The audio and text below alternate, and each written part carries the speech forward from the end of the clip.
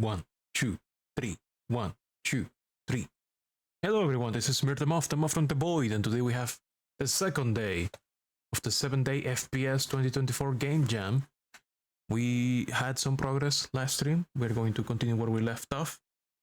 I did one little thing between streams, which is the sprites for the arms, for the guns.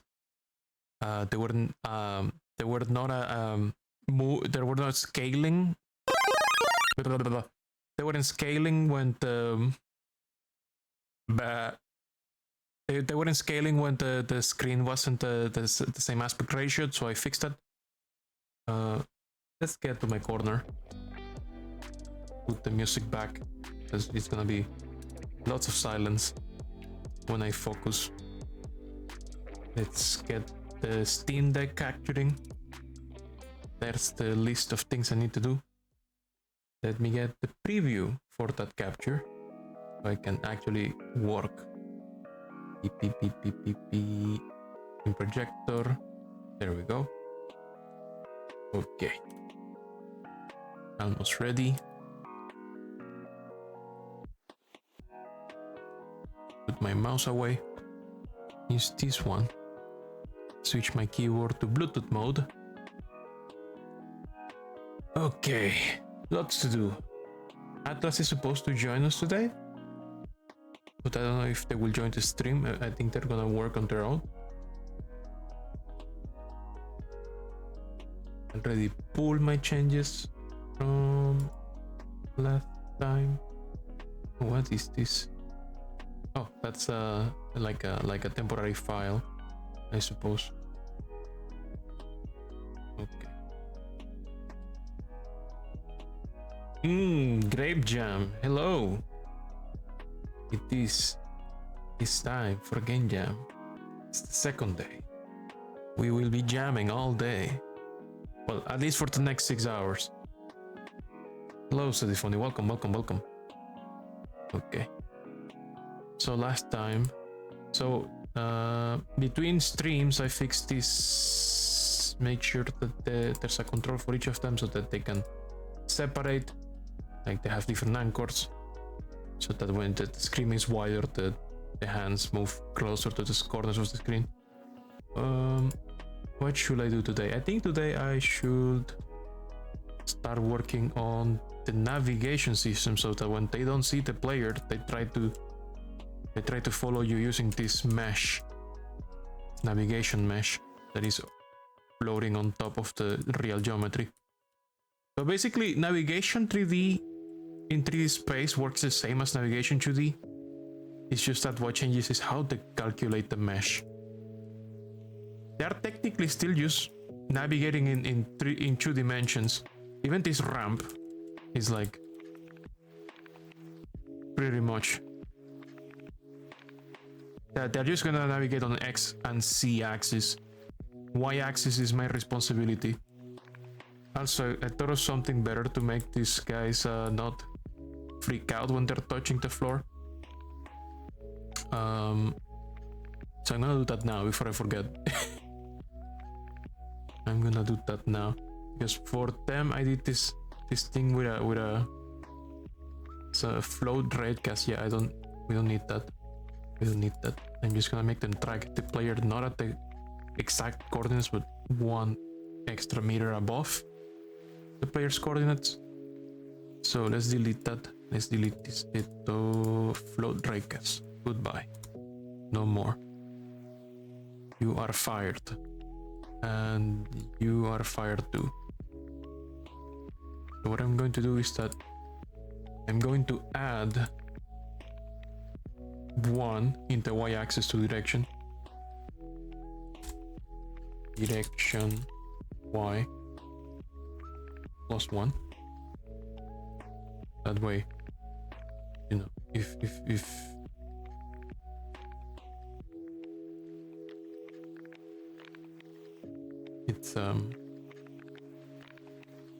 it's a thing. Direction 2 is a vector 3, right? That's a vector 3. Yes. Yes, it is. Okay. Close.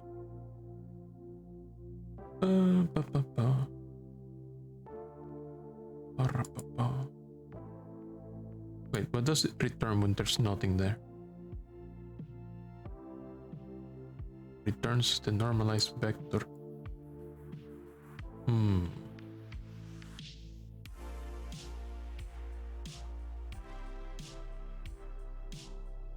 Just the way this is written, it makes me think that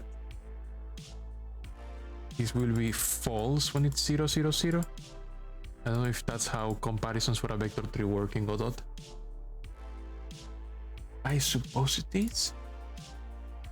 It is assuming that this returns always a vector tree, even if there's nothing valid here. I suppose. Okay, let's see. Sweet. +1 to. Let's put this inside here.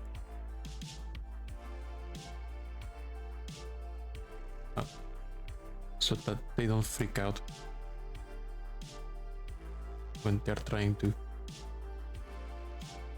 Wait. I think they're going too far. Oh no. Yes, I see the problem. Let's fix that. Let's say it's. Yeah, because we're adding to it every single time. Oopsies. No, sorry. Let's make this and let's say vector 3 0 1 0. That should work. What? What's wrong? Oh yes. Oh yes, sorry. In which case, let's just do it like this. There, better. Can't complain now. What? No, where are you going? No, no, no, no, where are you going? My player position is over here. That's great. That's wonderful. Let's see. Ah, yes, of course, because I'm not. Yes, of course, I need to add it before calculating the direction. In which case, I'm sorry. It's not like this. Let's do it here. Vector 3 0 1 0. Up. Now it should do the thing that I want to do. So yeah, it's now they're floating on top of the floor. We're not freaking out. They're following my face basically. Yes, good.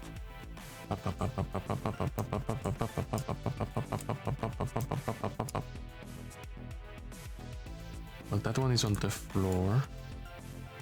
Yeah, I want to see what happens if they spawn on the floor. Are they gonna go up towards my face? Yes, they're moving up. Okay, that's good. That's good. That's wonderful. That's good. That's good. That's nice. That's wonderful. That's great. Okay, now let's test. Let's maybe do some navigation testing. We want these people to only walk towards me when they can actually see me. If they cannot see me, then they have to navigate and find me. Oh no, and capture. Ah! Stop! Stop!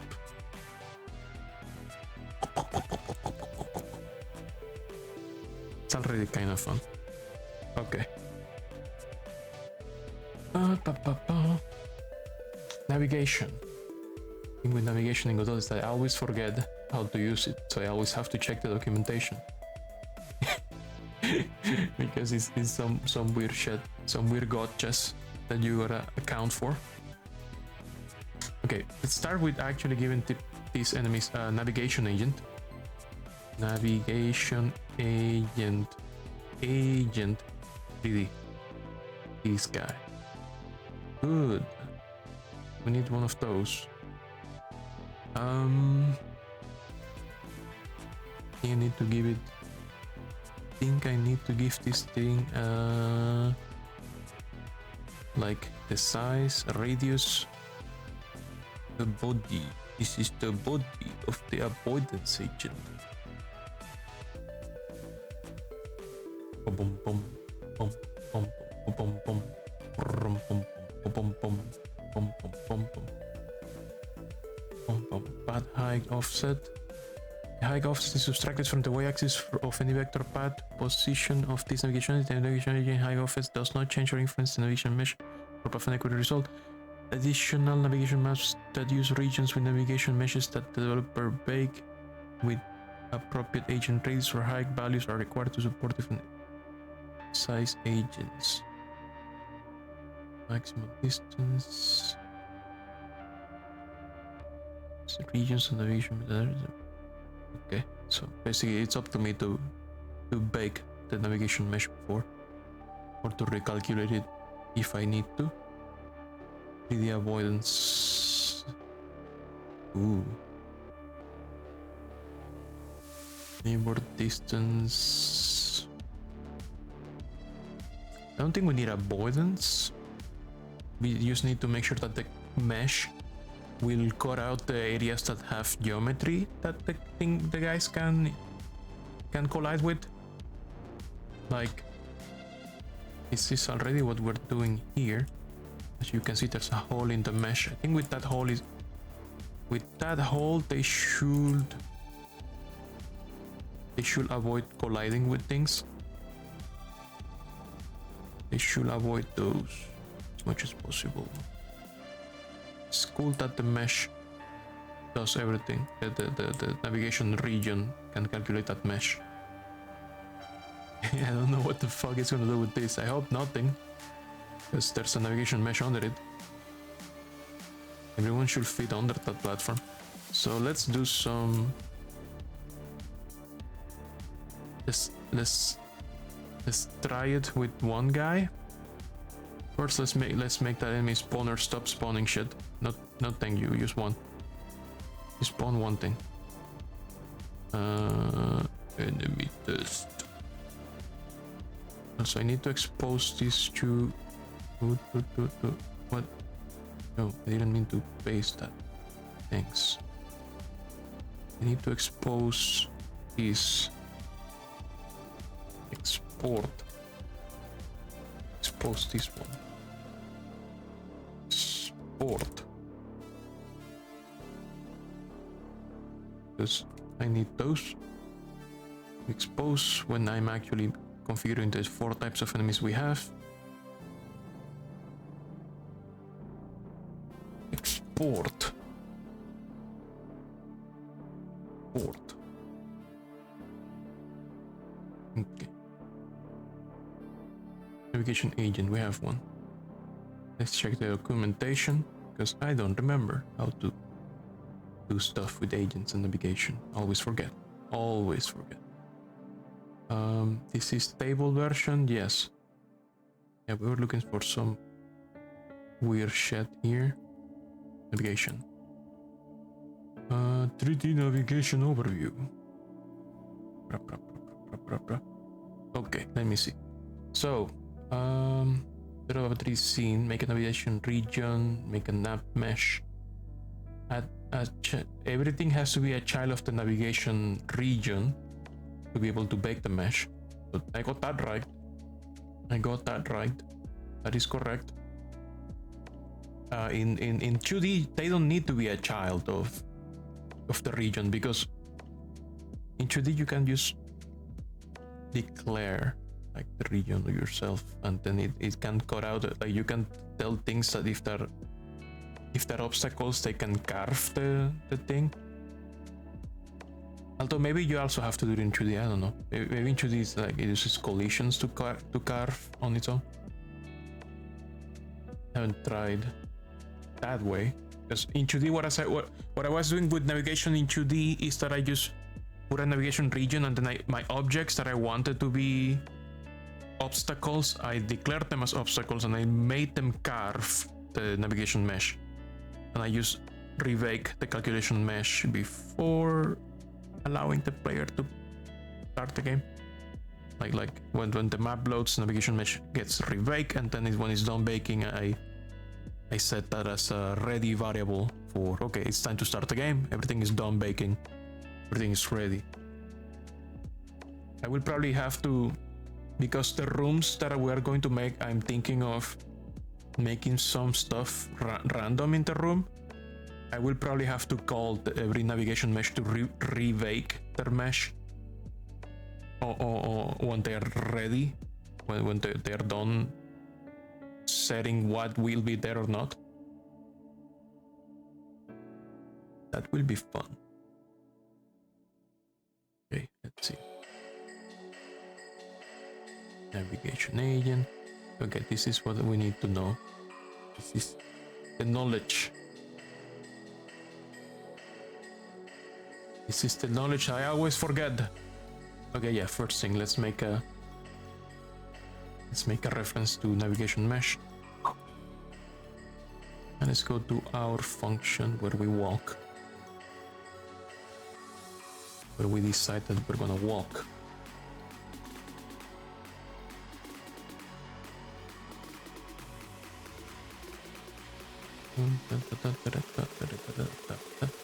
That's not how they do it in the 2D way.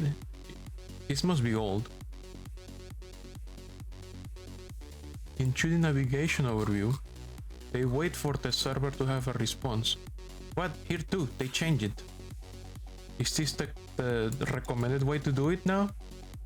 Because I remember they were waiting for a signal to be true that was related to the navigation server, which means, oh, the navigation server is done setting up, so you can now do navigation calculations. I'm gonna check this because I'm pretty sure here they talk about it. Yeah, here. This is what because maybe only navigation server 2D does that. Do not query when the map has never been synchronized and is empty.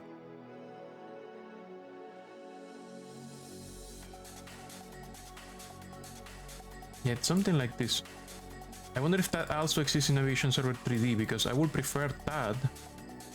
Let's see what Godot thinks if I put it like that. What does Godot think about it?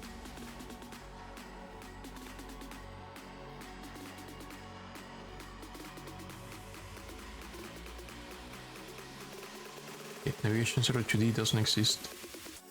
Navigation is navigation agent 3D. Okay, let's call this navigation server 3D. Does that exist? Looks like it exists. There should be no problem, maybe. It's something that exists. It exists. It does exist. Allegedly. Now let's see.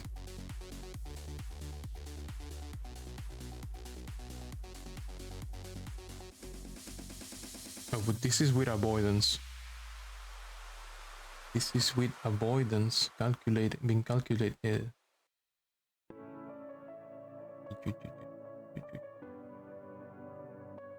What if I wanted without avoidance? What you gonna do? Oh, there's a 3D script that includes what I was talking about.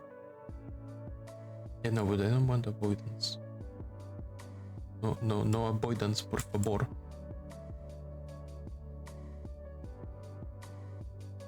I guess I'm gonna put avoidance.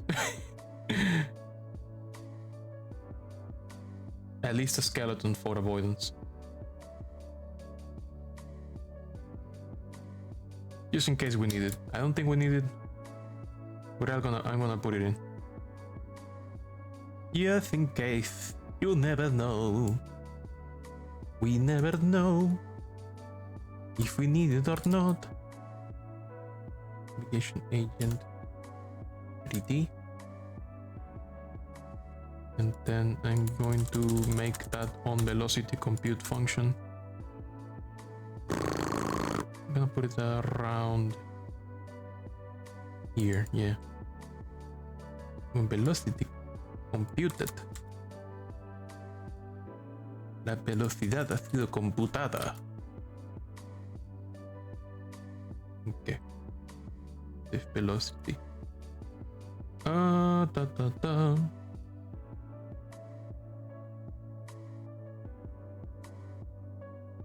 Pam pam pam pam pam pam pam pam pam pam pam.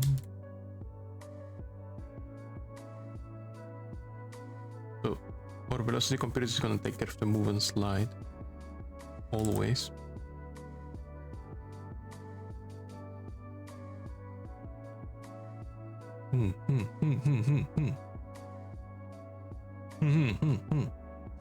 Okay, I see.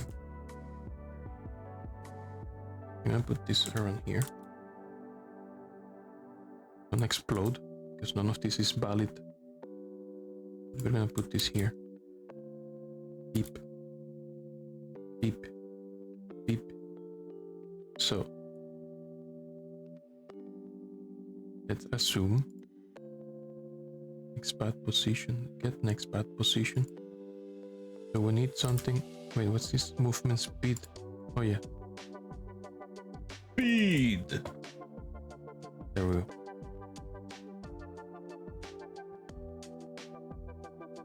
I guess I do have to set the speed for avoidance. What's the speed for this guy? I guess I'm just gonna say no, make the maximum speed this the same speed as this. Speed!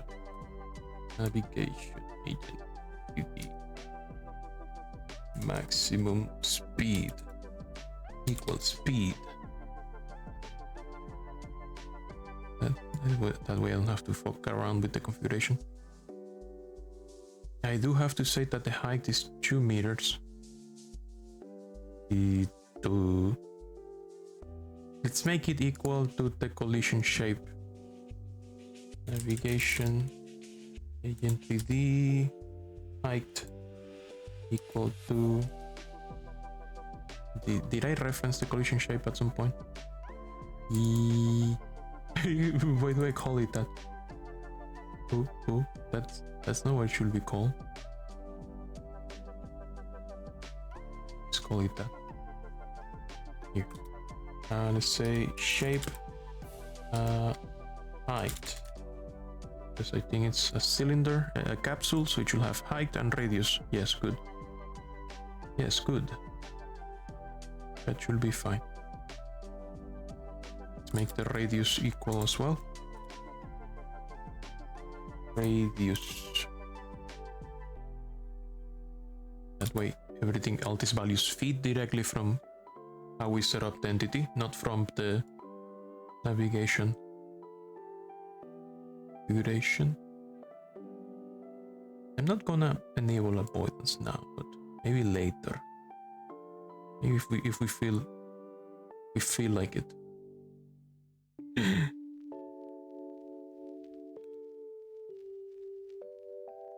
So what I want is I need to make a condition. I need to make something that finds the if the player is not in sight.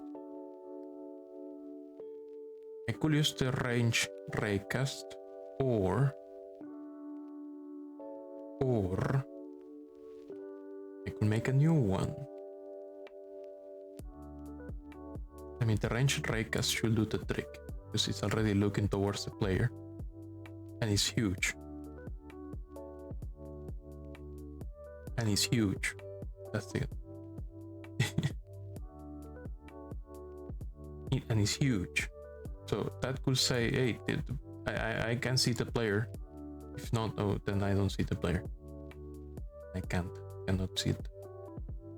So let's say something like chasing, boolean, false, player,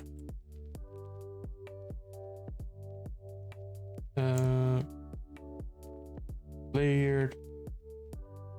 Let's what should we call it? Inside. False. So let's use the range raycast and say that if the thing is this is a player, then player inside equals true. If the first thing it collides with is not a player, then it's not true. No, it's not true. It's false. It's melee. You collided with another entity or with a wall. Whereas melee. You smell. You know, maybe avoidance may be necessary because they may collide with each other and that may throw off their paths. So let's say, yeah, let's do avoidance so that they don't collide with each other and they avoid each other. Let's do it. We may need it. We may need it because I remember one experiment I had in Navigation 2D is that if they didn't have avoidance and you had like a cluster of enemies tracking you, they may not be able to perform their paths properly because they are being pushed by each other, and it's very funny. It can be extremely funny when it happens. Drinking some tea.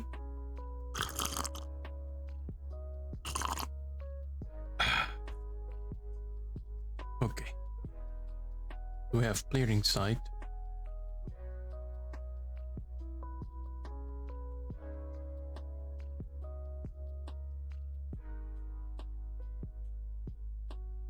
Also, we should make it so if not chasing, then chasing, because now you are finally aware of the player. You should never be aware of the player when you spawn, but you should be aware that the player exists after you see the player at least one time.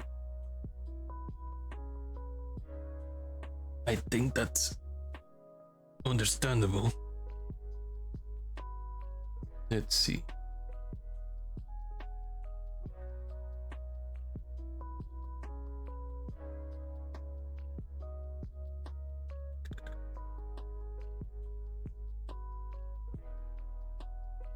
Okay, so let's see. Let's say if chasing, you can do all this. All this is valid if you're chasing. If you're not chasing, don't do any of that. That's bad. So let's see. This is the logic.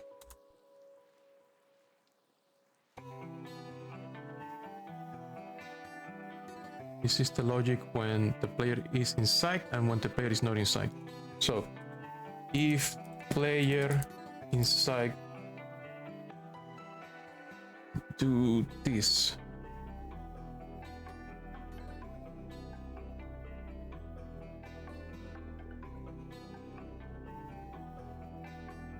yes. If the player is inside, do this. Otherwise, navigate. Otherwise, you gotta do some navigation, boy.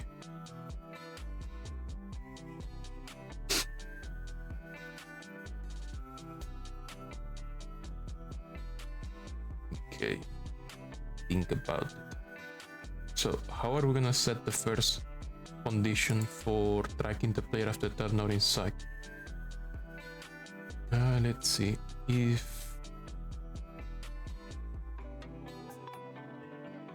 Let's do it here. Yeah, here.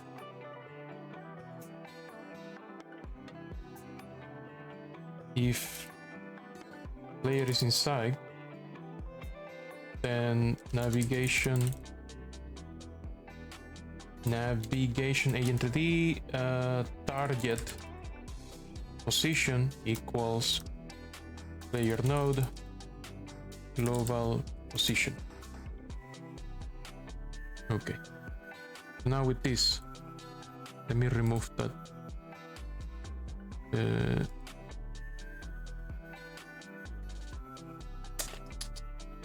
I think with that, this guy should be able to track and walk towards us, like try to navigate. Not this guy. I mean the ground level guys should try to track and find us. I need something to cut. I need let's see, debug, visible navigation, visible avoidance, and I'm gonna make it so I can see the navigation agent doing their job. Enable. Now let's see if nothing explodes. Okay, it's not tracking me because he can see me. He cannot see me anymore. It's tracking. It's doing his job. Wait, where are you going? Where are you going? No! Where are you going? Where are you now? What are you doing?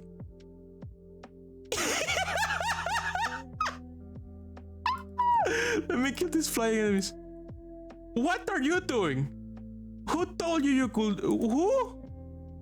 Huh? Explain. No. I need you to explain. What are you doing? Okay. Can you take advantage of that link to go down? Yes, you can. Okay. There's that behavior where you pause and then you shoot. Okay, I'm gonna hide. Okay, it's finding me. Okay, and then he goes. Where are you going? What does that mean? What does that mean? What do you mean? Look, it stops here. Where are you going? You were supposed to stop here. Navigation is always the funniest thing to work with. It's always the funniest thing to work with because there's so much unexpected shit that can happen. Dude, where are you going? I'm here. He even stops gravity. He doesn't care about gravity anymore. Gravity doesn't matter. He doesn't give a shit. He's done with gravity.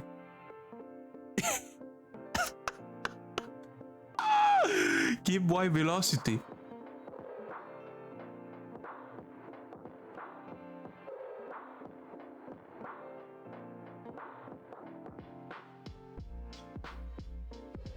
I think it's because we're not applying gravity during the avoidance step. So I need to make the gravity happen regardless. Always. Because the gravity is happening before. I set the gravity to happen always. Yeah, so if it's not on the floor, do gravity. But that's happening before navigation. So I think in navigation, because the move and slide happens, we know this happening. I need to put this in the navigation step as well. In here. So that it doesn't explode. Let's say get physics delta, process delta time. There you go. Stop crying. If it's not on the floor, do this. Good lord. That was very funny. Let's see if that fixes the issue. Because he was just doing whatever the fuck he wanted. Nope, still doing it. Still very keen on flying. They still want to fly. Can they navigate to track me between here? What the fuck are you doing? I'm pretty sure that the mesh was supposed to like combine, but this guy's doing something else. I remember there were instructions about combining the mesh. Let's see. That two navigation regions should be able to combine if there's like a certain gap between them. What happens if I rebake this? Bake it. What happens if I rebake this one? Oh, maybe it's because they have.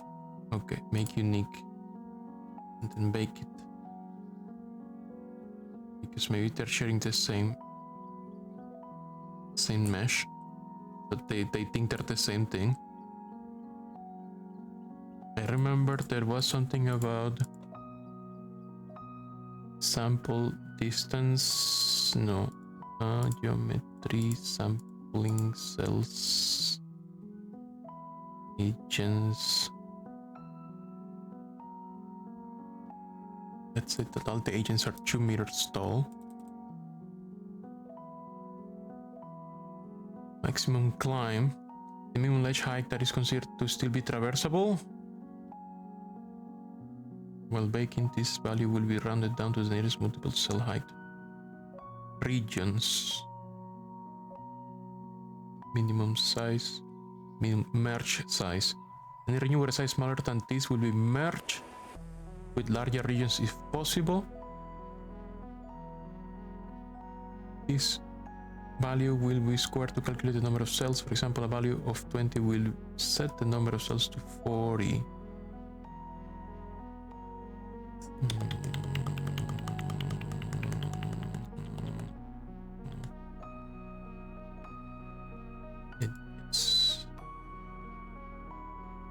Vitals, filters.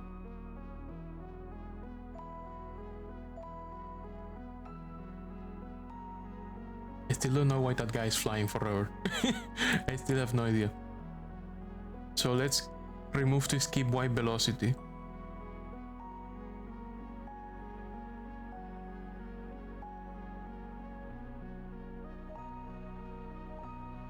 Is it the avoidance? No, I don't think it's the avoidance.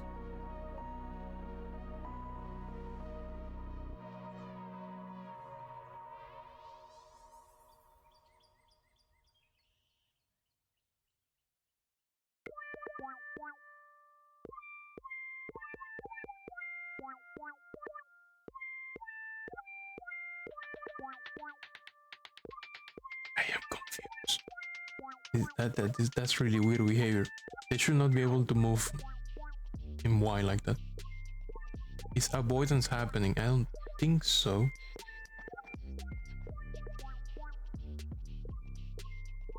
Something weird is going on. Because avoidance right now should only work between the two guys. Okay, what are you gonna do now? It never stops. It never stops.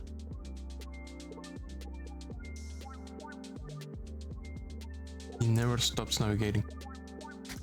Player inside is never doing stuff.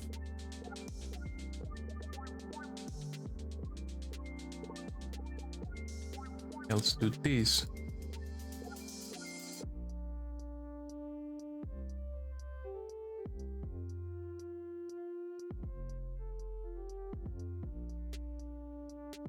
Is it the avoidance always overriding this part completely? That is very interesting. That's what's happening. Yes, it's supposed to only do that when I set the velocity, right? Because this signal should fire after we set the velocity. This should never be ignored. I don't know why.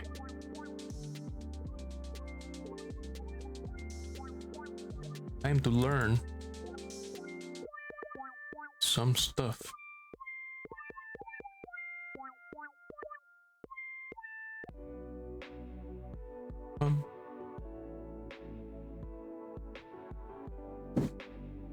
There's some really weird. Does this have no VSync?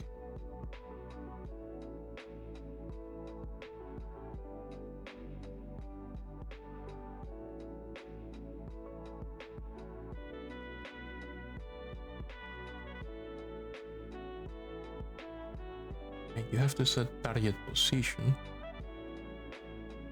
Yeah.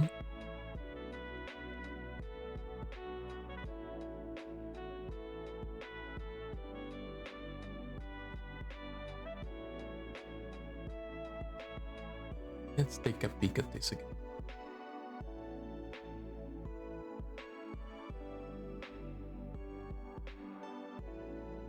Players inside.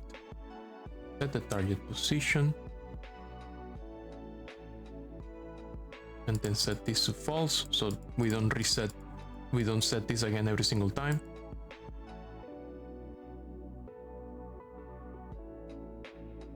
If player is inside, keep moving towards player. If not inside, navigate towards the player. If you're chasing. This is the first time seeing the player, start chasing.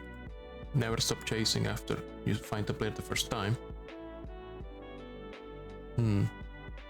Although, it's a problem. Because this assumes that this is a ranged enemy always. So I need to change that behavior. Because I need this ray for everything. So I'm just gonna put, if it's range, I'll put this outside. Although this is not related to what's happening, this is related to something else that's gonna happen if I don't remove this, and then there's melee enemies, and the melee enemies cannot chase because they can never see you. They can never set themselves to be chasing. What should be locked behind if range is this. Is attacking by shooting. That should definitely be locked behind range.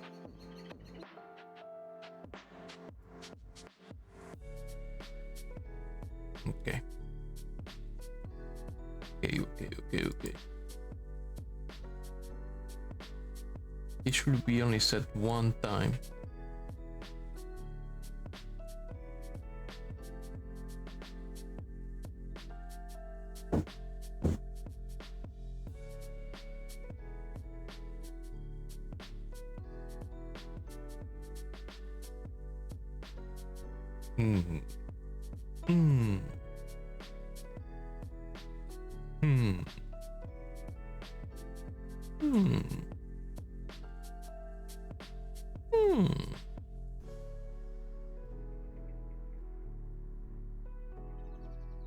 So I have to assume that this is already there, because that velocity is calculated. No, wait. Yeah, that velocity never happens actually. Never mind. That velocity never happens. Because this is new velocity. Let's call it. Let's give it the same velocity. Because it's never happening the same way. Let's use the same velocity. Yes. Good. Yes, we have this velocity. That's the one where we're applying gravity.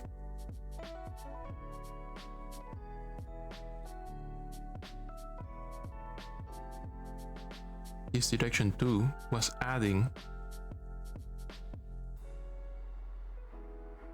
the y coordinate.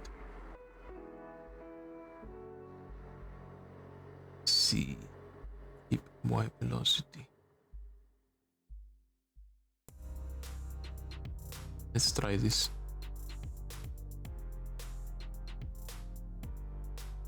Let's kill these guys so we can check this guy navigating.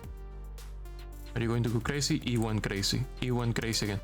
But he stops being crazy, but then he continues being crazy and then he never chases me again. Hello, sir? Sir, I'm in front of you. You need to chase me. Where are you going? Sir. So as long as we keep resetting the tracking, he does his job. Sir, where are you going? Sir, are you okay? He's not okay. He's lost it. He's completely lost it. Okay. But at least this velocity now applies how I expect it, quote unquote, to apply. Sort of. Problem is that we don't want it to do it like that. We want it to be more like this. So let's modify it again. Yeah, let's change it to work like this.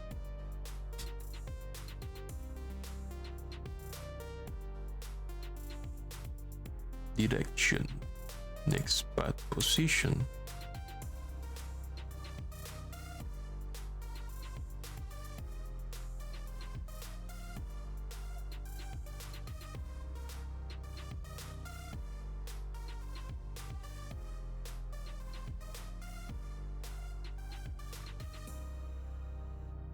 Let's see. Just that this way we are not adding y to the direction.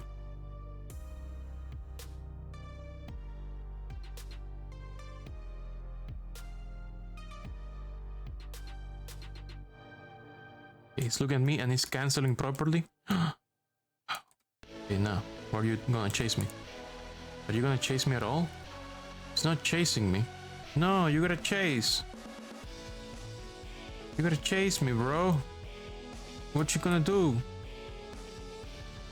Yeah, you gotta chase me. Chase me.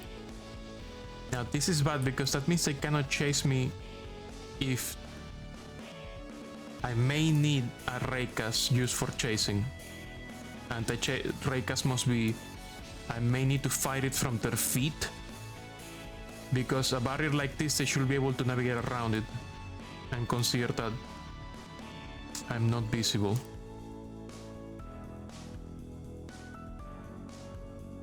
I said this is fine because they're just sliding around it. But they're not chasing me now anymore. No, it is. Now, where are you going? No, yes, please tell me where you're going. This is very strange. Where are you going? I need to check the state for that guy. What is that guy doing? That's very interesting. That is very fucking interesting. It says he's chasing, it says player is inside. But why are you navigating? Why are you navigating, my friend? Why are you flying into the void with no end? What do you mean, my friend? What are you trying to do?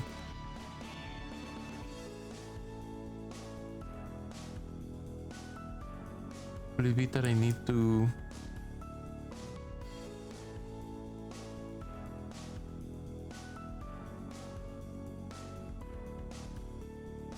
Let me see.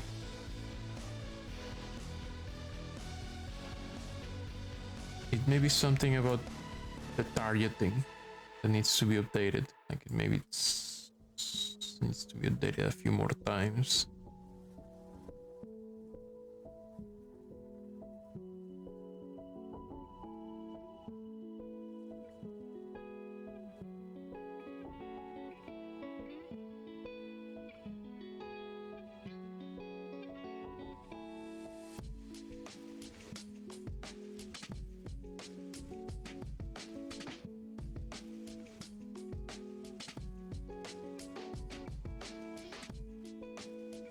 Let's say another condition.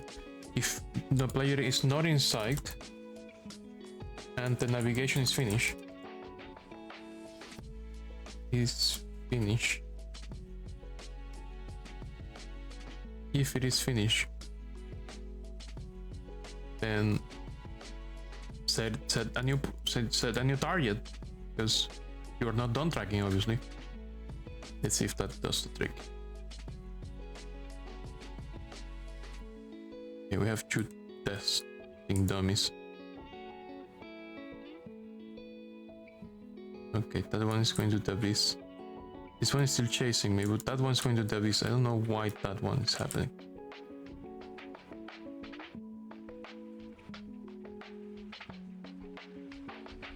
What did that one? That one's not even trying. Is it because it's too close to the...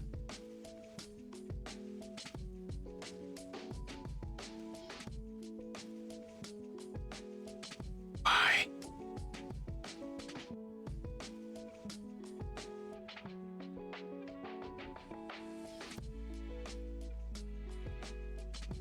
Navigation is always fun. Always good fun.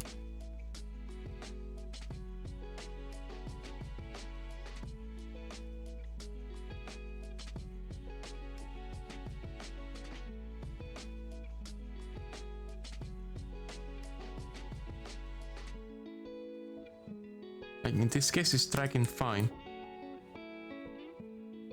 It's trying to find me just fine. Except now it's just going to the abyss forever. Something... I may have changed some condition by accident somewhere. Let's see. Did I change something here? Is the question.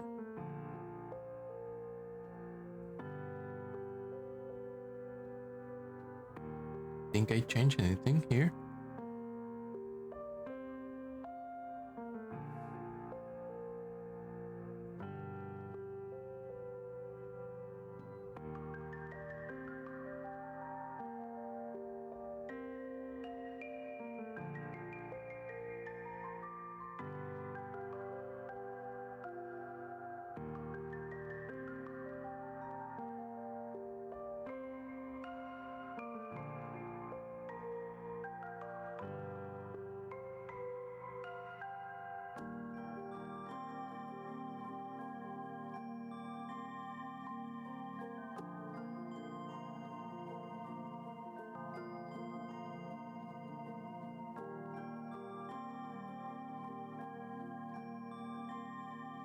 It waits for the server. Engagement is finished, don't do anything.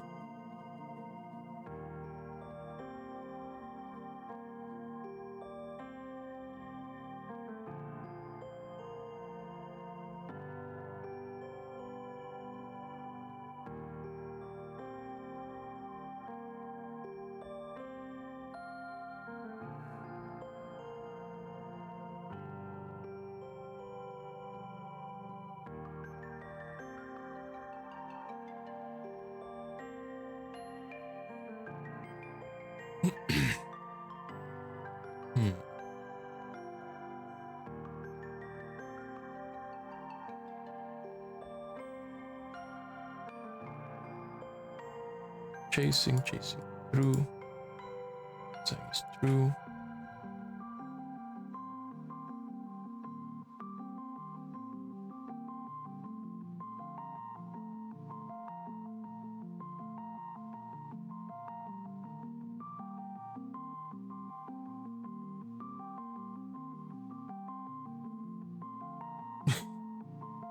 That is wonderful. Okay, at least this time they are obeying gravity. That is beautiful. I need to figure out why these meshes are not trying to merge.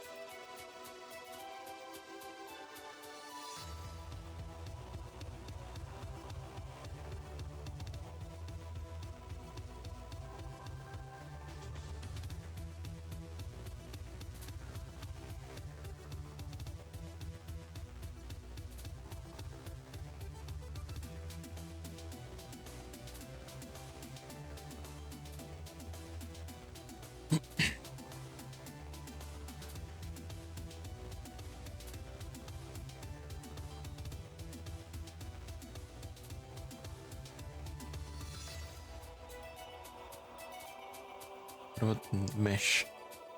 What if I want the mesh to touch?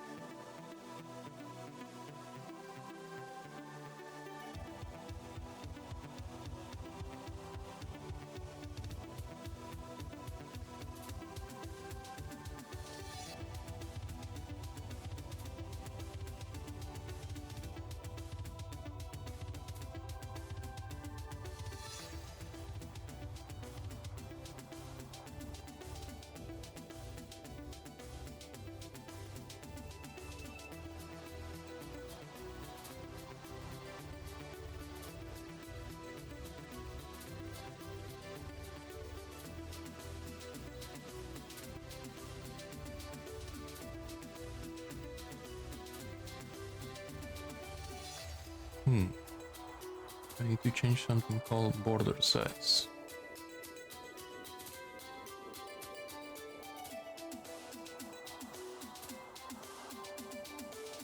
Border size.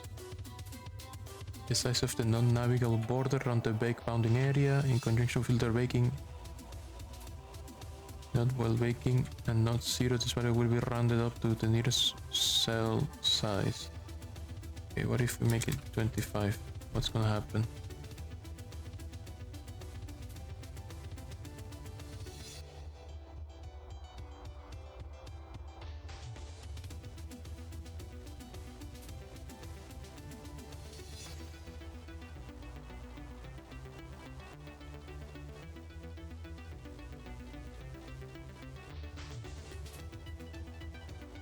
No.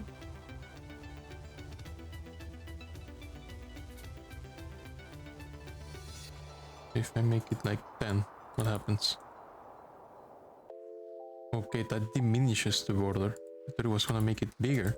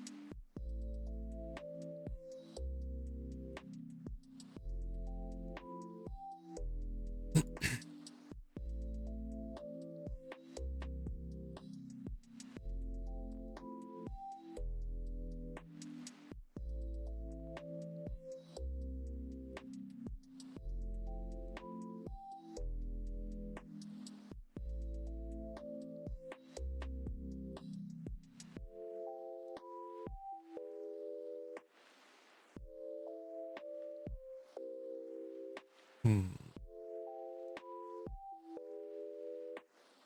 in this case, it's what? Yeah, near a link.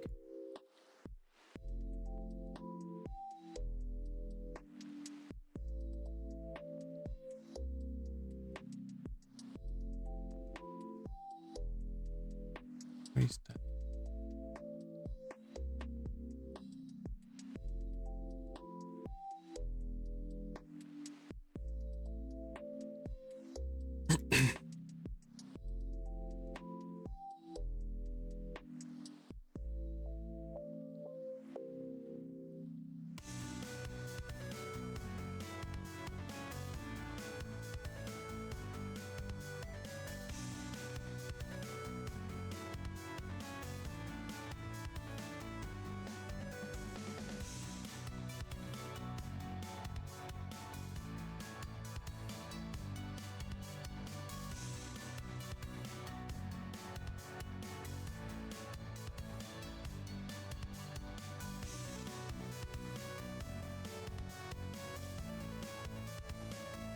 Okay, let's see.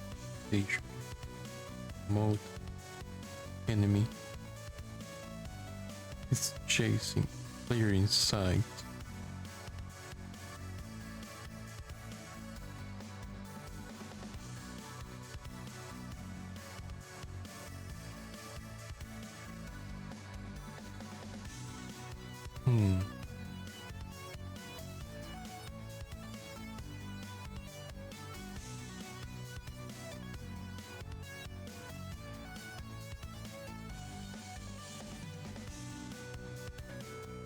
Just continuously going that direction.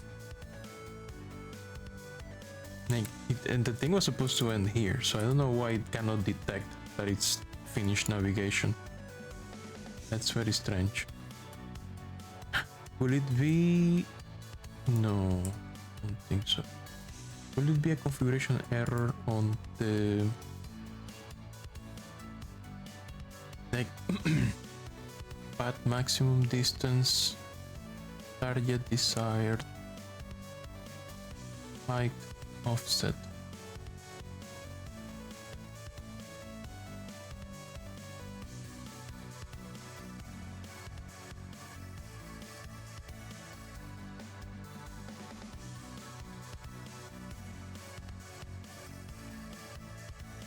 Let's say 1 meter. Will that be it? Will that be the problem?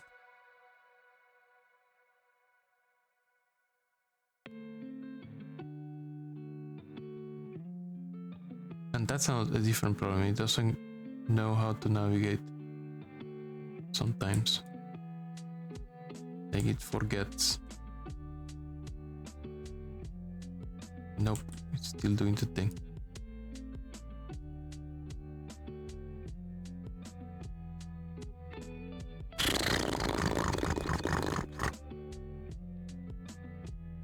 I wonder if it's the links.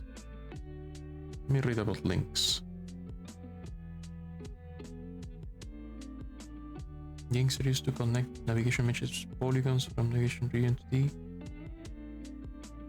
where arbitrary distances for pathfinding. Available to interacting with gameplay objects, teleports.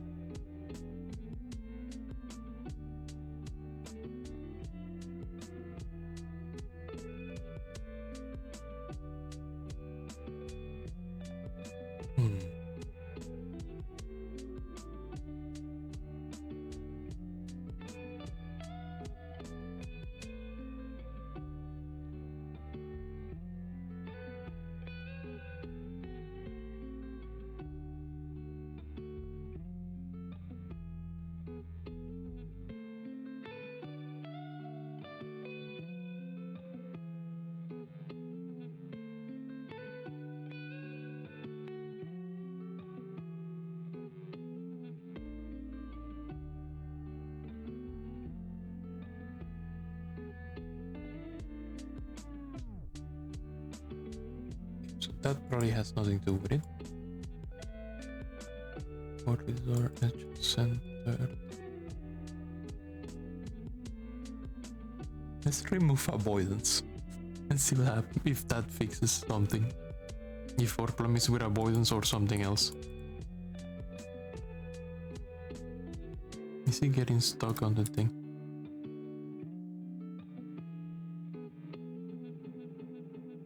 He's too thick to navigate or something.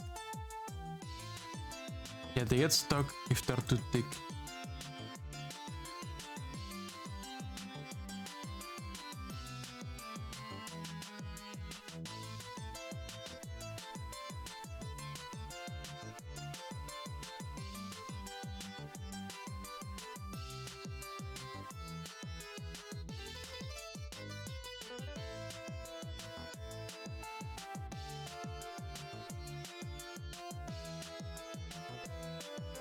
So maybe I need to make them larger. And the avoidance is definitely the reason why this guy's going insane. In some respect, in some way.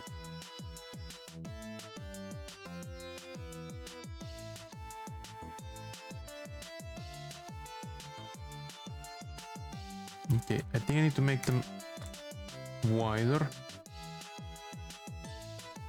Both in the mesh and in some other regard.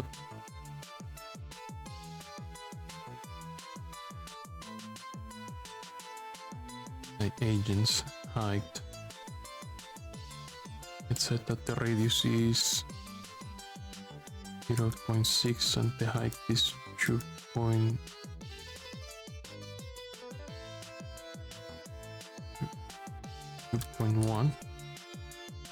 2.6.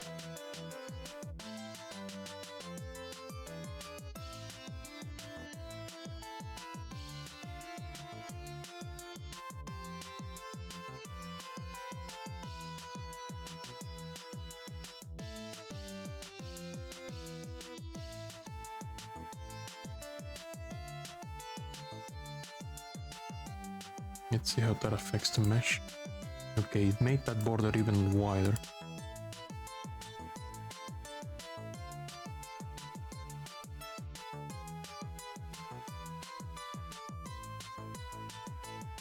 Agent radius, what?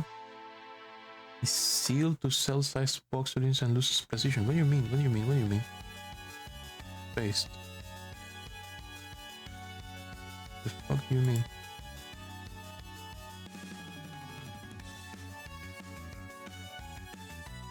Box cell units.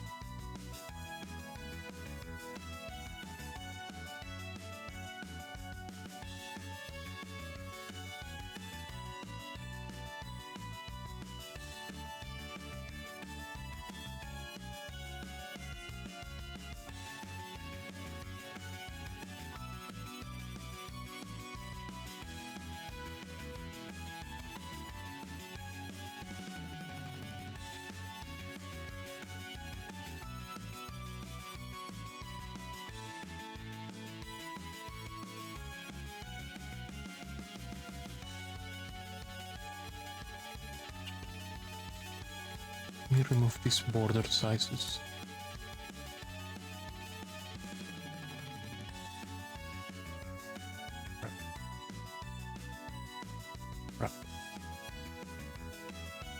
This should be much larger, perhaps. They shouldn't get stuck.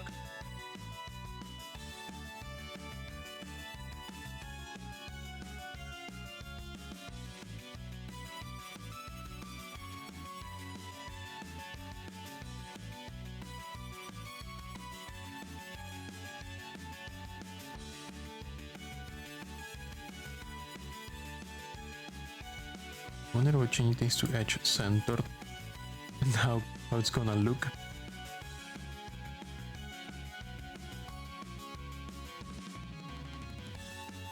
How exaggerated is it gonna try to navigate? It's stuck there. Why is it stuck there? Just because he can't see me? I mean, it's determining a path. Well, he's dead. A path has been determined, but something's wrong. Let me drink some tea.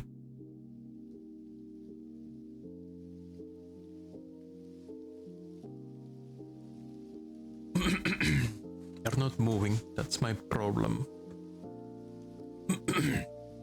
They should be moving. Why are they not moving? They should be able to find the thing they need to find.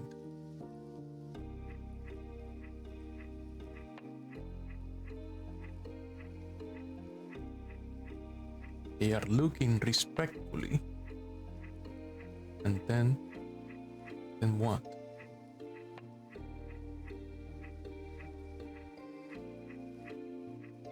They wait for the synchronization. Finish. If it's finished, don't do shit. Next path direction. The direction to next path position.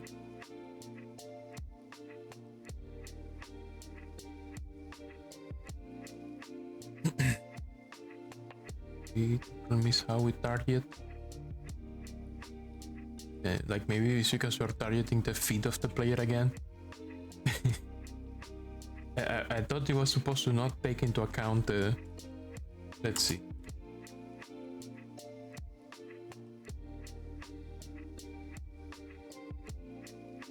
I thought it was not supposed to take into account the y-axis. But let's assume that maybe it does count the y-axis. And maybe it's like trying to navigate downwards.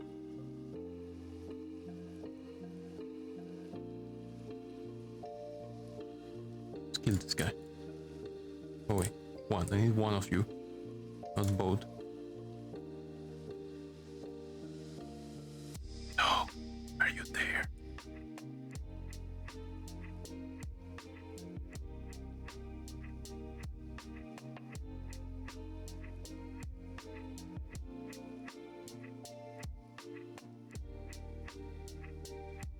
Why are you not navigating? Look at this pad you have. This a wonderful pad that you have available. Why are you not using it? Let me see something. It should not. I should not be inside. Player inside? No. I'm not. It should be navigating. It should be.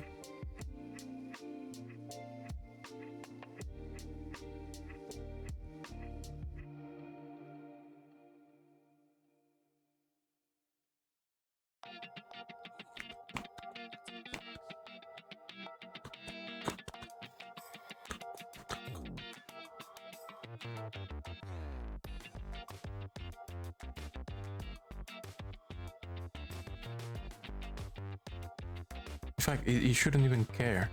I am. Maybe you should display the values to debug it. I am displaying the values. I am looking at the values. That's what I'm doing right now.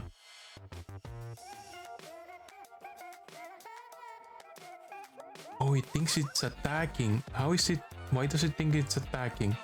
Well, yeah, if it's attacking, it's always going to not move. Why is it attacking? Why? Explain yourself.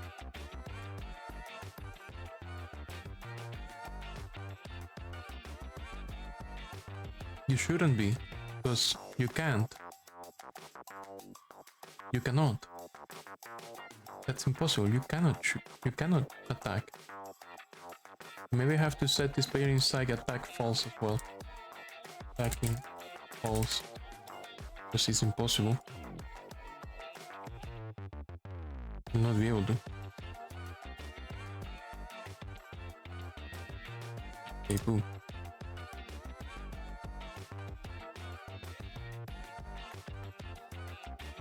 Oh, that was the problem, I think. They weren't able to move because they couldn't attack me. Okay, now do something. Oh, that's the other problem. They are in the other mesh. I may need to make some like pre-bake links between meshes so they know how to navigate between two different meshes.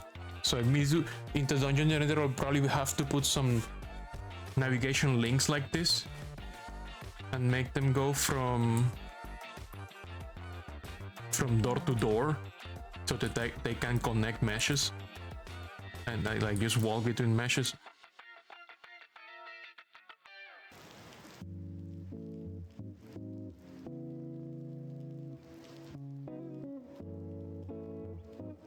look at them trying to come towards me like that. Funny. Okay, so that's the issue. But the other issue is that I need to make a new raycast, because if I use the range raycast, they will not navigate towards me when they're trying to navigate an object that is like up to their waist instead of up to their face. So I need a new raycast for navigation. Let's call it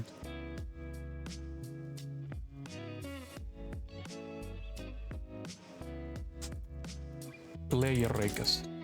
This is if I can see the player or not. Position, it's gonna be at 0.5.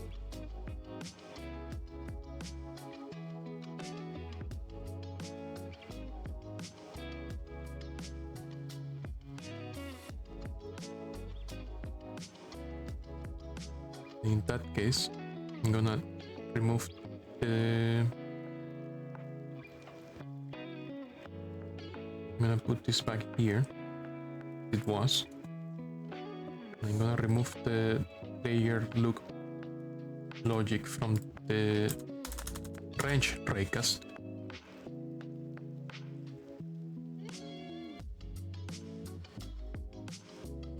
I'm gonna use the other one, the new one, for looking at the player.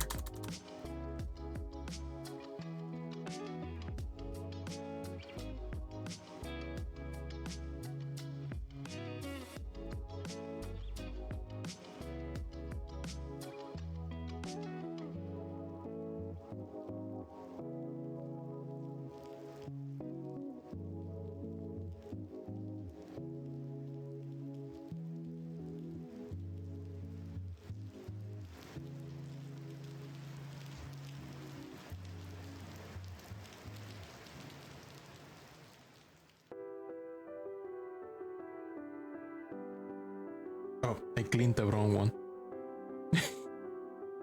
I cleaned the wrong function. Okay, I'm gonna put it here.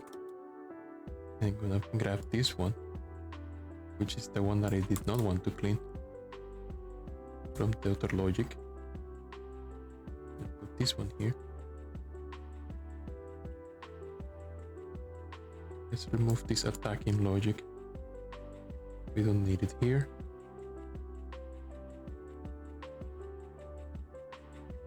We don't need this either, because that wasn't the problem.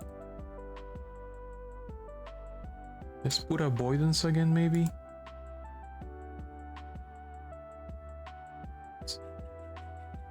It's a name. Probably gonna be funny. Hope not. I hope it's not funny. I hope it's fine.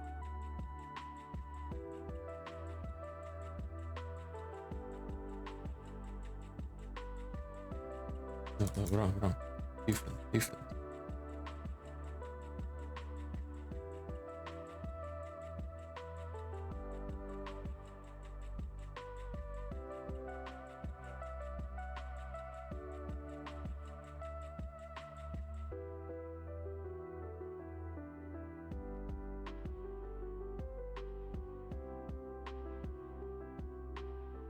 Okay. Range. Beep, all that. Okay.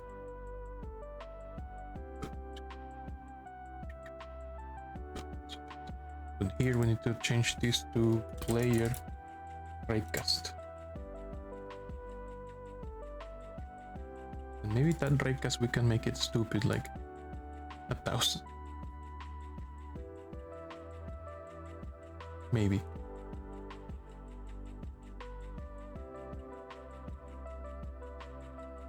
Yeah, let's see if avoidance still breaks everything, and if it wasn't a problem with the other thing we were using.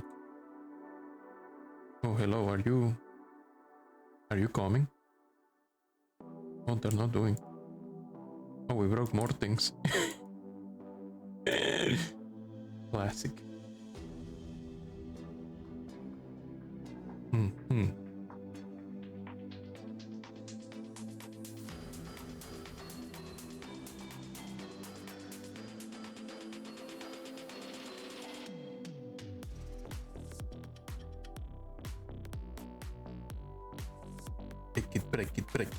Break it, technologic. Yes.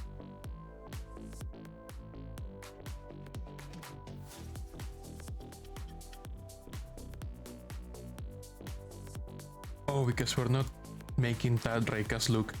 Never. Yeah, that's the new raycast. We gotta put it here. Range raycast. Let's call it here.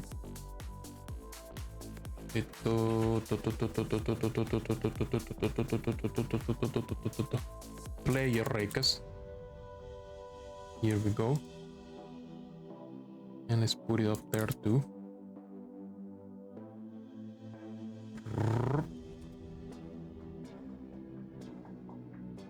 Let's try it now. Whoa, what happened? Okay, they're doing the old behavior. Can't they?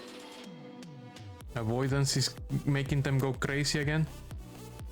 I need to find out why. Why are they doing that? Avoidance should not do that ever. They should continue following their path and then try to, you know, avoid things in the way. Why does avoidance break everything? That's the question. That's my question. Like, it should be all the stuff already pre-compute. So something about the avoidance computing is fucked. They need to make it 3D avoidance. Is that the problem? They're too crazy if they don't do 3D avoidance. Like, they're looking at me. And now they're going into the void. So that's not a problem. They should have come here. They should have turned and done this. And then something canceled the avoidance.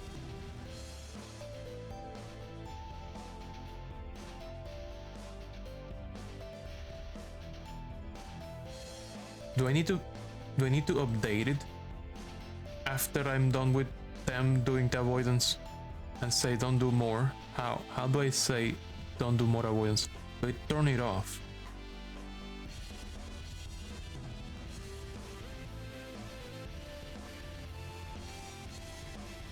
Like, with the things that I'm telling them to interrupt. Because if the player's inside, then just do the normal stupid movement behavior. Otherwise navigate. So the thing is that avoidance is not finished when they see me again and then try to go back to the old behavior. But avoidance wants to continue calculating.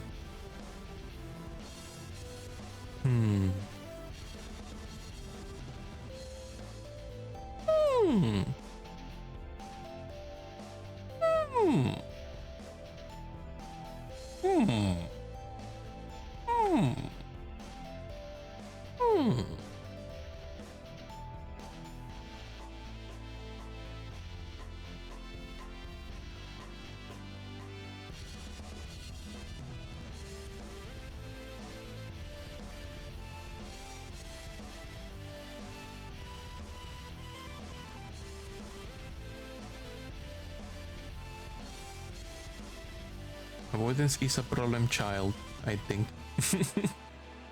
Let's put this back to corridor funnel. Avoidance definitely is a problem child in this situation that I need to understand better before I can fix. Let's look at avoidance here.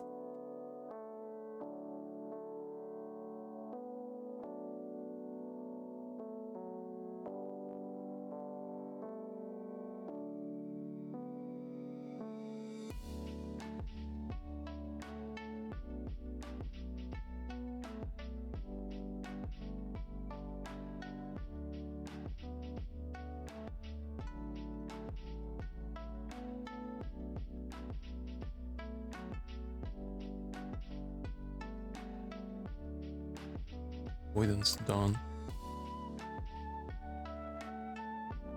Velocity computed. Weapon reach. Is there a thing I can say like no, you're done. Stop navigating.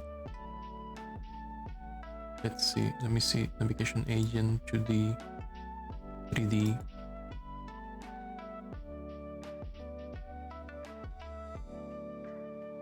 Let me see. Velocity force. The fuck is that? Internal examination velocity when the thing is teleported on you. Oh, okay. How can I tell is target reach? Is target reachable?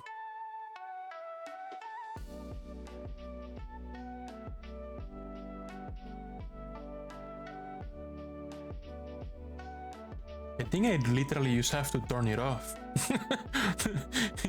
like just turn it off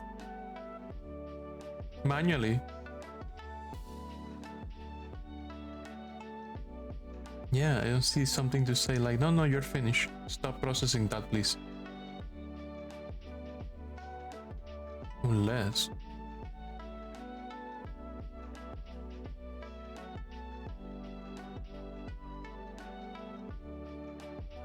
What if I update the target position so that it forces it to finish to themselves?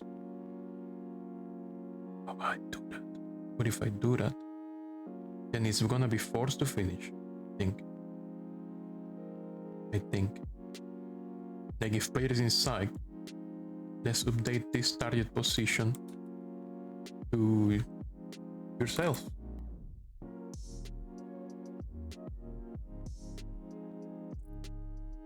Global position. Wouldn't that make it cancel? I wonder. The movement. Let's see. What are you gonna do? Players over here. Nope, it did not cancel. What are you gonna do?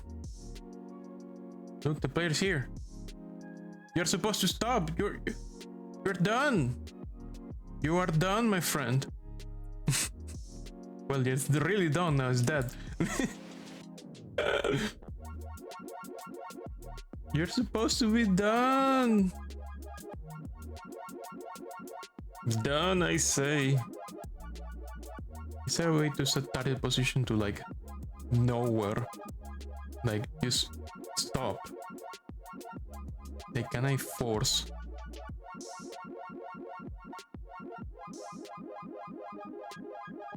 Set signals. That's when something already happened.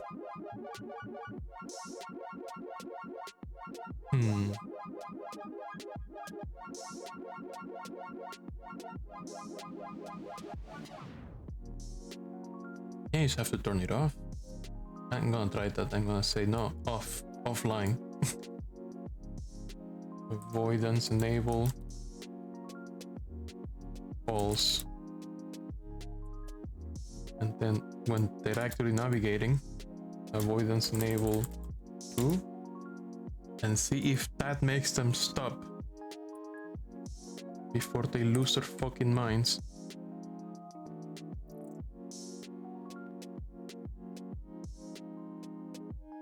Yeah, that's working. They're navigating towards me. They see me, so they stop the navigation. And they're updating it. Oh, I think that's it. Just turn it off and on, I guess. Literal IT old as time solution. Turn it off and on.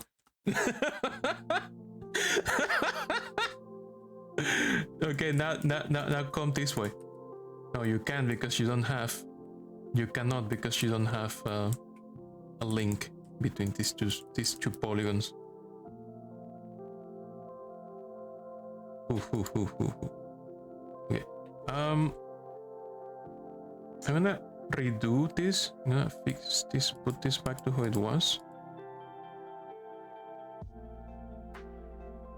I will put the proper height and radius as it was supposed to be. Because the problem that where they were not moving towards me was that was not the problem, it was something else. Bake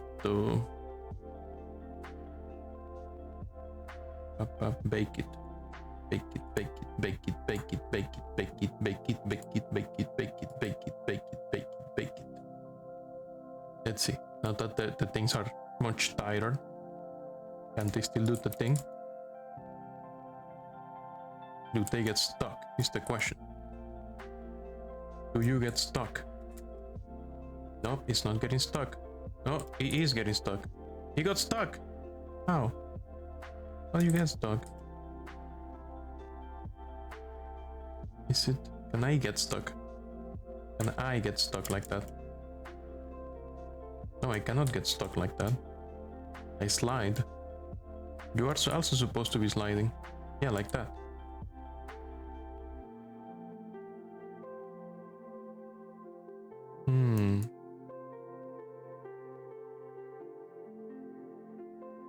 Yeah, they get stuck while navigating.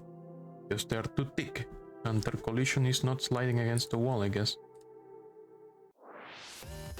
Like, there's this corner here. Maybe if I ask them to use edge instead of corridor funnel, they will not mine as much. Edge centered.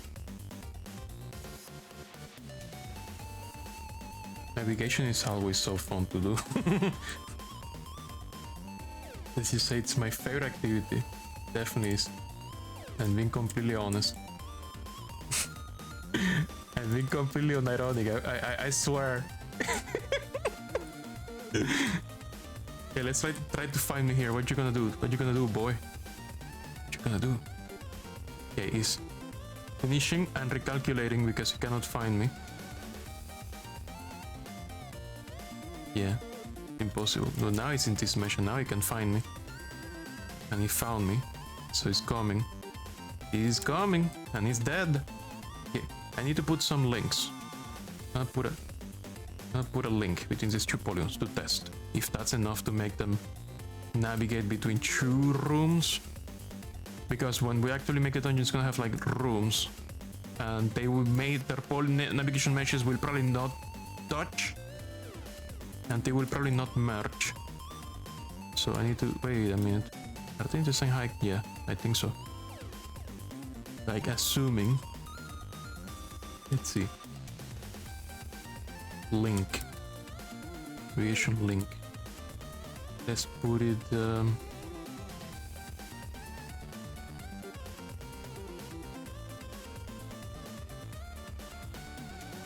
What happens if I put 2? Let's make a test.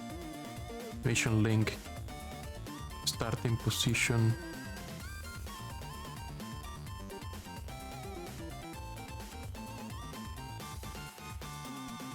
This one.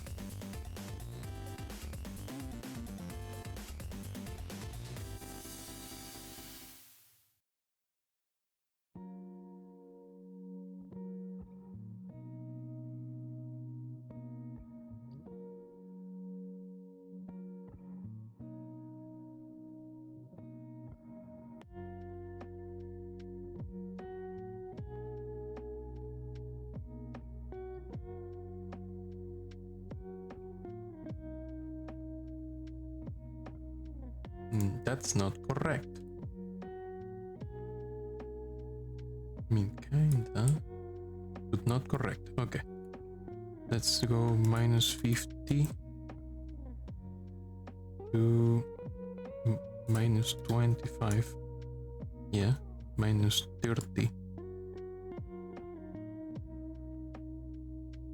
Which one is this? This is 3 inches, so it should be 30. No. Minus 10.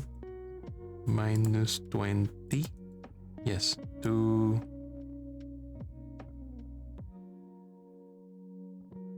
minus 40. Minus 30. There, that's a link, maybe. Height of 1. There we go. Yeah. Yeah.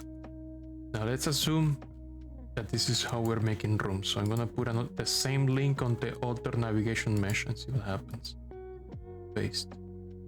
So now there's 2 duplicates of that.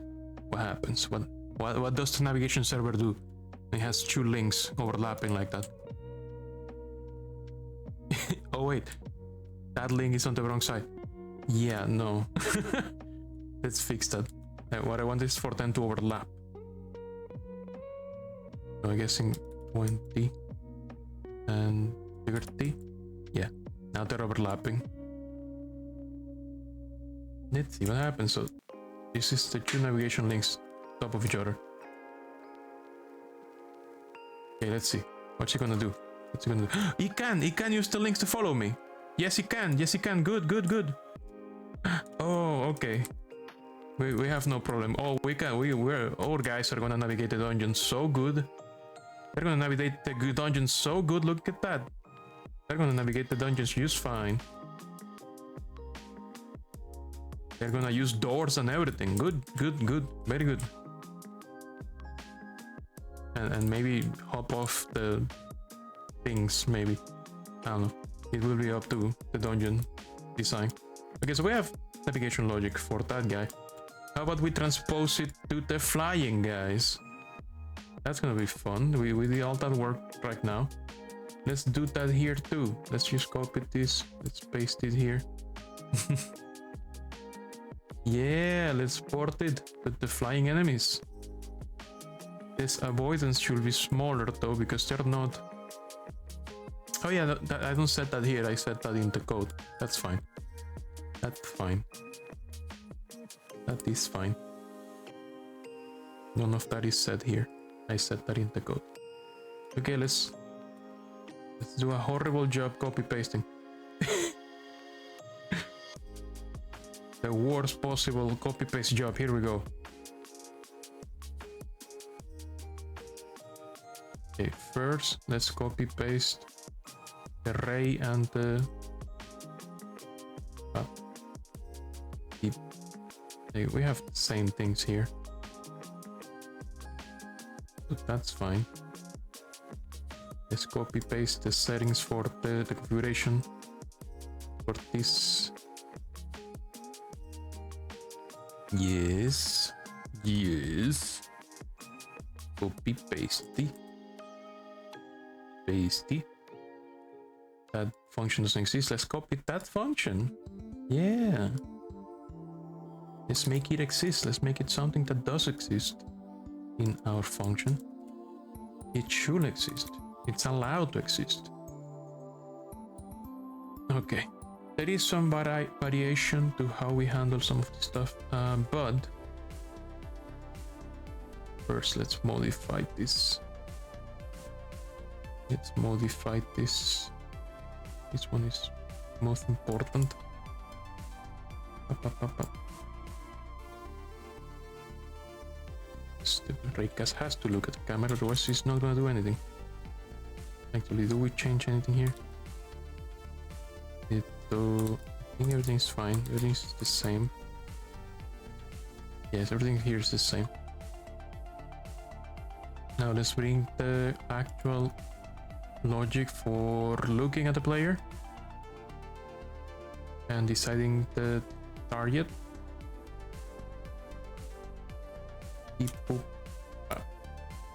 Now we need those variables that don't exist right now. Let's copy those as well. Beep, beep, beep, beep, beep, beep, beep, beep, beep, beep. Over here. Ah.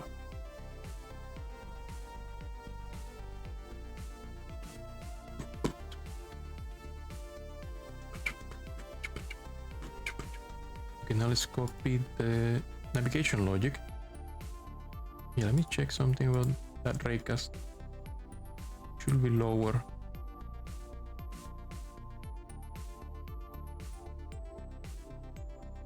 I mean, it's the same size as that guy, so it's fine.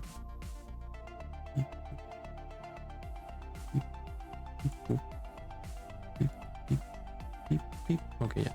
This guy's fine because this guy's a sphere. Is that size, that's his size. That's what he should look like, that's how he should be. That says the collision shape is different. I will have to set there. Yeah, that's a sphere, that's not a cylinder. A capsule. Let's make it a capsule. Height of 1 meter. Now it has the same properties. Hey, hey, ho, ho, ho.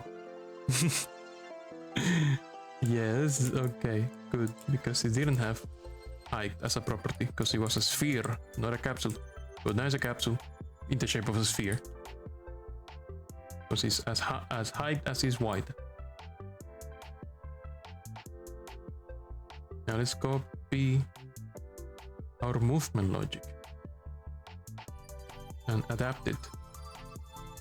This needs to be adapted with the flying enemy's movement, which is to float above the floor a little bit.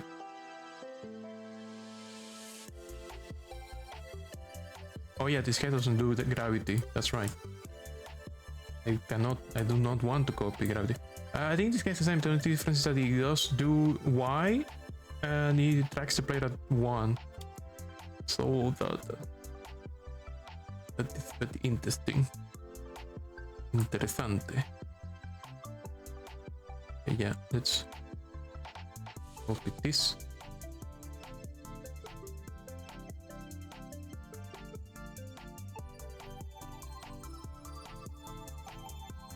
Put it. Let's copy this and put it up here. And let's copy this. Put it up here. And this one. Over here.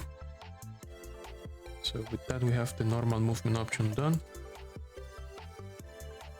We do have to adjust the Y axis. They're navigating. That's gonna be the most interesting one. How is it gonna handle this? I wonder.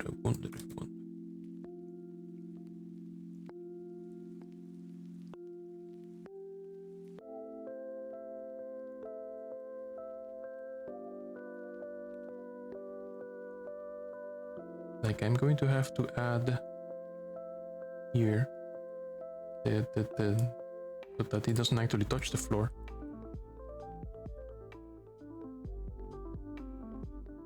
Yeah, like this. Let's see what happens. And then everything caught fire. What the fuck is happening? Whoa. Why is it so fast? Why are you so fast? I didn't make you faster. Why are you so fast? What's going on? What's going on?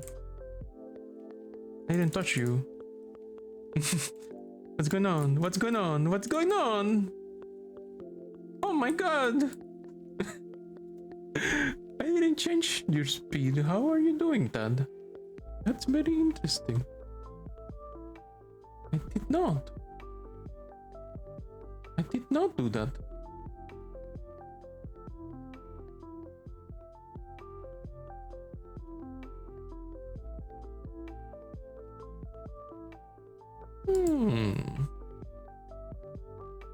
Your speed is the same. I didn't change it. Why are you so aggro? Why are you so aggro, bro?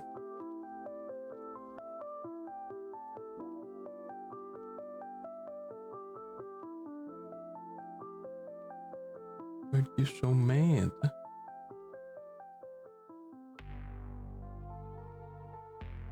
What is going on? I didn't change that. I mean, this guy is a little faster than the ground enemies, but that's crazy. That's not how they move normally. What changed?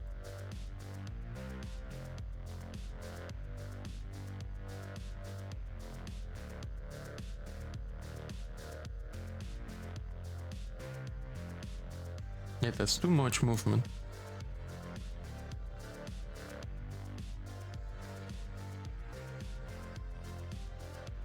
Let me kill this one and just track information on this one. The bitch is basically teleporting. What the fuck's going on? Okay, do it now. Try to teleport, bitch.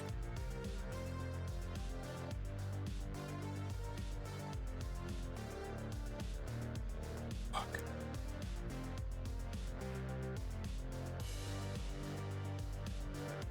Where is it? Where'd he go? Oh, there he is. Whoa. Whoa.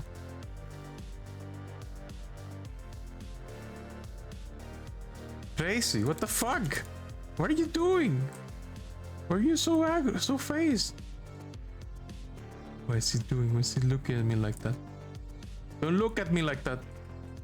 What the fuck? Okay, let me check something. Something ain't right. Something ain't right, officer. This flying enemy is touching me without my consent. What's going on here? Is it because of the change to the from this to a? Is it because I changed it? Like, it looks the same as a sphere. The capsule is obviously different, but if I make it high 1 meter, the same size as expected. Yeah.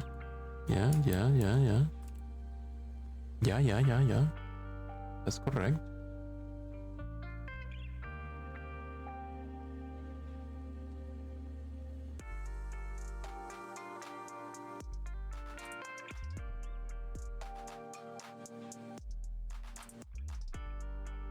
Direction 2. Player node, load position. Vector +3, that's correct. Player is not in sight.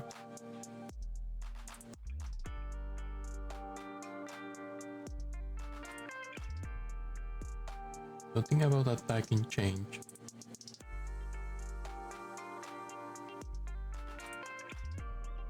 See if I fucked something up here.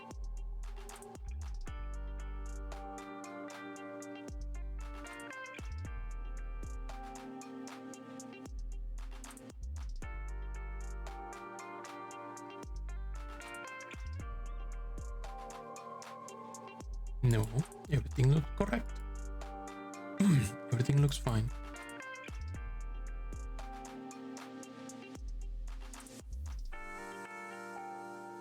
Height and radius is determined here.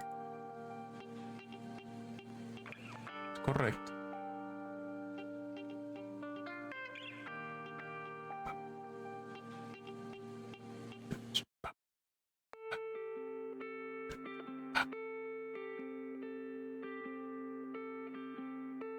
Navigation agent. It's not a resource.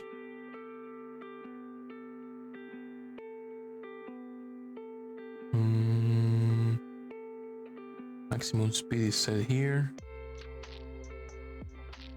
Avoidance is disabled when it's doing normal tracking, and enable when it is tracking.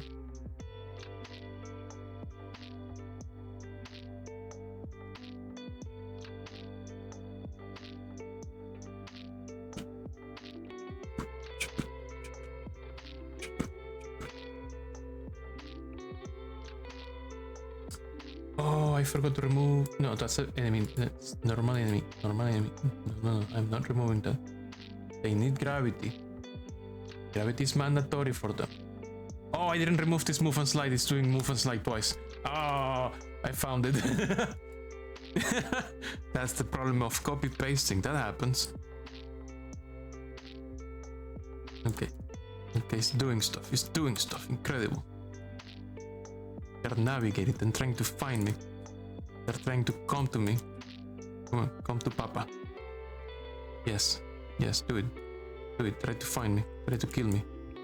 Wait, why is that guy not trying to kill me? Yeah, this guy. Come back, come back. Hey, hey, you. You should be trying to kill me.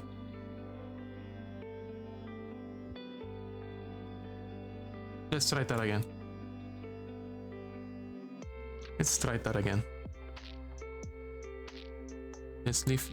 No, that was the only one I have. That's the only one I have. Okay, now let's retry. I need a flying enemy to test. You die. You die. Okay, you are my testing subject. Come here. You should be following that path. Yeah, it is. Oh, it did. But it sees me. It can see me there. Okay, that's fine. Okay, now try to find me here. Try to find me here. Are you gonna go through that? That's gonna be very fun if you actually do. Where are you? Are you coming? He did not come. He didn't come. Are you coming? It's not moving. Is it having the same issue where it tried to attack? Let's see. Enemy spawner, no. Character body. It's not attacking, it's chasing. It should be finding me. It should be. Oh, but it's a flying enemy, so maybe it can never reach the navigation, so I have to set the navigation height. Perhaps. Oh, the tolerance to the y-axis, perhaps. But finding height offset 1 meter. That enough? What was it on the floor?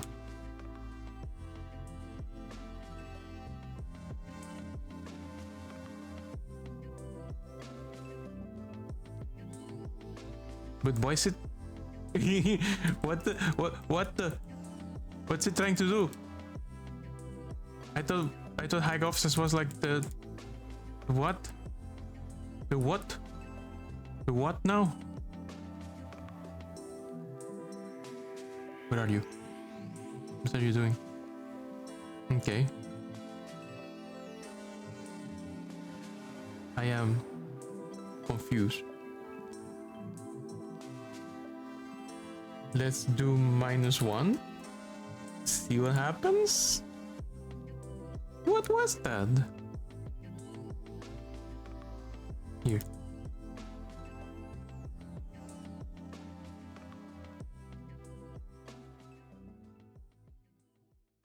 It is doing something, but I don't... It's like it doesn't know that it's reached the next point.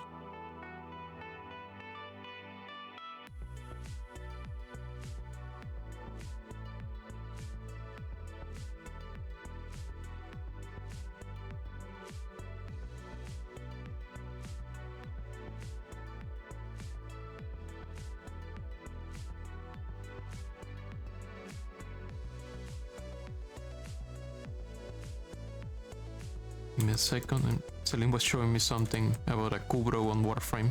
I don't know what she wanted to show me. I'm uncertain.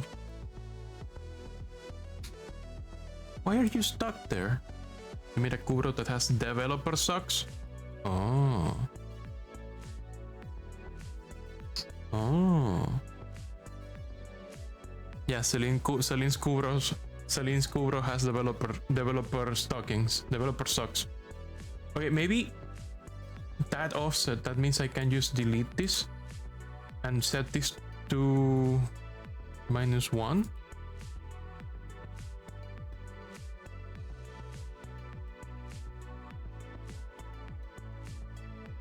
Yeah, that's the problem. That's the culprit. I see.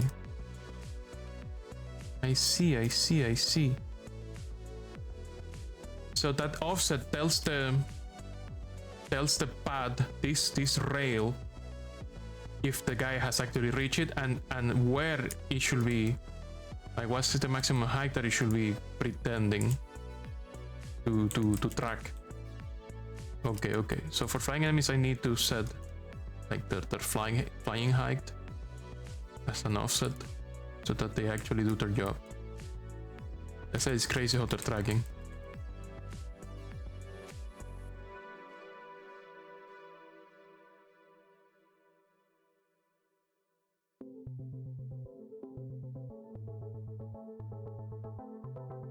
Okay, so at least that's fixed. We have navigation. We can say that they can navigate. They can navigate. They have seen you once. This is done. It is navigate to find you if you're no longer in their line of sight. This is done. Okay. What should we do next? What should we work on? Maybe we should work on melee enemies doing a jump attack, like a dash attack towards you. That sounds fun.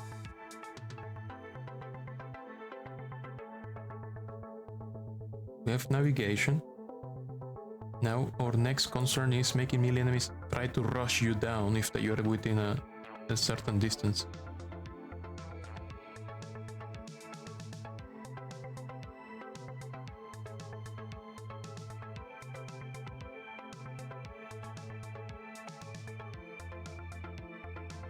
Or maybe not.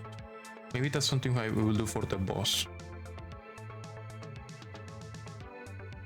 Hmm.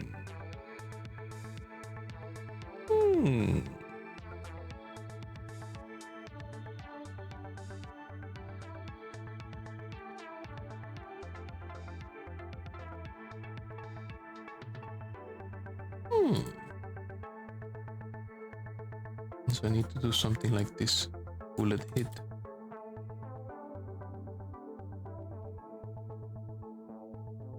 Here so that the player bullet hits only once, because otherwise it's going to be hitting several times.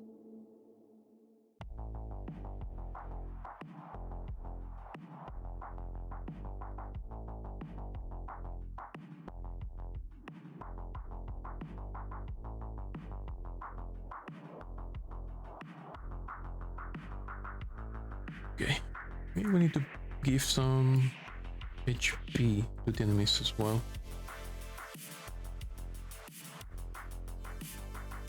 Water bar, health.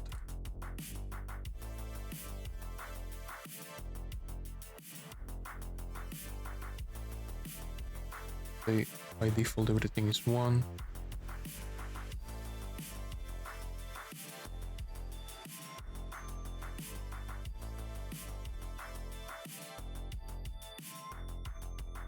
Let's give 2 to everyone, actually. So that it takes only 2 punches or 2 bullets to kill them.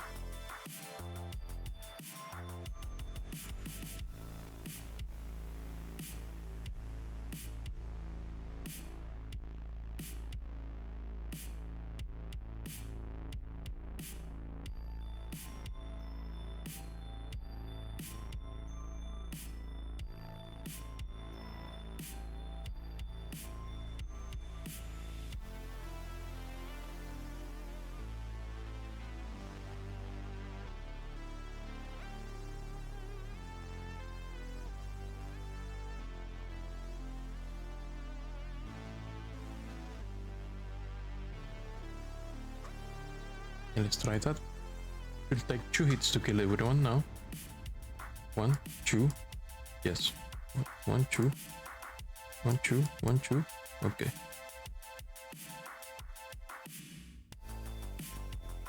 I still can't believe how fast you can go. It's stupid. It's terrible. But I love it. Okay. let's remove the debugging for navigation and avoidance. Let's remove it from the navigation agent 2. Beep. And beep. Now it's 8 PM. I think we should take a break to do dinner. And I need to go bathrooms as well. And maybe get a new batch of tea. So yeah, I think it's about time for us to do a dinner break. Let me save all this. I'm gonna leave it here on the screen so I can look at it. And now I'm gonna switch my keyboard to my main PC and I'm gonna do a BRB. I'll be back soon. I am just going to do a bit of dinner. Be right back.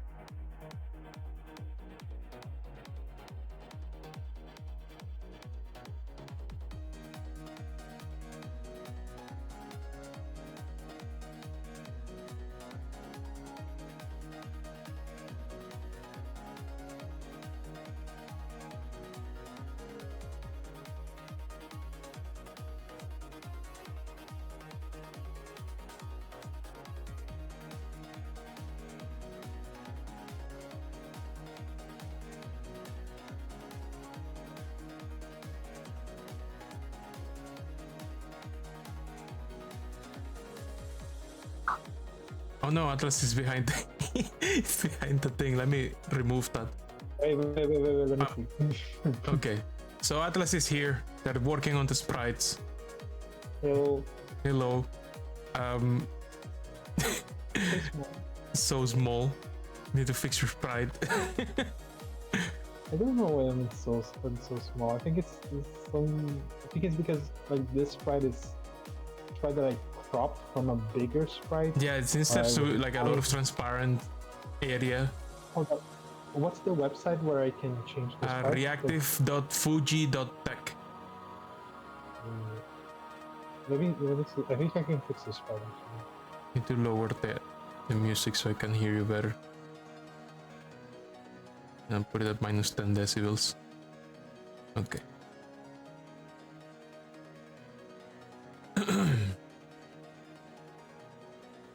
Let's see.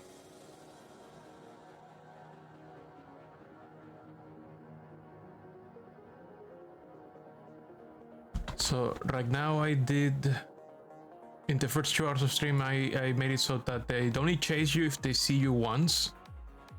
Like if you spawn in the game, they should never chase you if they haven't seen you. I made it so that they can navigate the dungeon when you are no longer in their sights, so that they can try to chase you across the dungeon. I think next I'm gonna work on making the petting minigame, at least the logic for it.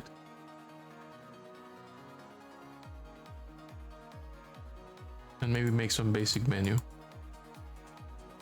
And then I guess I'm gonna start looking into how to make rooms, because that's gonna be the most time consuming part. Need to figure out if I'm gonna use the Cyclops level editor, if I'm just gonna CSG the entire thing.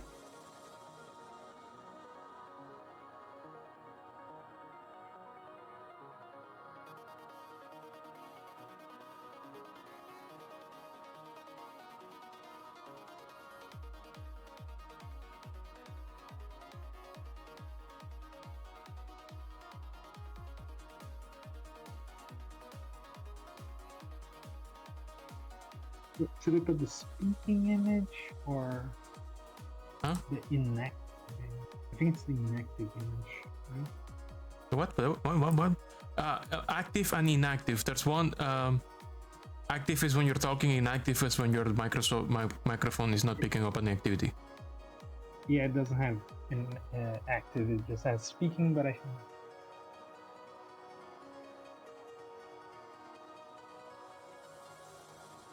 Yeah, I updated it. It may take a little while. So, yeah, I did a thing so now they can track you better. Even between 2 different navigation meshes.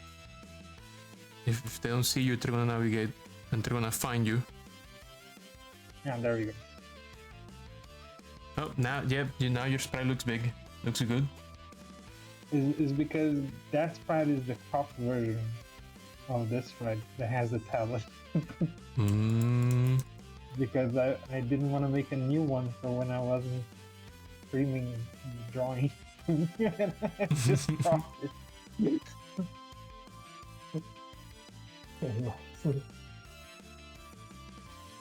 I'm gonna be muting myself. Yeah, I'll be here. Okie dokie. Hey, Dowa, welcome. Yes, it is Moth time. Double Moth, even. Double more. Double the Moth.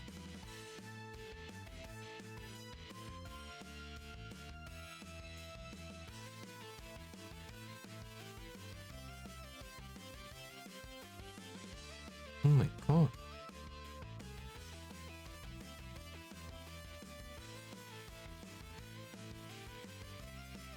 Atlas let me grabs Atlas firmly and kisses them. Wow.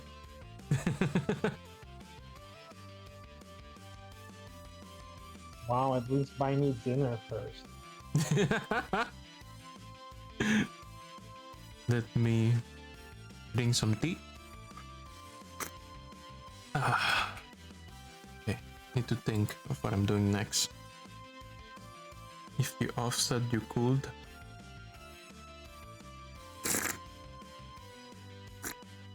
If you offset what?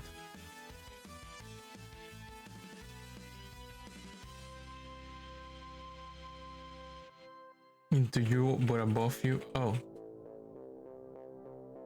You will look like you're holding them. Oh, kinda, yeah.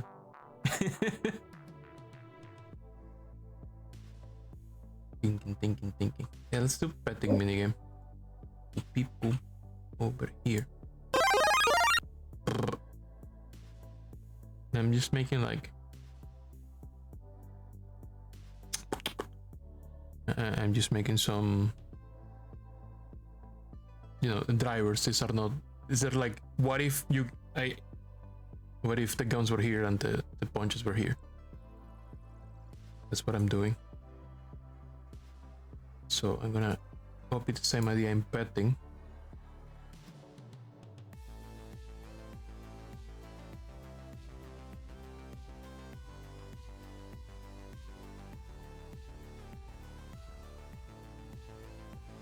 But for petting, we also have the thing that we're going to pet.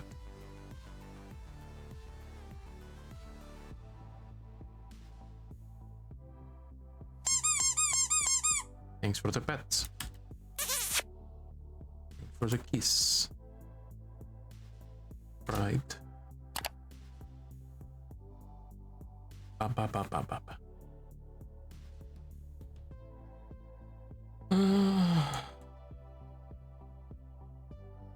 Pet. Let's make let's copy this. Let's copy the ones from here. Yes. Copy. Put it here. Let's make it unique.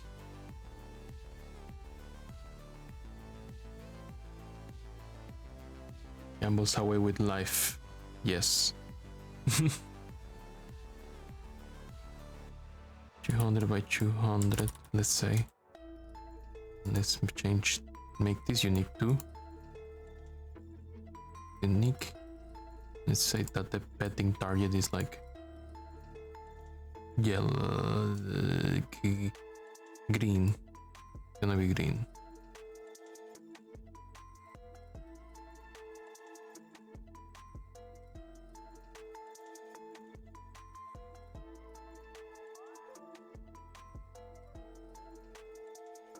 Okay. Now this will go in the middle. Like this. Or full rect. Middle.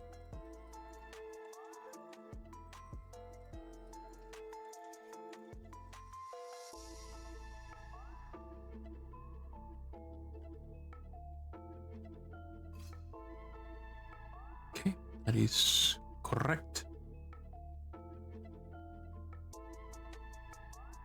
So let's make that those animations you asked, you talked about.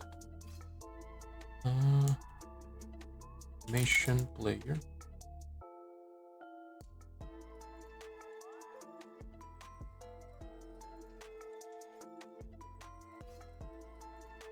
Weapon animation player. Let's make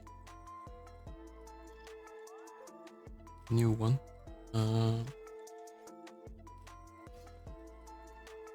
Let's call this whip. Let's move the entire weapon container.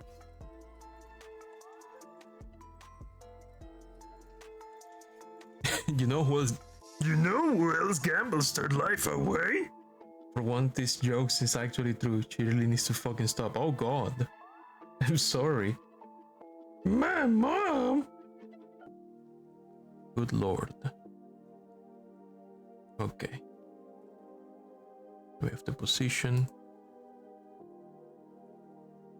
They have a second to equip.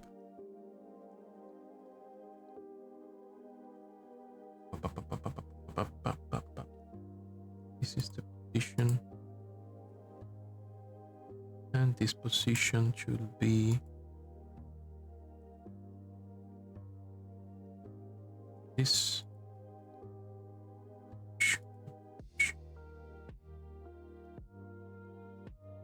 Push, push. When you equip the weapon, maybe it doesn't need to be that low. Let's say 320, 10. Half. 360.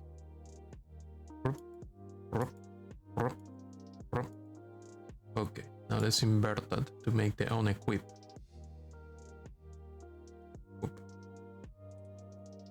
Duplicate on equip. That's the wrong. That's a typo.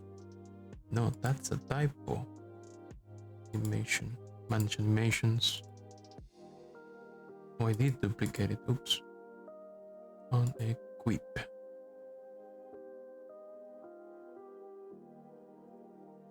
On equip. We're gonna invert these two. This goes at 0 and this goes at 0.5. It goes whoop, whoop, whoop. Now let's make one for moving around. No, one for idle and one for moving around.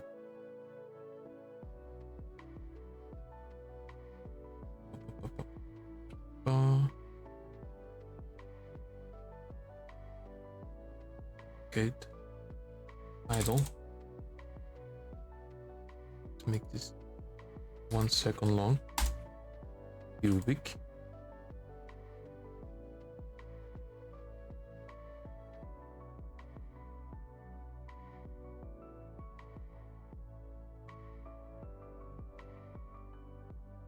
Let's say they go up like 10.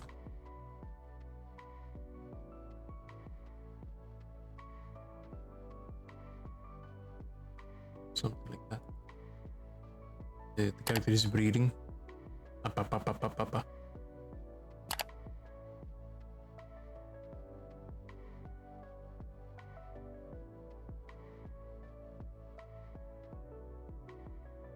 Maybe up instead.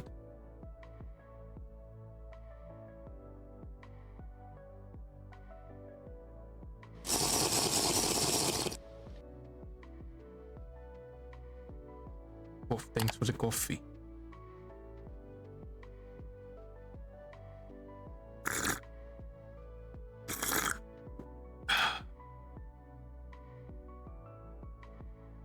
Now let's make it go down. This idle. Now let's make a walking one. When you're walking but not shooting.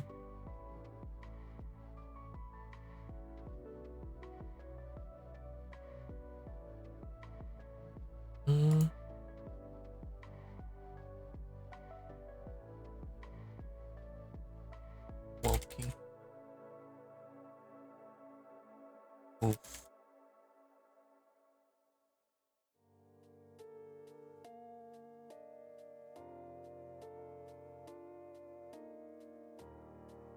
Let's see.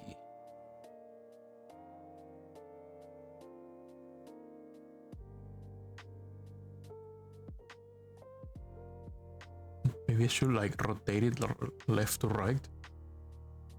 Your four hands look like rice that you usually eat. Long grain rice. We're gonna Moth. I love basmati rice. What?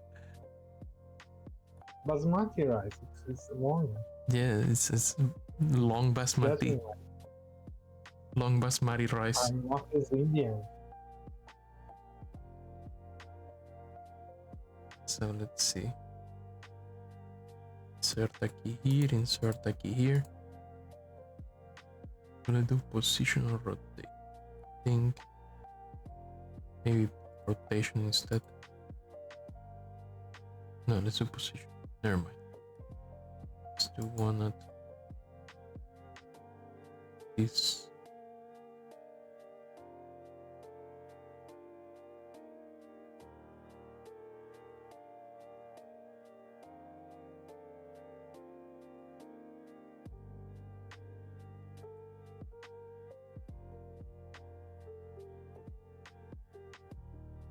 -10.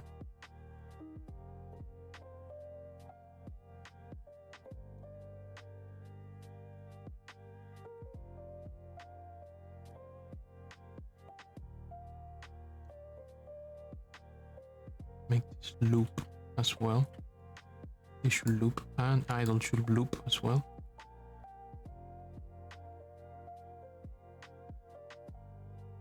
Let's make this start from 0.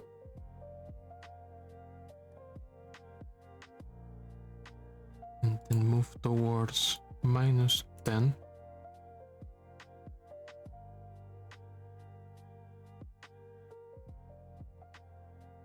Then -10,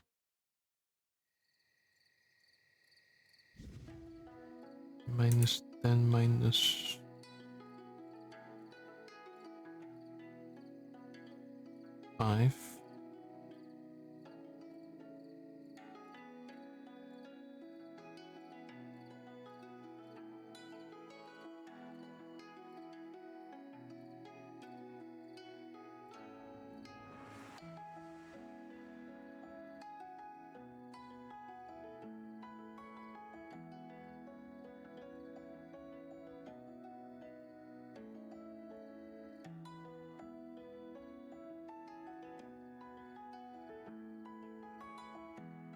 Do you feed Atlas with a baby bottle? Yes, no. What?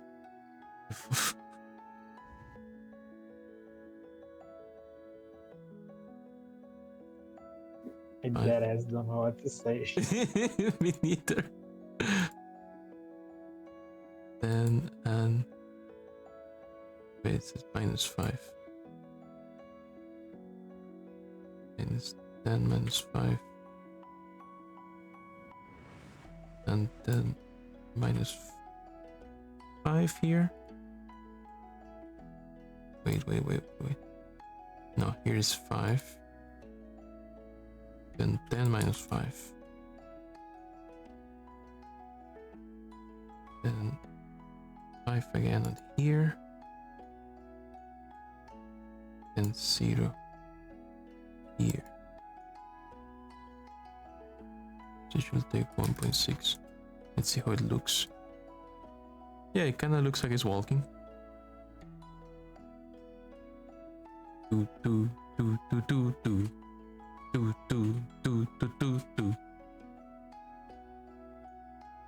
I'll find our bug doom music.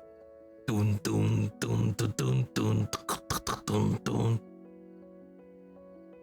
That's it. That's the walking animation. And the idle is this. Maybe I should make it lower. Make it 2 seconds.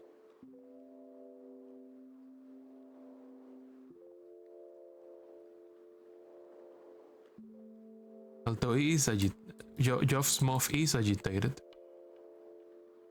No, 2 seconds is fine. 2 seconds is fine. 1 second was too agitated. This equip. This is unequip. Then I'm gonna copy the same functions in petting. At least equip and unequip. Up.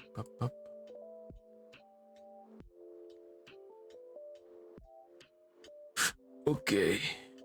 Let's copy this. Paste it in petting.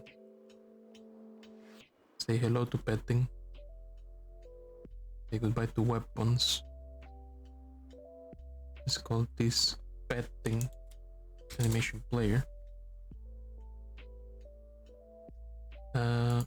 Let's make this library unique,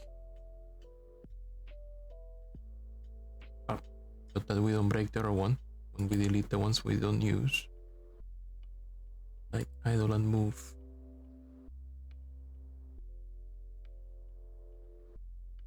If I check this, we should still have idle and move, yes. Whip. Oh, they definitely need to be lower. And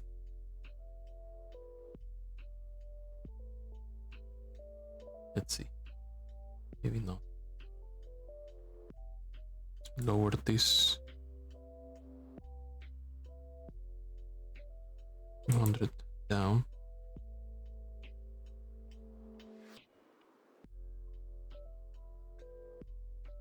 These are the hands that are holding it.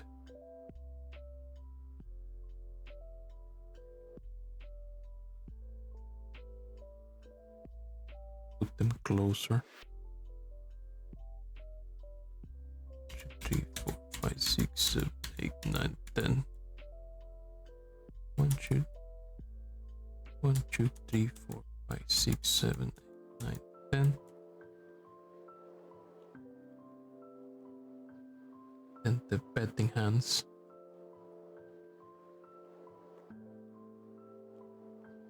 2, 3, 4, 5, 6, 7, 8. It's all the way here. I don't know.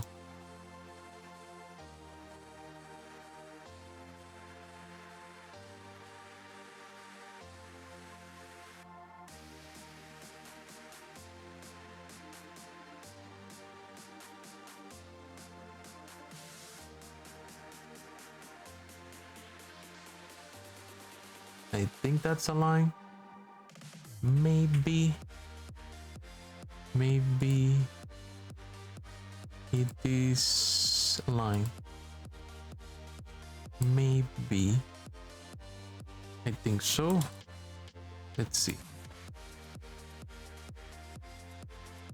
Yeah, it is a line. So let's make pet left and pet right independently. I'll drink some tea.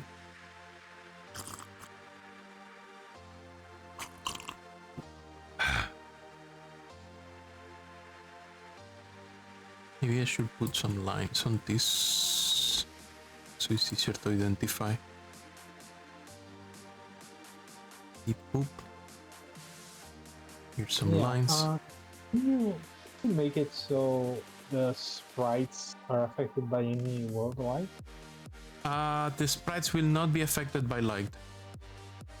Can you make it so they would be? How do you want them affected by light? You mean shaded?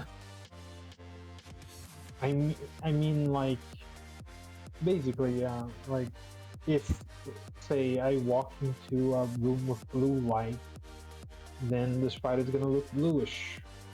The light is gonna be hitting the object that has the sprite 2D. Or are you just putting it as like something on the canvas? Yeah, they're in the canvas. Like, I don't know if I can shade this unless I transfer the shading from the player character somehow.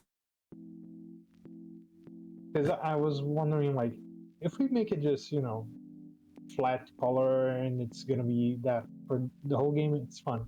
But if the game has, mood lighting, it would be fun that the sprite also get colored by it. Yeah, I getcha. But if, let's put it in the maybe if we have time, because that one is gonna require some extra research. Okay. That one is gonna require some looking into how to take the value of shading and apply it to the canvas as a whole. Let me see. It's gonna look really funny though, because the moth is basically white, so any color that is applied is gonna look basically as if they were that color. Yeah. Still, but it's our first time actually doing 3D, so it's gonna take some research to implement anything that requires 3D APIs.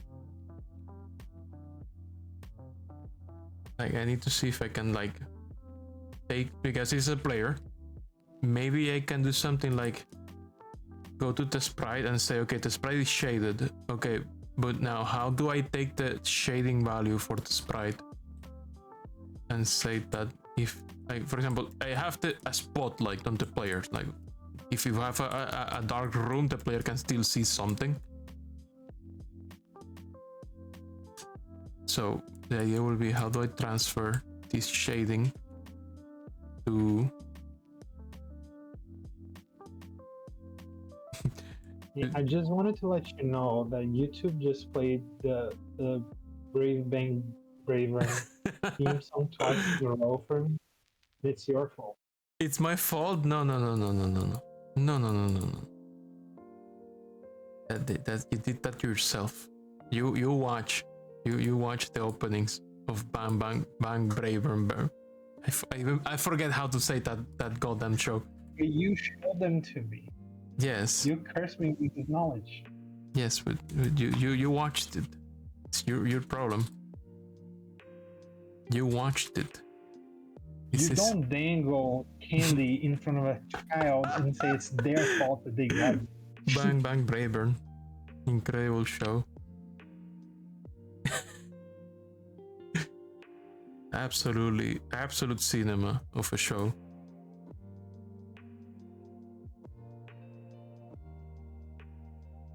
Okay.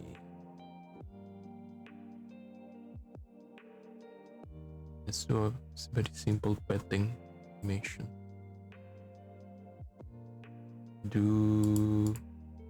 I have punching. You have I have punching? a punching animation. Did I send it to you? I mean, the problem is that in this machine I cannot see it, so I'm gonna have to swap. Let me swap. I swap. I'm gonna send it in the Discord. Okay, you're gonna send it to Discord. Yeah, this Discord is not available on this machine for privacy reasons. So let me see it. You're gonna post it in the thread for assets. Yes, I was exporting it. Oh.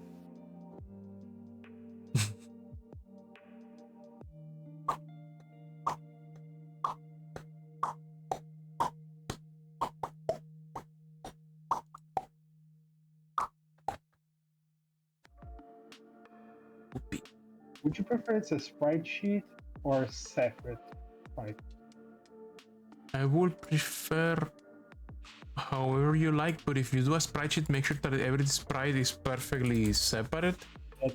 That's automatic. I don't need to worry about that. Okay. That's why I'm asking. Just making sure that it's aligned and I don't have to align it myself in Gen itself. Oh, no. The size of the square is 160 pixels. So I'm just gonna make a sprite sheet of all the sprites.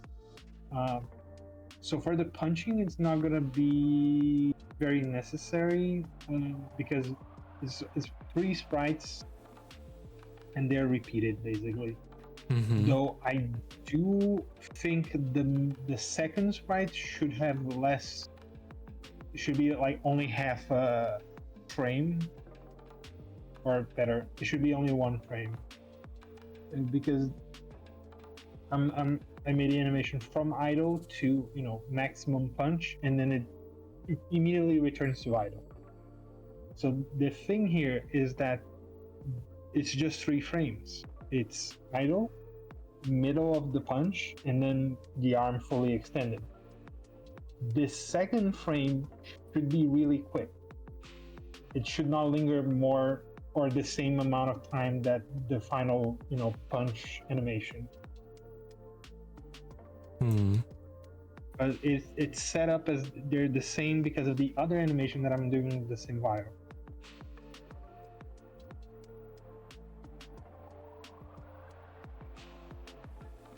I'm gonna send it to you and see how it goes.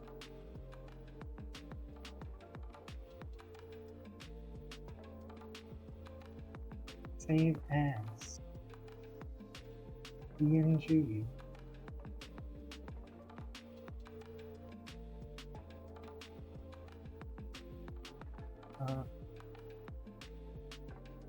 TV punch.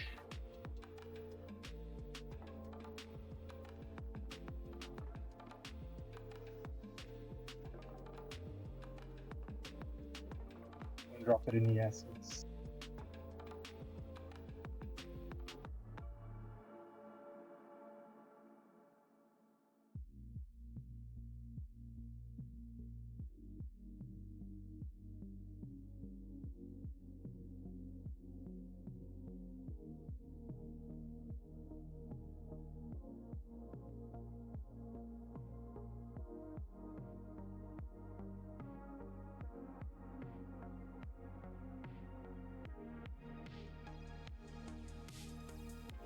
So you let me know if you have any trouble with it, and I'll make any edits that are needed. Okay, give me a second. I'm fixing stuff. Minus 35. You broke it. Minus 55. Minus 35. There we go. Well, Mira, I can't believe you broke the game. Yep. So betting with the right hand. Betting with the. Wait a second. Oh no, they're both doing it. But I made it unique. What do you mean I made it unique? What are you talking about? I'm gonna say though, now YouTube decided to play JoJo music, which I do think it's fitting with the punch. I was thinking I should add like a smear animation in the middle to give a little bit more speed. So maybe I'll do that to that second one.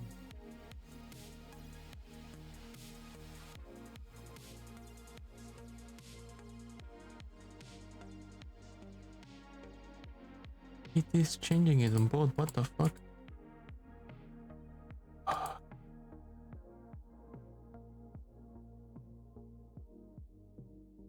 I made the dictionary unique. Why? But why? But why? But why? But why? It's unique. I made it unique.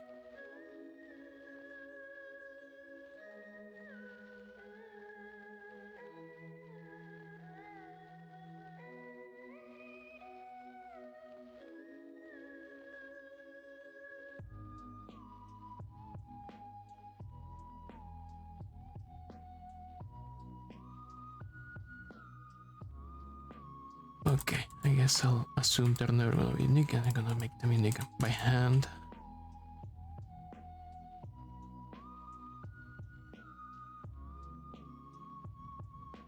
That means this will have a new library. New pet. Add track property. Punch right. Air rotation.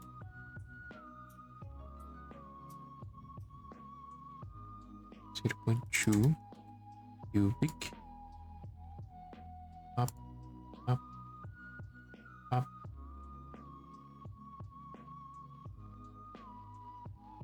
Okay.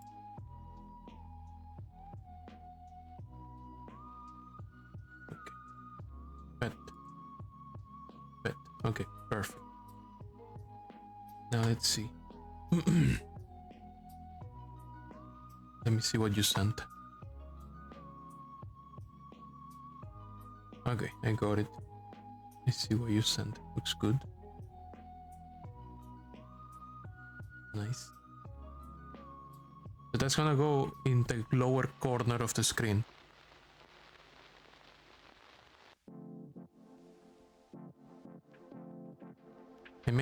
I made a folder in the cloud. It's Let me see. Oh, I'm doing a few edits on those. I'm trying to give it smear frames so the punching looks faster. So don't use those yet, unless you want to use them just to. Yeah, just to make the skeleton. So because some... It would just be a matter of replacing the file. Why is there two of each frame? It's what I was explaining to you. Oh, it's two of each frame for the timing. Okay, for the timing would be wrong. Okay. In this. Okay. Because the second frame, which is the punch like halfway extended, it should be less time on the screen than the extended punch, because it needs to be like a blink it if, not necessarily blink it if you miss it, but it needs to be quicker than the arm fully extended. And the first one is just the idle one, so it's gonna be that for most of the time when you're not punching. I see, I see.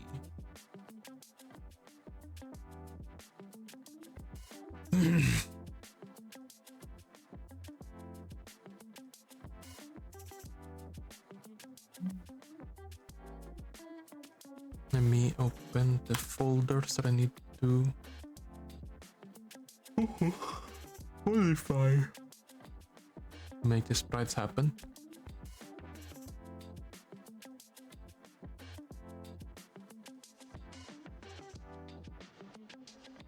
Sync. Open a new window.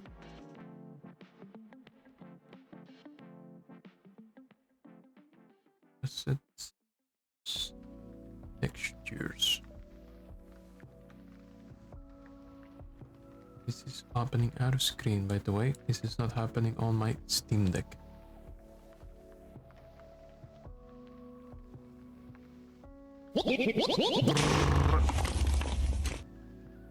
Hello, welcome.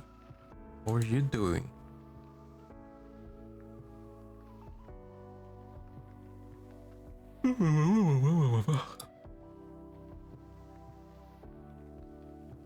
Yeah, last night there was a lot of wind outside. It was very hard to sleep.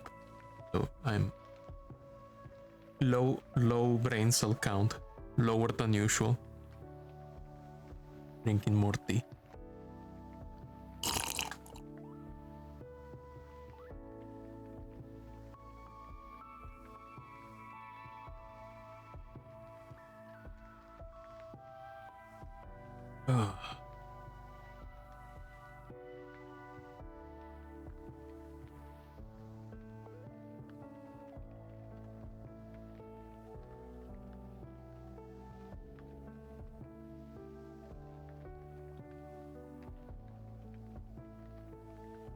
Bum bum bum bum bum bum bum bum bum bum.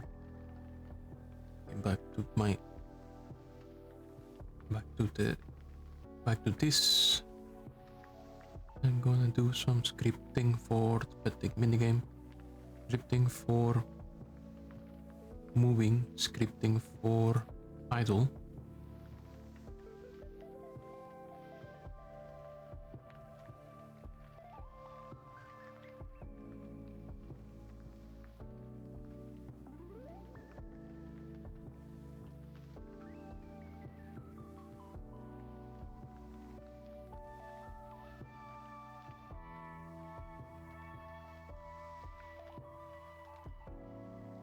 I sent the updated sprites to the drive folder. Oh, let me make the drive folder then. It should still work the same way. It should be the same timing. It's just that the second sprite, I added some smear stuff to it, so it looks a little bit more. Okay, put it in the player sprites folder.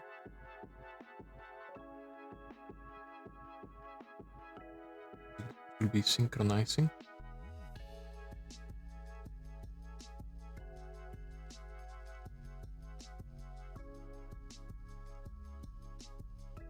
Senor sync thing, do you synchronize?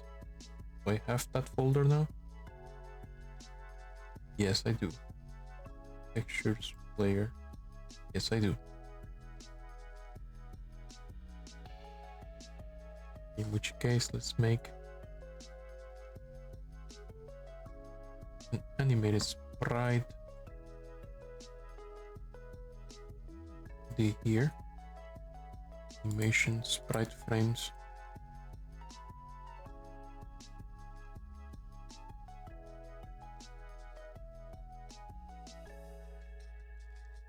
Sprite sheet. What's the resolution for this? The size? 160 by 160. 60 by 160. 160 square. Oh. 160 both. Okay, yeah, I got it.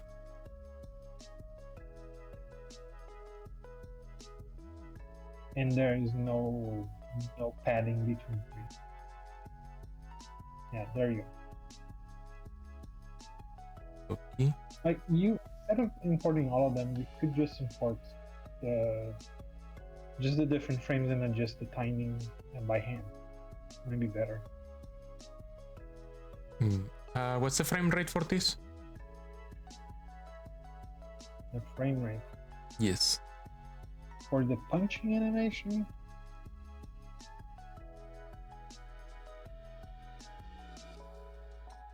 Like you could set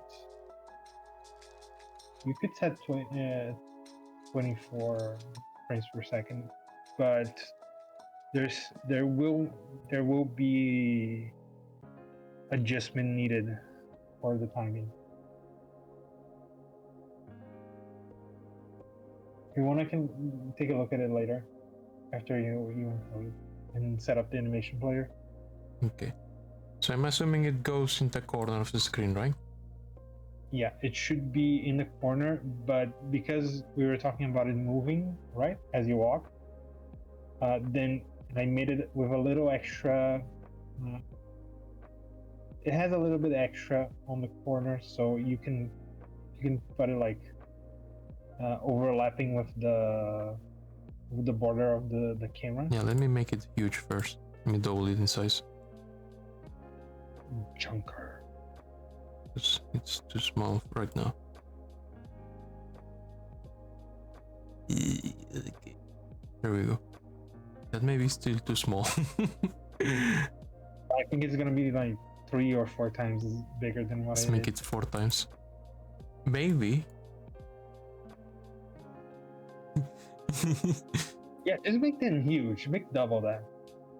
Double that? Yeah. This is Legit. theoretical, look. I know, I'm seeing the reticle. So this is just how it looks when it's fully extended. So you can lower it a little bit, like no. The it should be on the right, yeah. Like a little bit to the right actually. Just a little bit to the right. There, a little bit lower. Let me make it loop so we can see. Yeah, just aim it a little bit lower now. Let's make this, I don't know, 12 frames.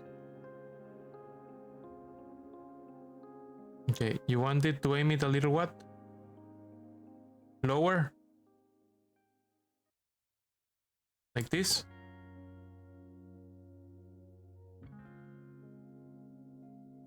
Because I'm looking. This is the border of the screen. This part. Yeah, I see the border. Let me play it. Tweaking a little bit. That good for you? Put it closer to the.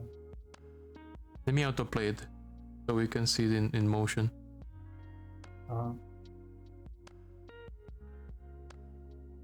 Autoplay here. Because the way you position them is different than how I was making. The way, the fists were the upper arms. I mean, this is correct. Actually. Forget what I said. Yeah, that positioning was my assumptions. No. That's what we discussed. Yeah. You can raise the sprite just a little bit and move it to the left just a little bit, and then mirror it so we can see how it looks a little bit. Yeah, let me go grid by grid. So you said a little bit to the left. Yeah. And a A little bit to the left, but in a little bit up. Up. Vertical. Okay. Let me see. So this. I don't think it changed much. I think shoe up. Try to make sure left. the distance. Try to make sure the distance on both axes is the same. Like the distance to the border of the camera. So raise it more, I would say.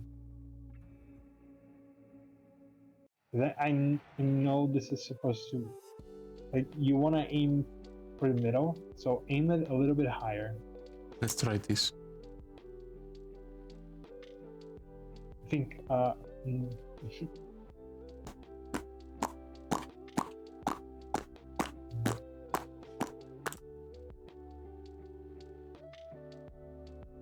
do you think? I think that's fine. We can It does adjust. feel like you're punching whoever you're looking. Yeah, it looks like punching. Let me mirror it on the other side too, so we can see it on both sides. We can see it happen.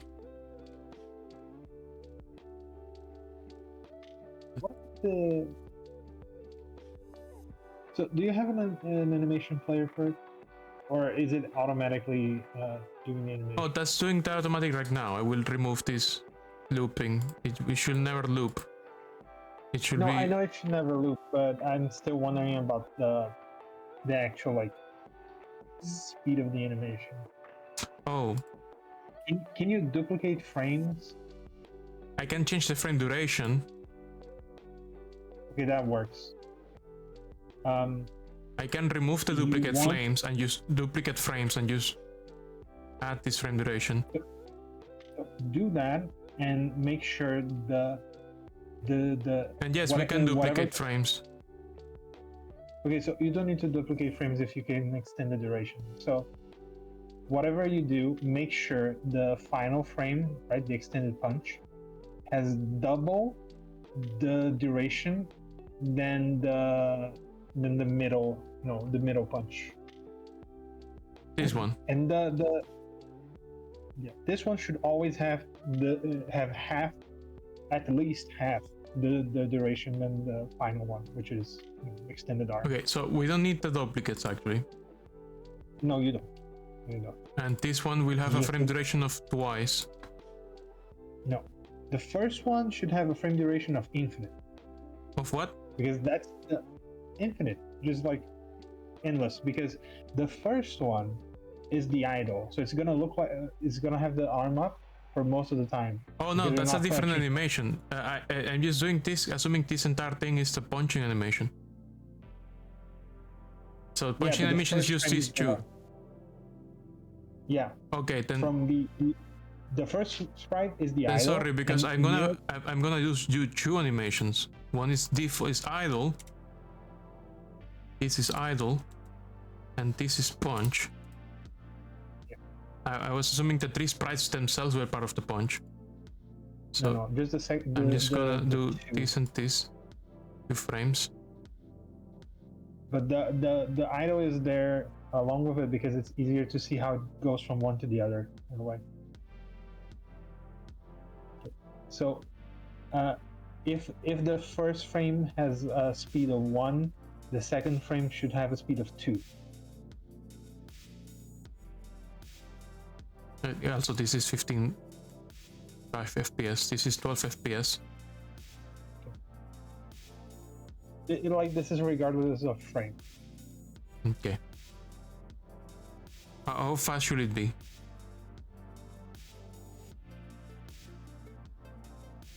This is too fast.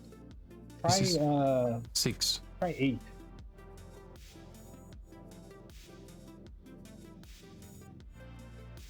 You want 8.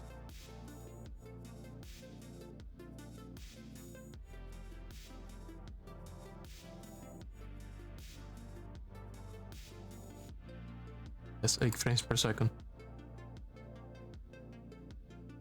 It would be better to see like in game how it works when you punch. Okay, then I will need to code a little bit. So let me. Okay, go do your thing. Go cook. Yeah, let me copy this. Let's call it. Jesse, we need to cook. Yes, we need to cook.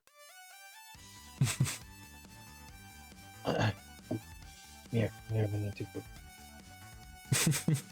Yes, we need to cook. I'll be working on the other animation. Go ahead. I have to code the some. Other animation. The other animation will have 2 sprites for idle because I want to have like the little energy at the tip of the finger, like moving a little bit, and then it'll be like one smear frame, and then bang bang. Mm-hmm. Like different from this one. All of the frames I think we're gonna use that. They're all gonna be slightly different, so we're gonna be using all of those. That's why that's why a sprite generated 6 sprites instead of just 3, because I'm using 6 sprites for the other animation.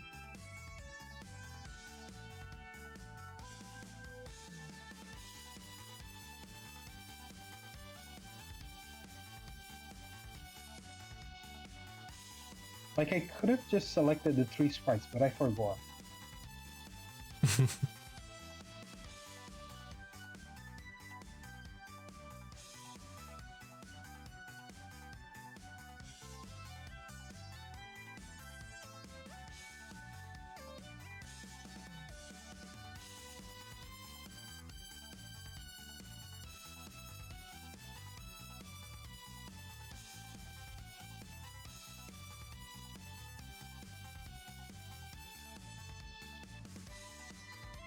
Time to code.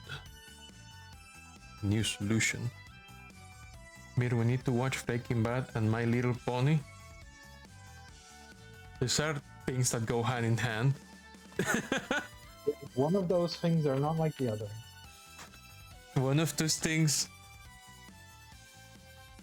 is the same. It's the same. They're both about crack cocaine. It's fine. It's the same show. It's the same show. See, that's where you're wrong, because Breaking Bad is about meth. different drugs. It's the same show.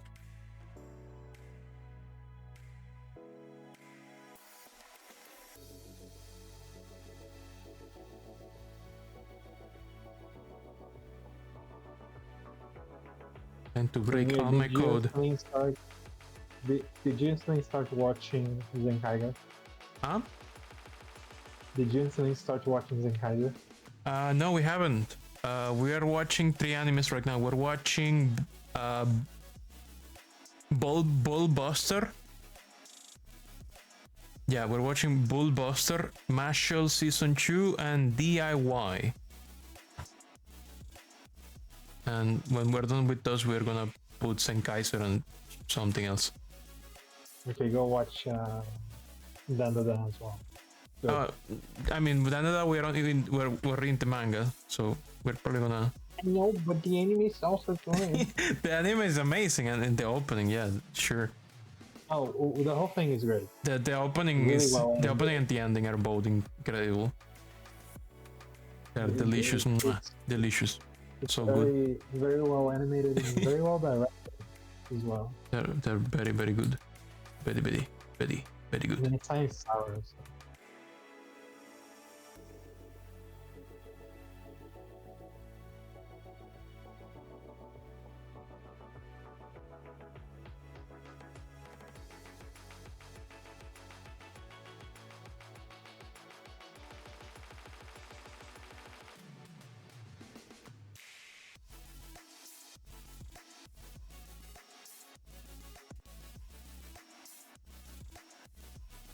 Okay, let's do some thinking.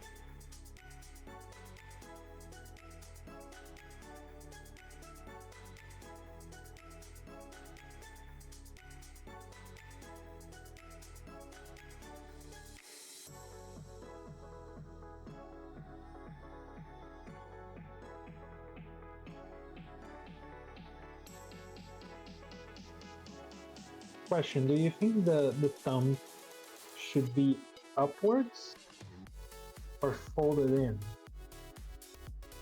Hmm? Like,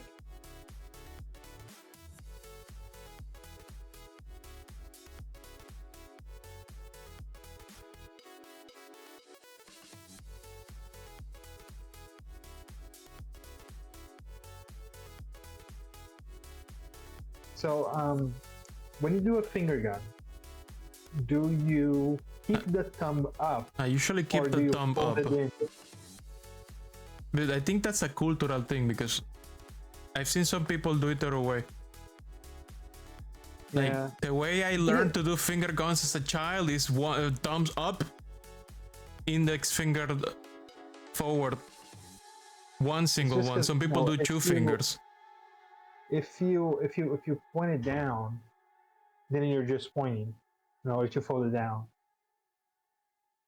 So I guess there's an argument for it to be up, so it has that L shape, like the inverted L shape. Yeah. Oh, time to change my sprites. Like the way I learned to do finger guns as a child is did a art program. In here, no. I think I have Krita only.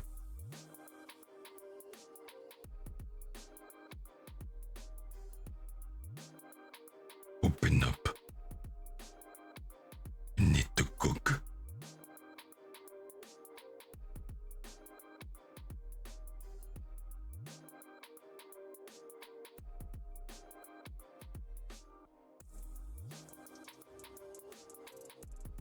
So the way I learn is like, whoop, thumbs up, one finger, and the other fingers like this. I've seen some people use two fingers, thumbs up. I've seen some people do thumbs down, two fingers. So I don't know. I think it's a cultural thing. I think for what is the most sense for me is this, or Final Destination. Copy what the hand does in Smash Bros. Master Hand. It uses two fingers. I think Master Hand is thumbs up and two fingers. The problem is our guy only has 4 fingers. So if I do 2 fingers, Okay, then do one finger. Do that, one finger and 2 fingers folded. Yeah, this is what I'm doing. I think that's what makes sense for 4-finger Moth hands. Yeah. Also, I'm gonna have to step out for a little bit. I'll be back soonish. Okay? Okie dokie.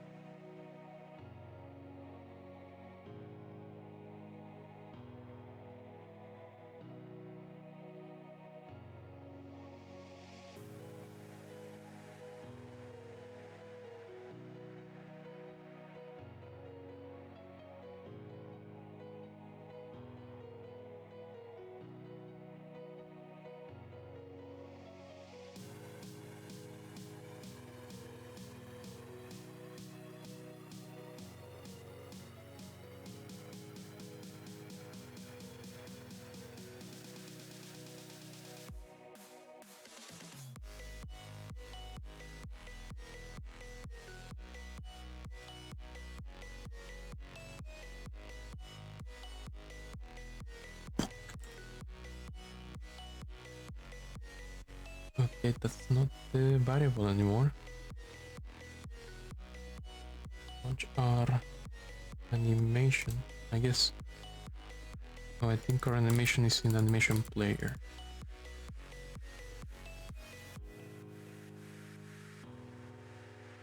Oh no, it's stuck there. Yeah, I need to make something so that when it's finished,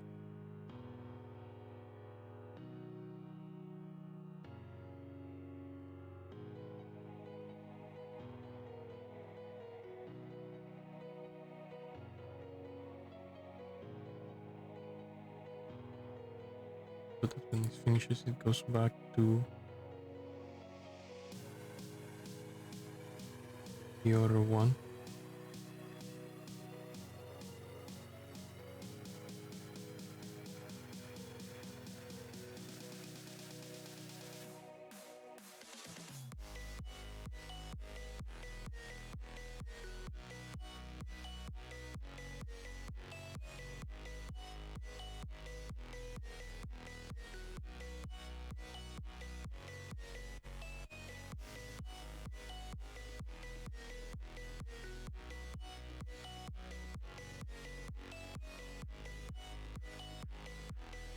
Frame, speed scale, punch, and speed scale. Playing though.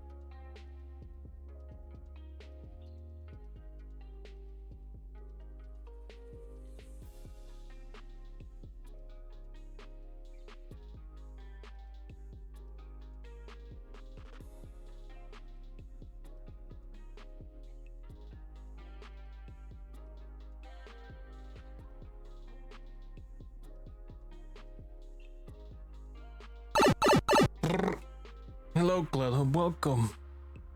How is it going? What are you doing? What are you doing? What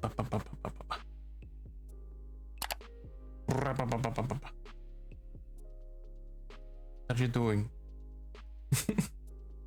What are you trying to achieve?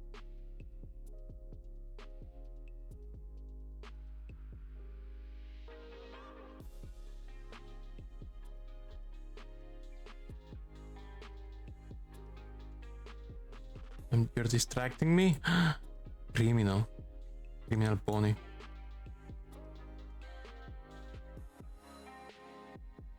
Only throwing left. Why? Why are you throwing left now? Are you throwing left only? What the fuck? What the fuck? What the fuck? Oh, that's why.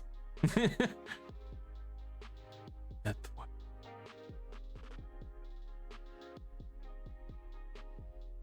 There we go. Prum, prum, prum, prum, prum, prum, prum, prum, prum, prum, prum, prum, prum, prum, prum, prum. Prum, prum, prum, prum, prum, prum, prum, prum, prum, prum, prum. Prum, prum, prum, prum, prum, prum, prum, prum, prum. Okay, that looks cool. Now let's see. Punch. This should trigger the punch check.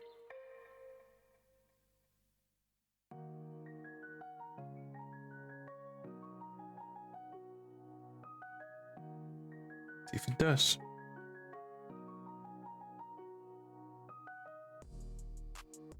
Prum, prum, prum, prum. Yes. Prum, prum. Prum, prum, prum, prum. Okay, good. Good shit. It is triggering the punch check. And it is alternating left and right.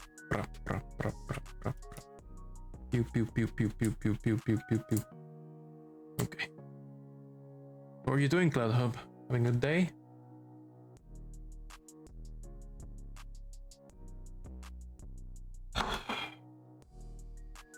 Hope you're having a great day. Now let's do the actual... this actual stuff.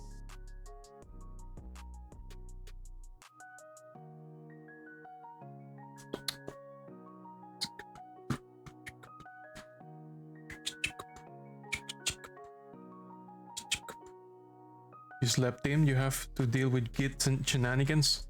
Ah, the best kind of shenanigans. The ones that could spend your entire day. That's the best kind of shenanigans. Always. You know, I could actually... the kind of shenanigans that make your entire day go from 1 hour of debugging to 20 hours of debugging. Either or, nothing, none in betweens. Let's see. We need... I keep the player, yeah? Yeah.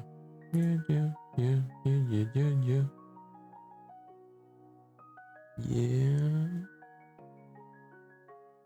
Okay. Let's see.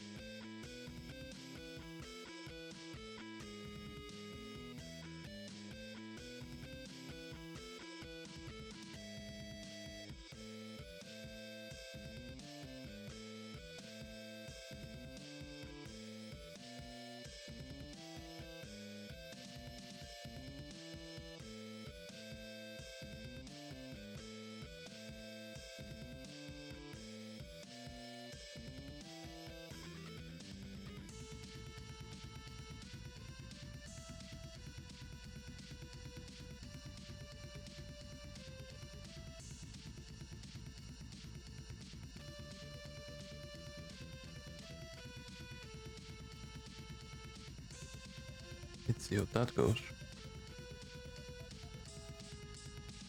Okay, swing that. And if I walk, it's not doing the thing. No. Where's my walking animation? Is it playing idle and moving?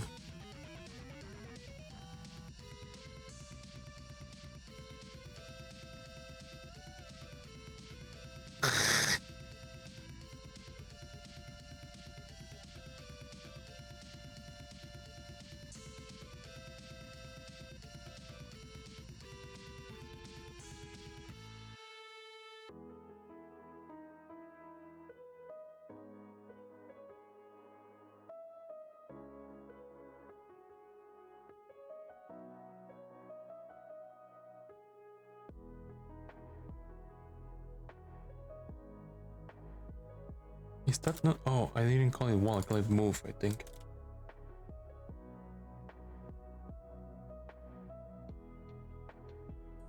Okay, it's moving. Good, if I'm there, it doesn't do the walk animation. Kind of moving, idle. Move.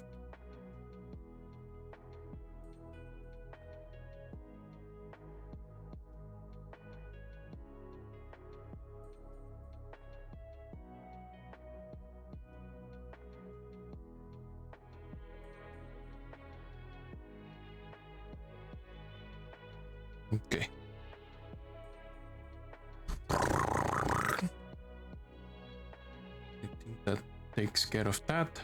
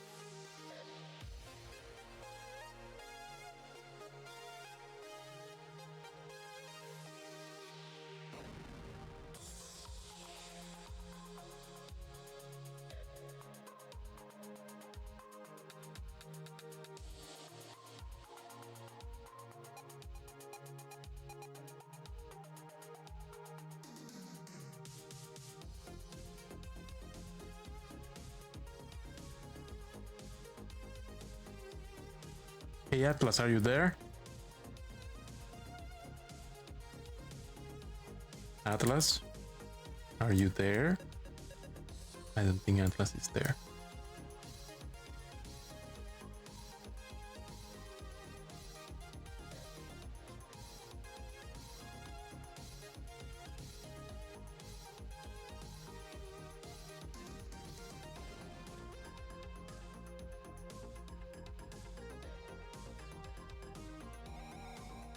Let's see.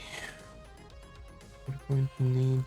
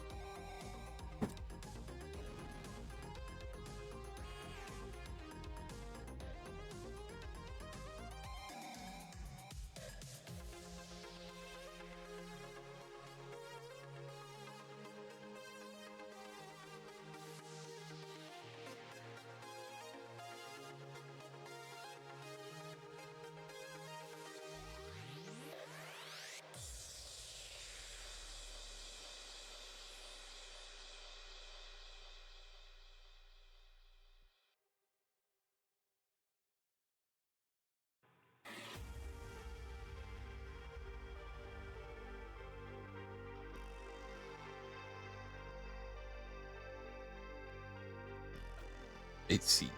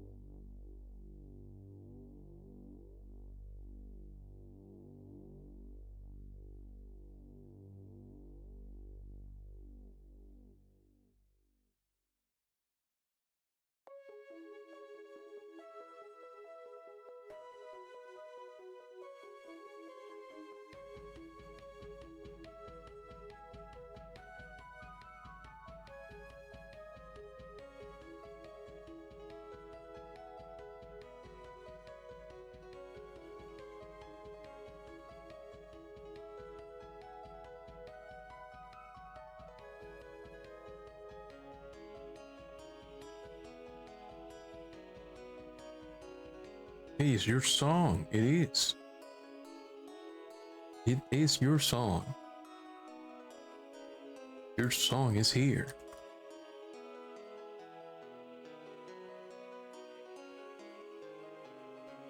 Also, the music is streaming good. Oh yeah, because I had Atlas here, but Atlas seems to be away or is extremely focused. So I'm gonna put the music back to -5 decibels because I couldn't hear Atlas over the music.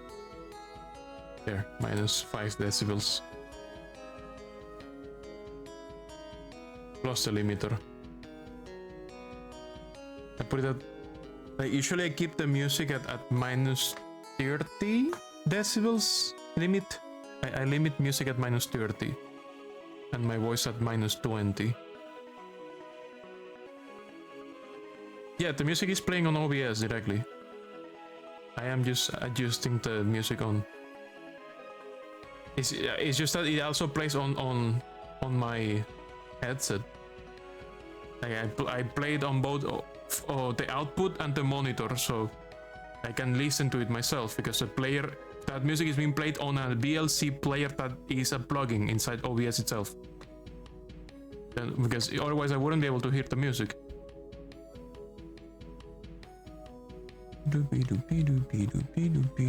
Yeah. What was I doing? Oh yeah, betting with balls.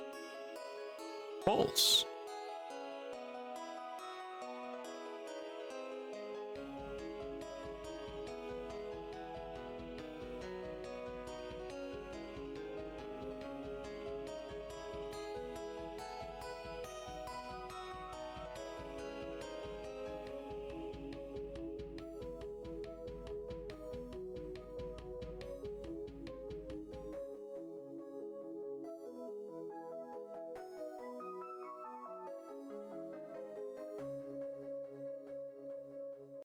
You just can hear your BRB music since you don't mirror it anywhere.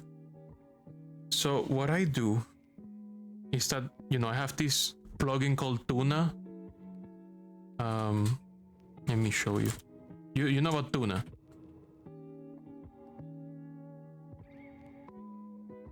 Tuna is a thing that lets you get the metadata of your music, so you can print it into text files. I can give you the link to the actual GitHub, but that GitHub is old. The real one is, I think it's this is the old one. There's a newer project. Yeah, Tuna is great. It can get you the music from your Spotify, from your browser, from Windows, from many sources. It even gives you a VLC source in OBS that you can give it a playlist of folders. The way I play your music is a folder on my hard drive that has all the stream safe music, and then I make a playlist with each album folder. So I have the stream beats folders, the XLED Crystal Dragon beats folder, and your Eric McClure folders. Like I could show you a picture. Let me take a screenshot. The point is that this allows me to play that music and then get the metadata, put the album cover in a JPEG that it replaces automatically depending on the song that is playing, and a text file for the title and a text file for the artist. And that's how I make that doohickey on the corner say what is playing right now. And the music is playing itself on OBS. So that audio source, what I do is that I ask in advanced audio properties, I say play it in both monitor and output, so I can listen to it myself, and you guys can also listen to it. Hey, Dalia the Wermoth, welcome.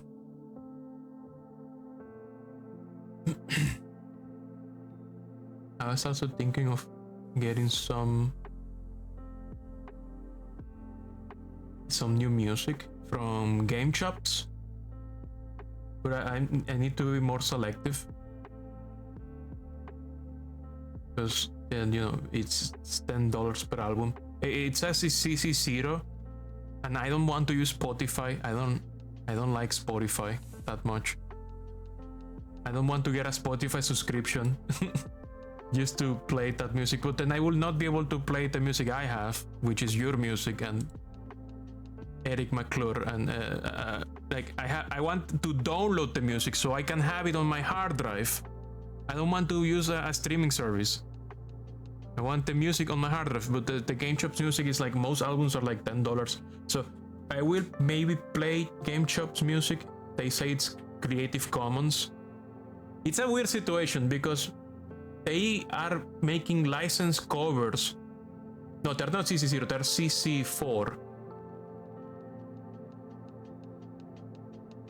The GameChop's music. It says, I sent them an email because I noticed that their playlist had some copyrighted music directly from the albums from video games soundtracks. They had some music from the Persona 5 soundtrack. They had some music from the Streets of Rage 4 soundtrack and some other video games. So I sent them an email. Is this playlist really safe? You guys say on your YouTube video that it's safe, but there is some stuff here that is not by GameChops. It's officially game soundtrack stuff. Because GameChops is licensed music covers from video games.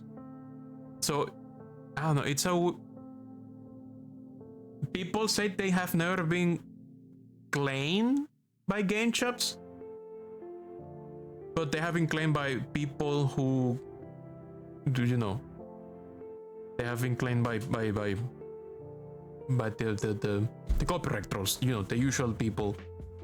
Some guy rapping over the melody of Donkey Kong Country, and it goes through Latin Autor and similar garbage distributors that just claim everything by default.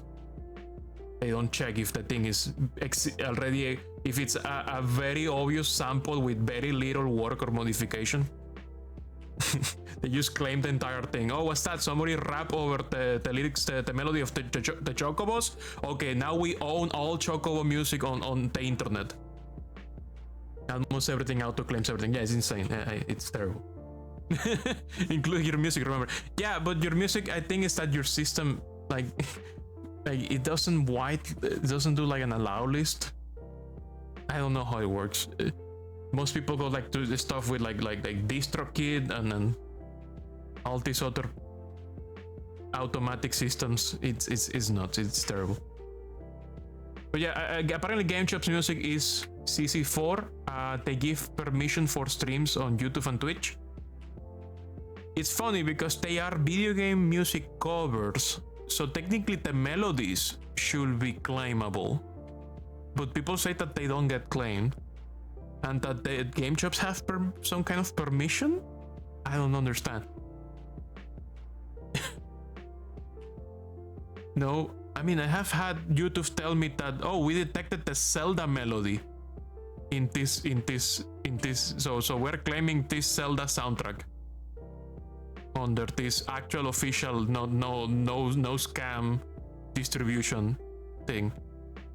Like if you play, for example, if you play Zelda 1 or Zelda 2, you're gonna get a claim for Zelda's theme, and it's gonna tell you that it's because they detected the melody, not because they detected the song. It's funny, it's weird. They detected the melody, so I imagine that this is something to detect MIDIs, because some people, what some people used to do to avoid copyright claims is that they just made MIDIs with different sound fonts of popular music, of copyrighted music. And I think what YouTube did is that they added like melody detection at some point long ago. It's not a new development. I remember this happened a long time ago. To prevent people from just using MIDIs. So they do like a melody detection as well as straight up spectrogram audio detection or whatever, however they use. I don't know exactly how the audio detection works. Because it's funny, because you can have one guy who is literally just copy pasting something that is copyrighted and just putting their own lyrics over it. We're not changing anything. We're not rearranging, we're not covering it, we're not actually... And then they can claim that that's their thing. They made it. They made all of it. It's terrible. Anyways. Atlas is not here, I think. wanted to ask a question, so I'm just gonna keep working on what I can do without Atlas input. But this is when weapons is equipped. Betting is equipped. I need something.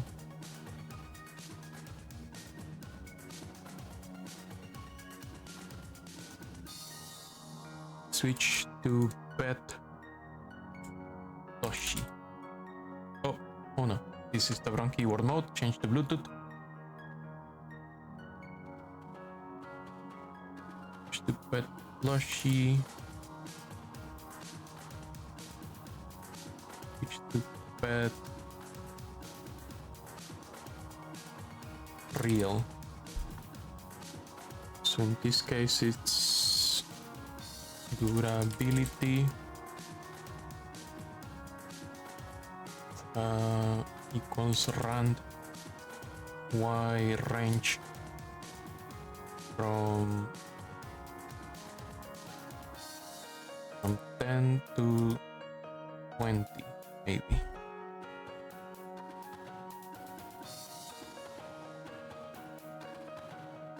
Here durability equals inf. If that's valid, right? Yeah, that seems to be valid. So let's just make it negative 1. No, let's make it inf as a condition.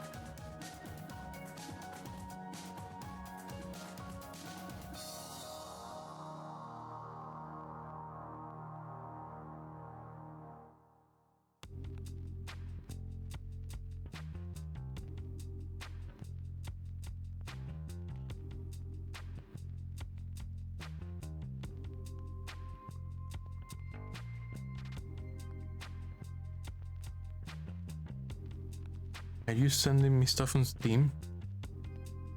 What are you doing? Why are you sending me stuff on Steam, Celine? Moth. You're sending me a Moth on Steam? Mothful? Thanks for the pets.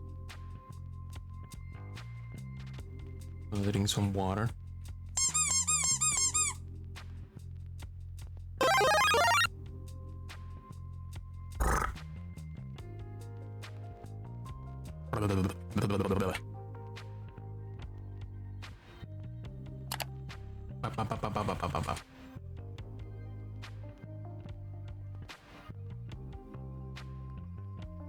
Let's see. We only have sprites for punching. Let's do some petting maybe. It's temporary petting driver while Atlas works on the... There's a long delay on redeems. Well, that's because that doesn't exist. None of those exist.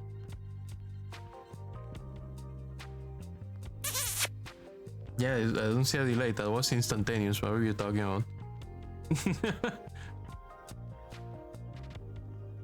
I'm just thinking.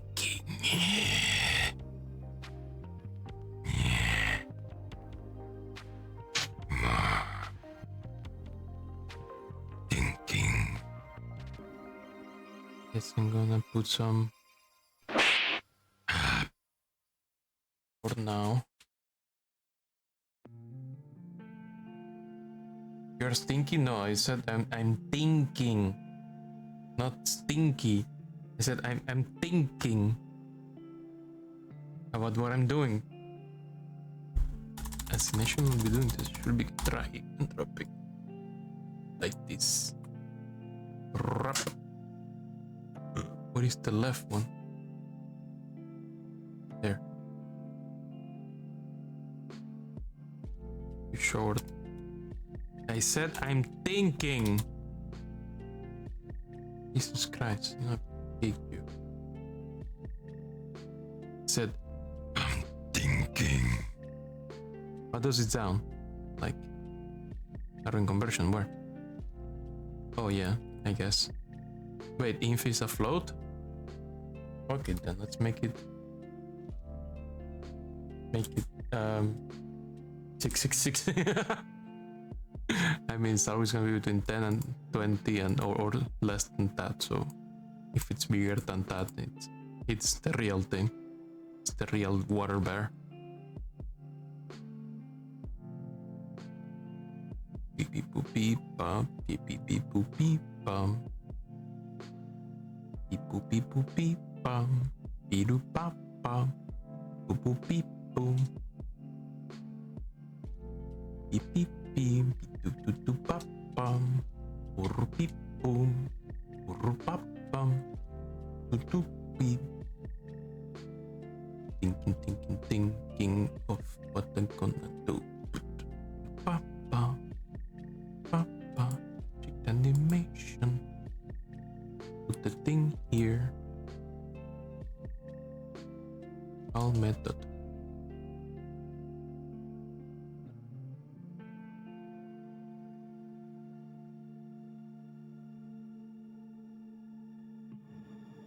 Let's say function pet.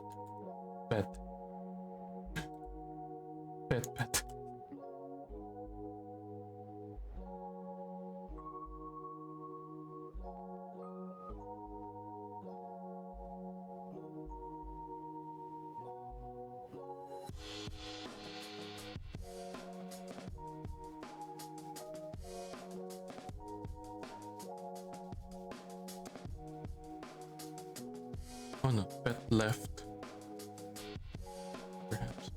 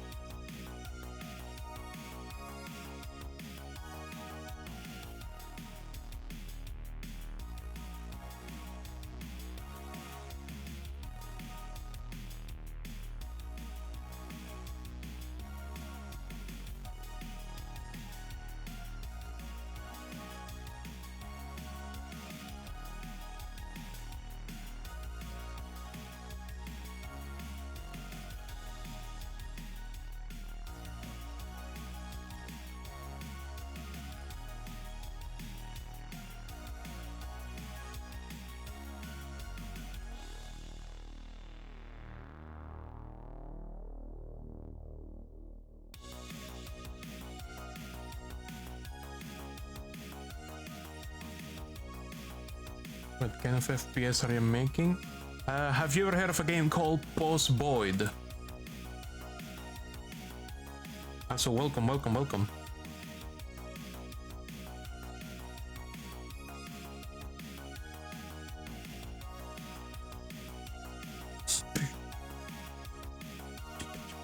Let me show you.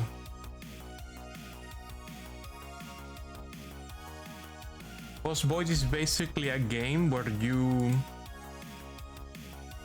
you're trying to get very fast from point A to point B, otherwise you die.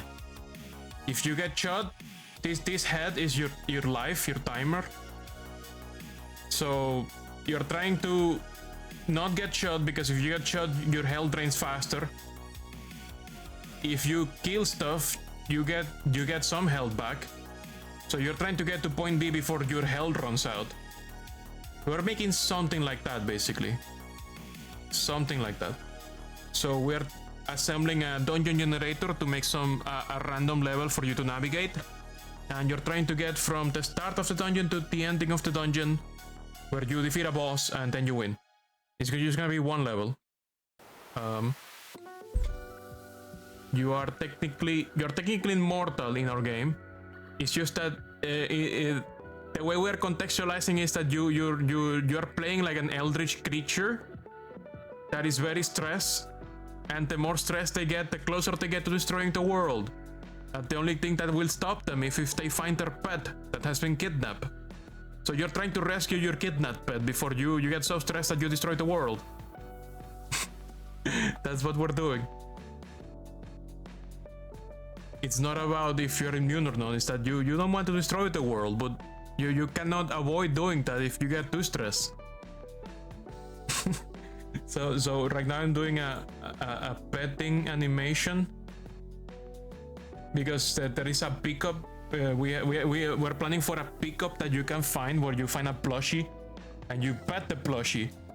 But the plushie has durability. If you pet it too much, it explodes, because only your real pet can handle your affection. Because your pet is a giant tardigrade, a water bear. You know these microscopic bugs that can survive in space? Those guys.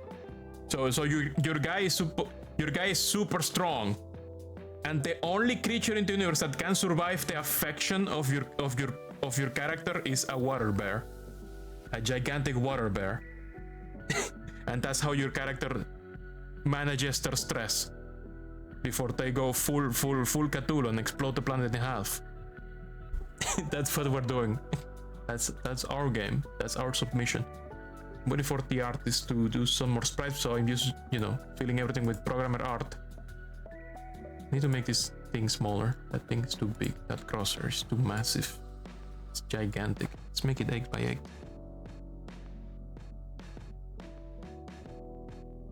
Oh my god, it looks weird. It looks so weird. Maybe we don't need all of this. Maybe we just need a dot.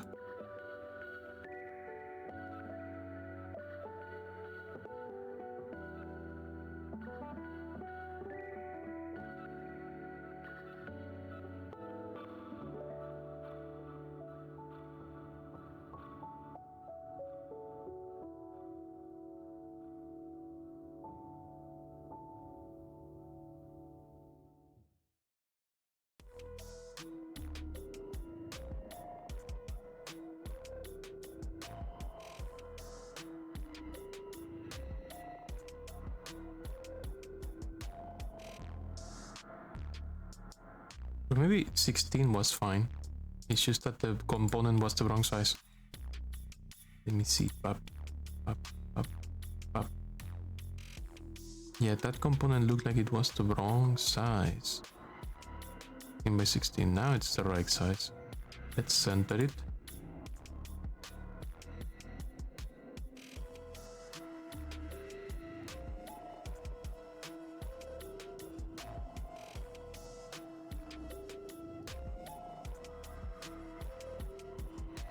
Oh, I forgot that I didn't finish this. It's passed for now, so I haven't made the components for that.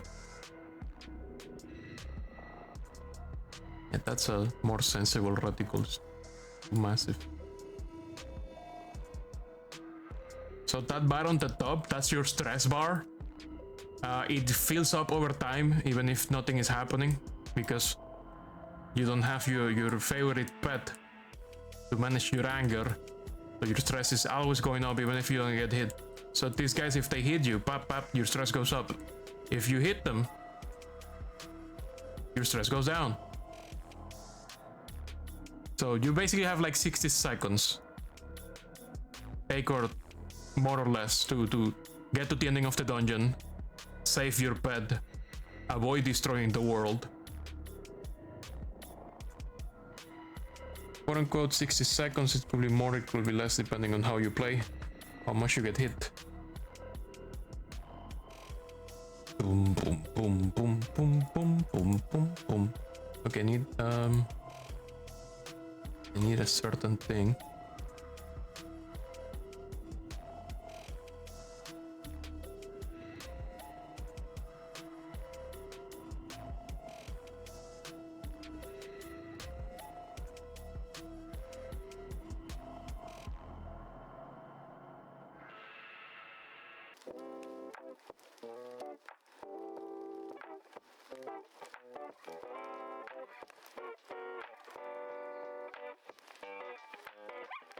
Need something that happens when it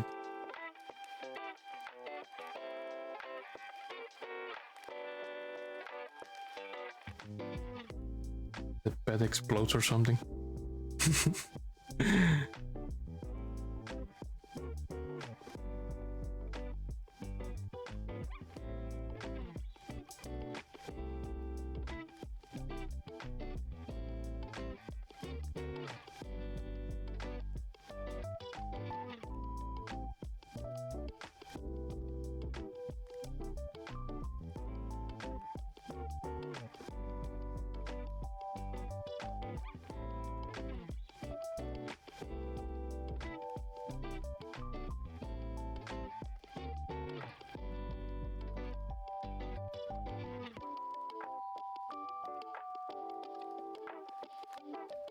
That is under the stage, under the interface.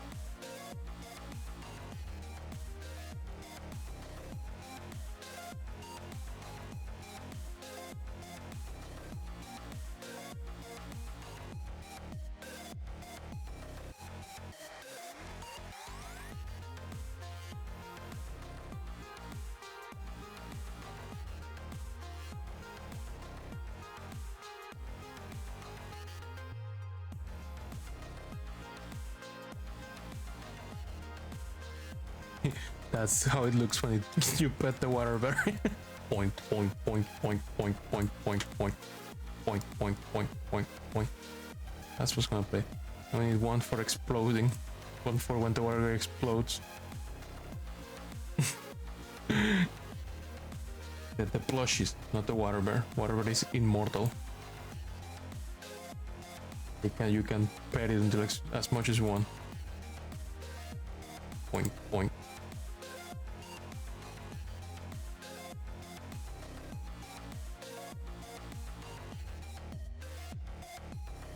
Break.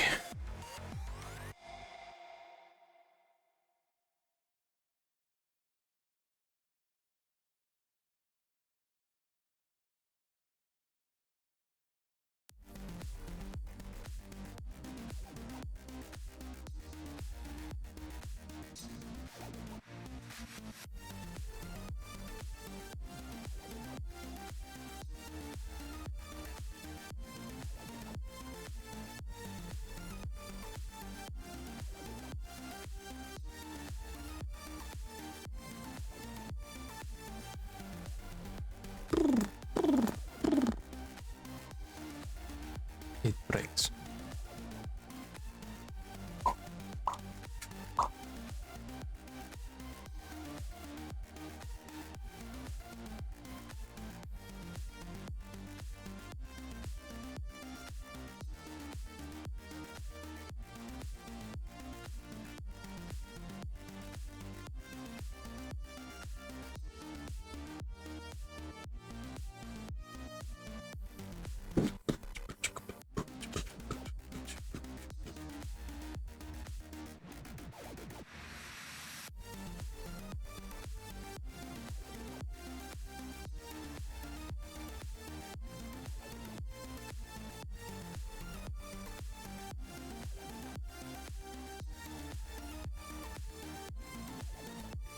Oh.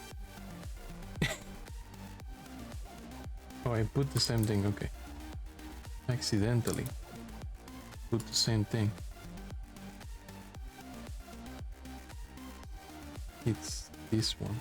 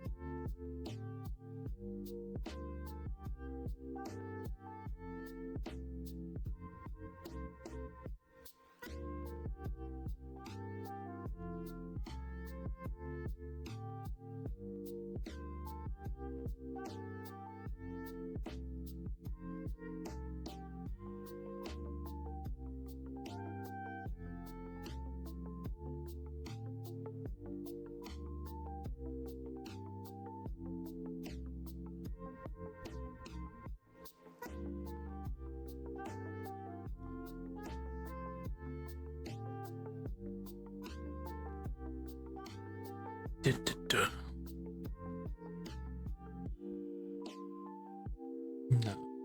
let's make a pet object. Let's make it from an area 3D perhaps.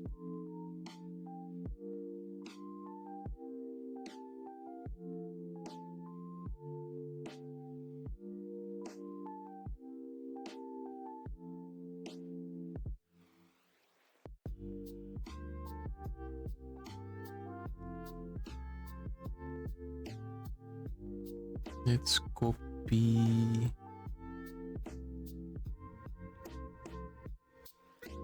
this placeholder sprite. Collision shape. Let's put it up a little bit. Up. Meow, meow, meow, meow, meow, meow, meow, meow. Maybe that's too high. Here. Oh, that's perfect. Never mind.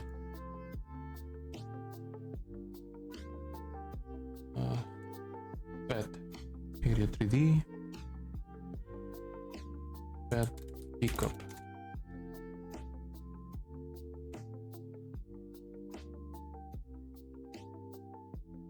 Paste.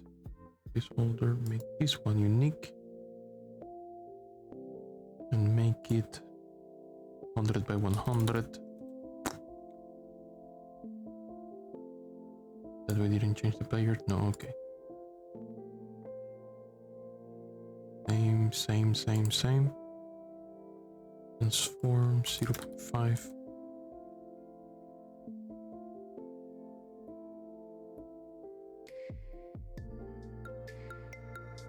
Let's call it pet pickup.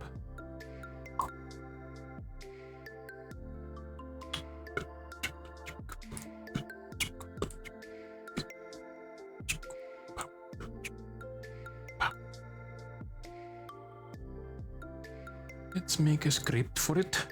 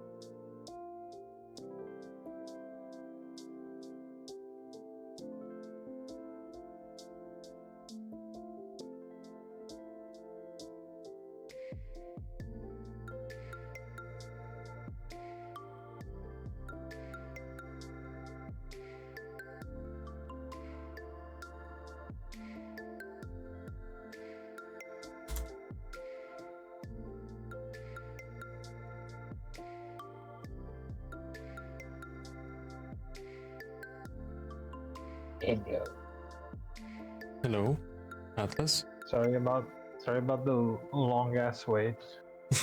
I had to go somewhere with my folks. Oh, okay.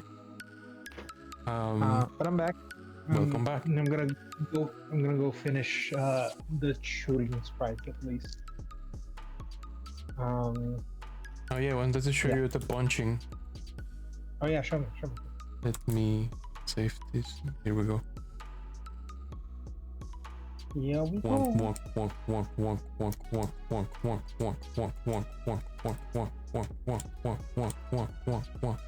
Bing, boom, bing, boom.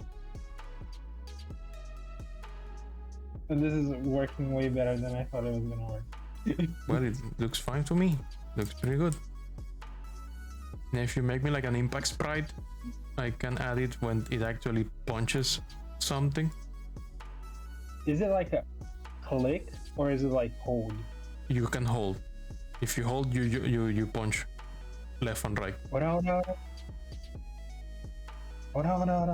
Yeah, it's the same for both. You can hold to shoot or hold to punch. I just realized because of the way I drew the sprites when he's not punching, it kind of sort of looks like he has like rings on his knuckles. Because of the highlight.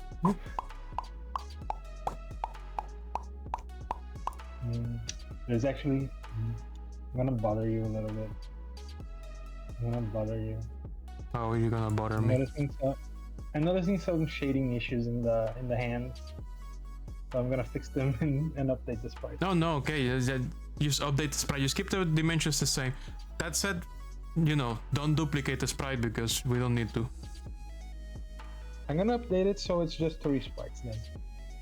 Okie dokie. I Is that like the one? remove the instead of 6, make sure that it's 3 sprites. Oh no! Yeah, I'm gonna do that. Oh no! What is this? What is What this? happened? What happened? Why is that happening? What happened? I don't know. Oh, it disappears when you jump. I didn't change anything there.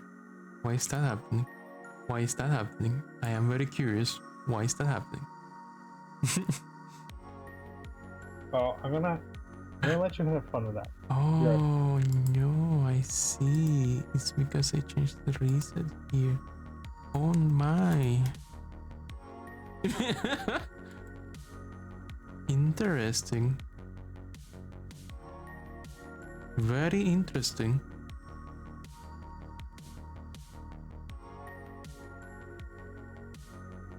Very interesting.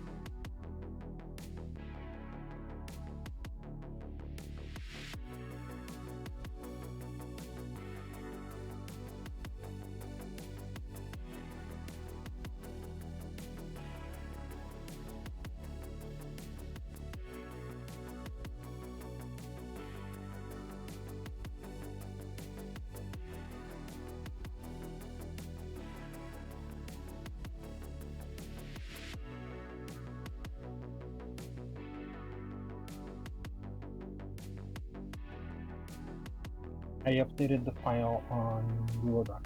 Okay? Oh, you updated the sprite? It's only 3 frames. Yeah, it's only Okay. 3 frames now, and I fixed the color stuff that I missed. I'm gonna update the sprites now.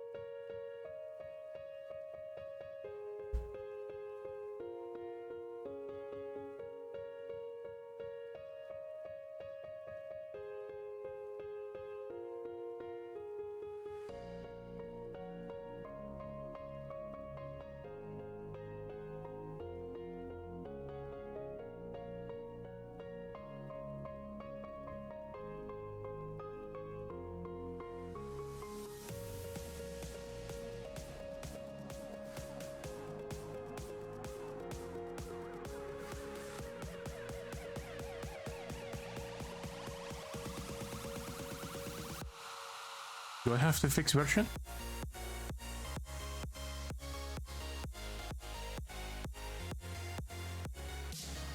The fixed version should only be 3 sprites in the file. Okay, then I don't have to. It didn't sync. Let me a second. Give me un segundo. Because it didn't sync. For me.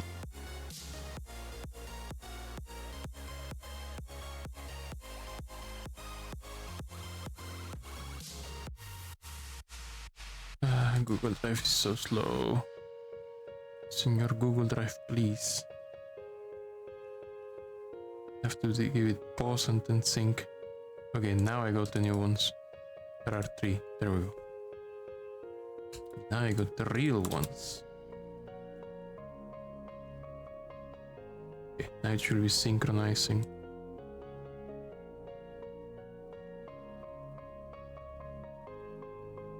Now everything should be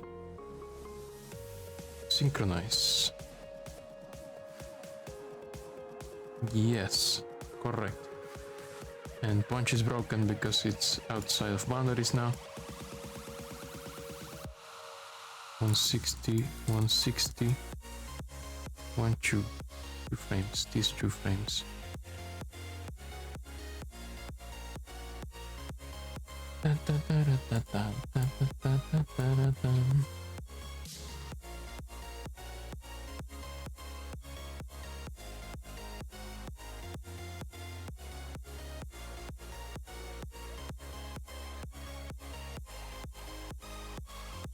Okay. I think I got it. Is it correct now?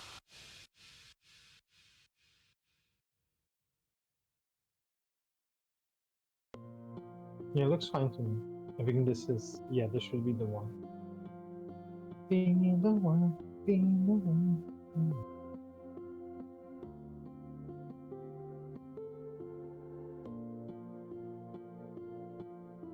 Yeah, it's working right. Okie dokie. Oh, the gun hands might need to be underneath the punch hands, player wise. Yeah, I was We're gonna have to figure. I was thinking that out. would be where I put them, but there's no problem with readjusting where they should be. No, like the position is fine. It's just layer wise because I think you're gonna be clipping a little bit. We're gonna have to see. As soon as I finish these sprites, let's test. Okie dokie.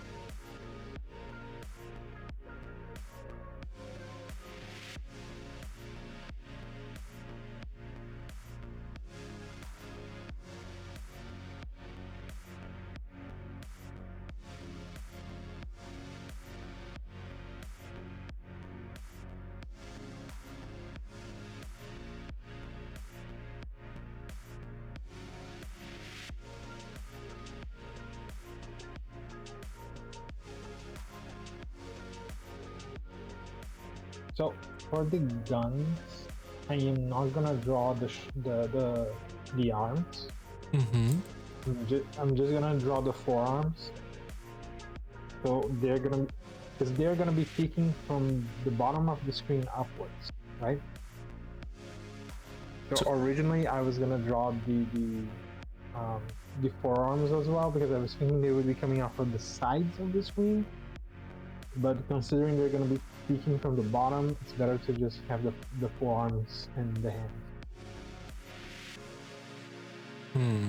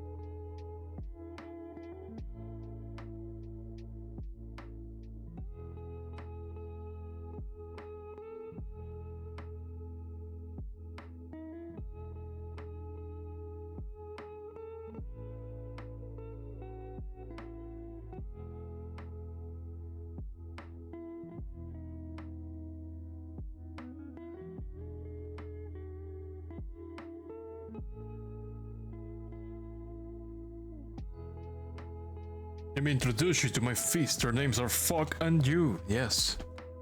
That's exactly what's going on. Welcome, Benny. Welcome, welcome, welcome. Bienvenido. A transmisión de Mirla Polilla.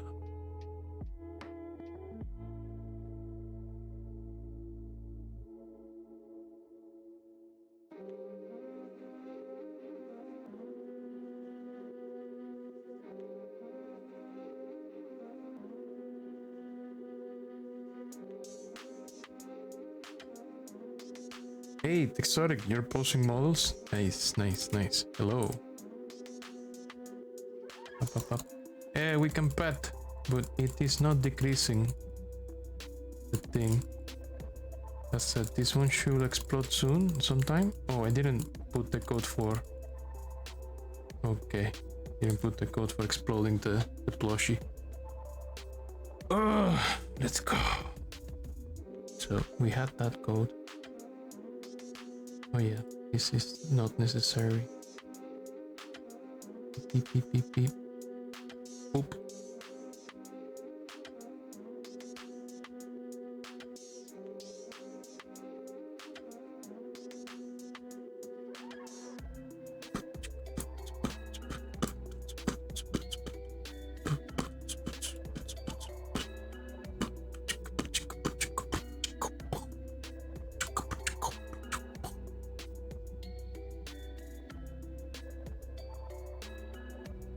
Let's see, where were we? I was doing that until Atlas interrupted me.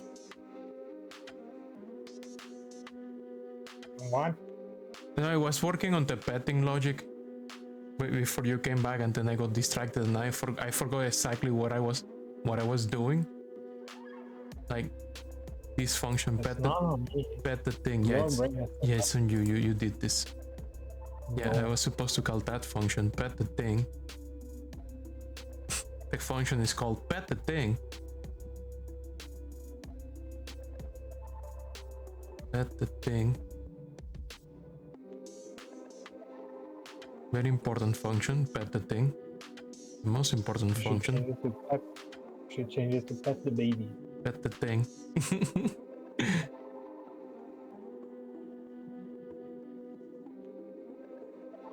Pet the thing. Yes, good. Pet the thing. It should eventually break. When it breaks, if there is not a pet the XXX function in a video game, you dock it a point. There you go. Hey, we finally did it. We put a pet function. We are real game developers. Yeah, we finally graduated. Remember, if you do not have a function to pet something in the game, you're not a real game developer. You're a failure. Moth Planet was a failure because we didn't put something. We didn't pet the dog. We didn't pet the dog. You're not even a failure as a game developer. You're just a failure as a person. Yes, as a human being. Okay. Play break, and when it breaks, call switch weapon. Okay. Let's see what happens. Beep beep beep beep beep beep beep beep beep beep beep beep beep beep beep beep. It broke. You see? You see? You see? You see? You see? It did not. Damn it! I implemented petting. Good. Show me again. Here's a plushie, allegedly. You take it, whoop, you switch to plushie, and then you press right, left and right as quickly as you can. It broke. That plushie did not give as much. The plushie will have the plushies have random durabilities between 10 pets to 20 pets, so you could get a lot of stress relief or a little bit of stress relief. Oh, that's cute. Cute. So but if you find the real one, it doesn't break. You can keep petting it while the crates roll. Okay. Infinite petting. You can pet it as much as you want, or you can eventually, quit. the game or make a new game, start a new run. Let's see. I forgot to put the thing where it lowers your decrease. Maybe after you play the game for the first time, you should unlock it as like an optional skin, so it's always real, baby. You're So, just killing monsters because you want to kill them often. you're thinking of Ghost of Tsushima where you can pet a happy fox that does a little pow tappies in excitement when you're about to pet it. That sounds really fucking cute.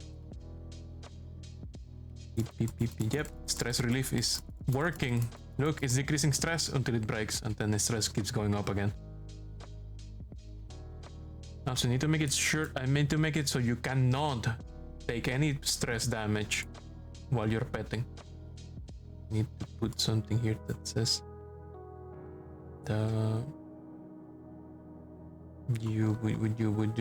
did I put process hit? Processed hit. Process el hito. Procesa el daño. Procesa el impacto. Where did I put it? I forgot. Here it is. If UI player petting equipped. If it's not equipped, if this is not true, you can increase stress when you get hit. If not, you cannot. Illegal. So now if I get shot, stress will increase, but if I have this, they cannot make my stress increase more. I can only decrease it till it breaks. But maybe I should make the plushie take the damage, because otherwise that could be a strat, like just hold the plushie and never pet it and go to the boss. Because you're immune while you're petting. So I need to make it so that when you get hit, the plush itself takes the damage.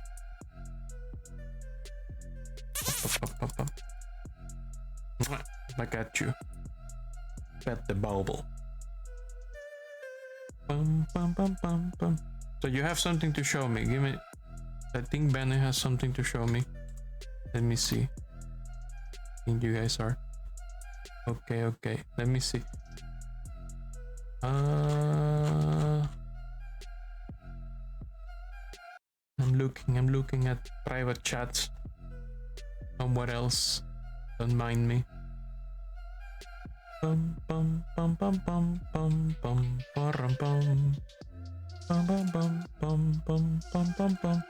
Smart move. Imagine dropping the plushie while in combat to pick it up afterward and continue on. I'm not gonna let that happen. I'll do it. I'll do something else. Let me comment on the poses.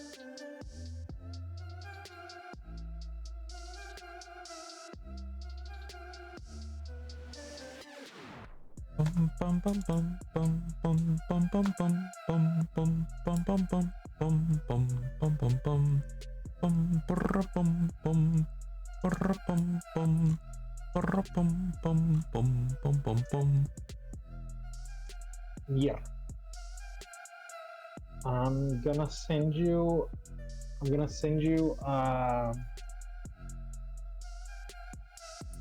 Yes.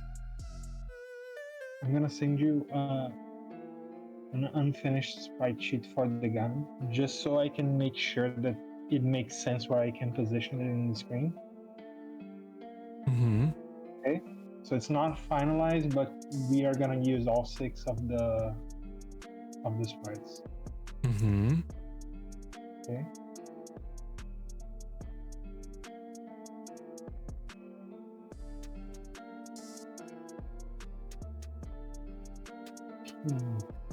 Okay, tell me when to synchronize manually. Because Google Drive sucks.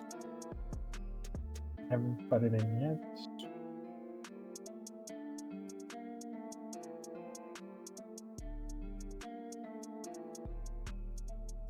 Okay, now it's up. It's the same sprite size, so 160. Okay, I'm going to manually force it to refresh.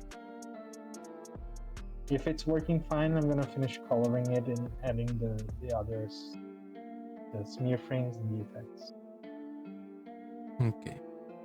Okay, I found it. It's here. Hey, what color are we thinking for the bullets? The what? Like a bluish, the bullets, like a bluish purple? The bullets are like black to purple. Let me show you.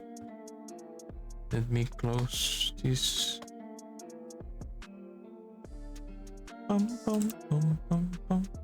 Okay, I am now here. playing. This man is red.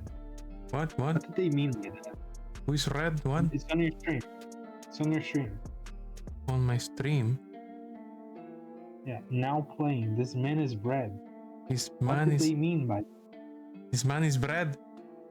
Oh, this man is bread. Oh, the name of the song. This man is made of bread. I don't know. Ask Harry Heller what he meant by that.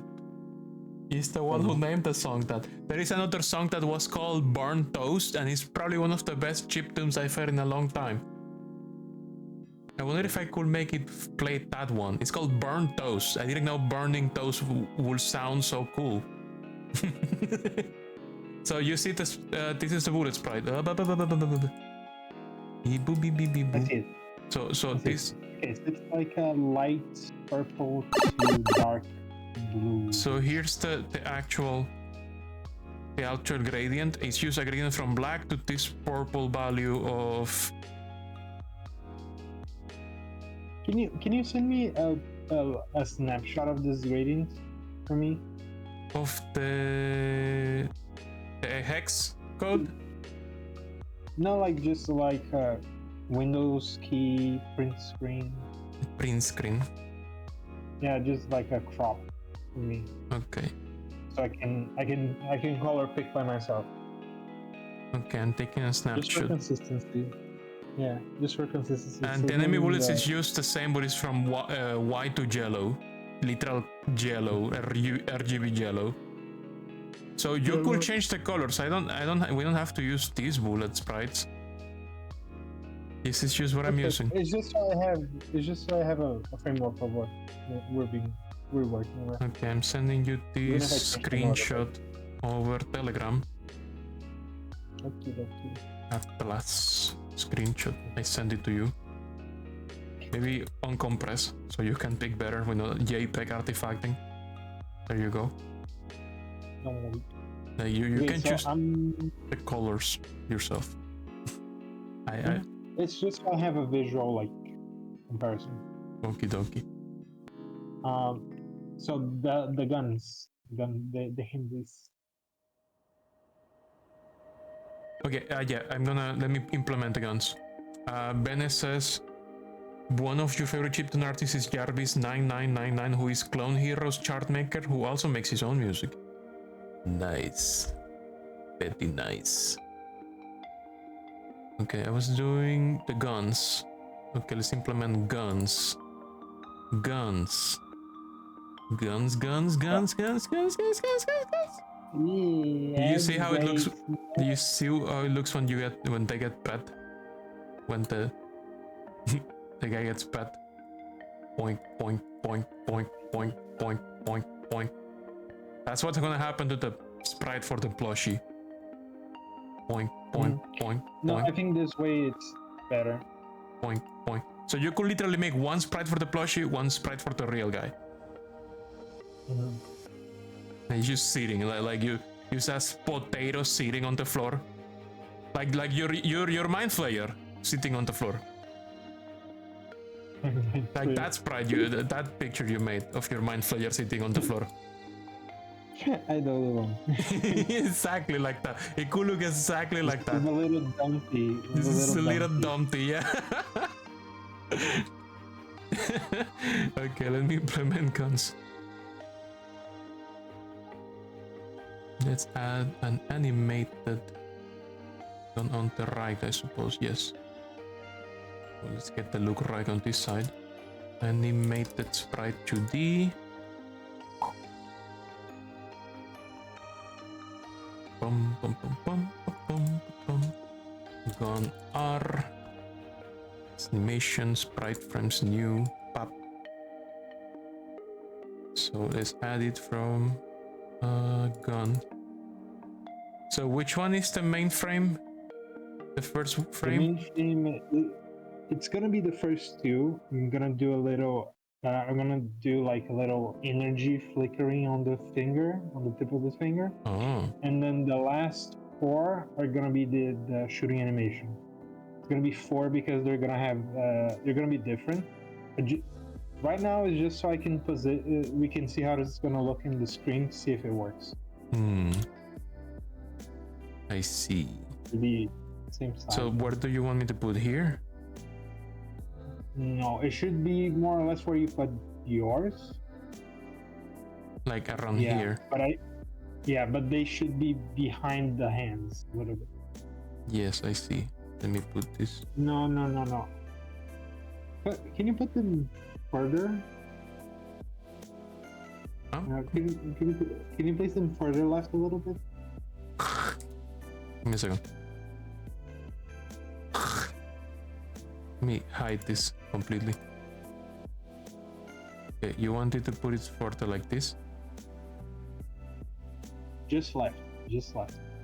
No up. Just left. Huh? You just move it from that place to the left. Don't move it upwards or downwards. Left.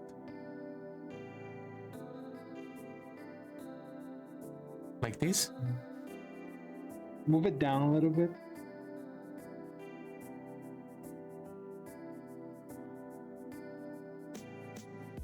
You know you can hold shift so you don't Yeah, I know. leave the axis. Because I'm seeing you move diagonally.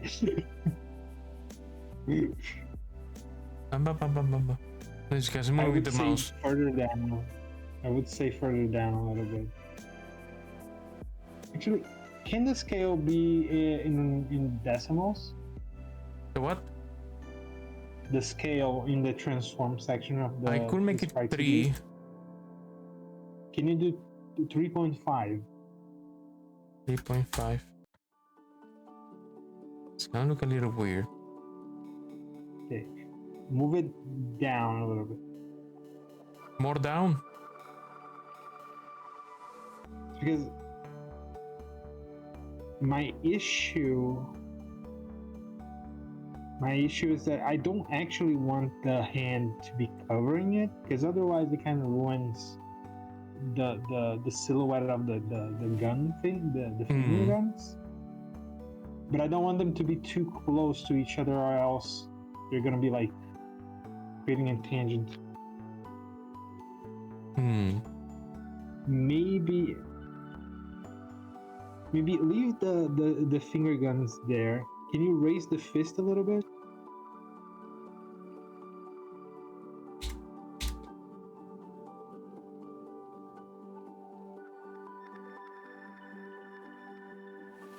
Yeah, like this.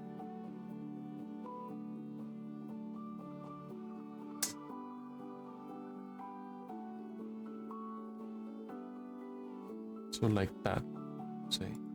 Let me do the animation for shooting. Don't forget the left hand is still a little bit lower. Yes. 1, 2. What?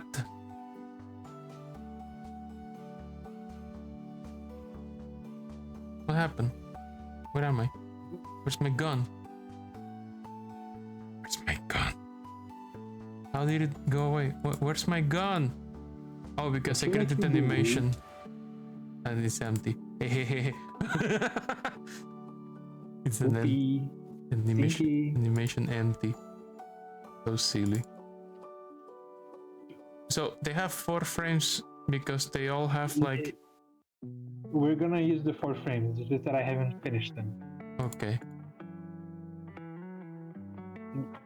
I just want to see the position, see if make sure everything works before I spend time rendering the hand.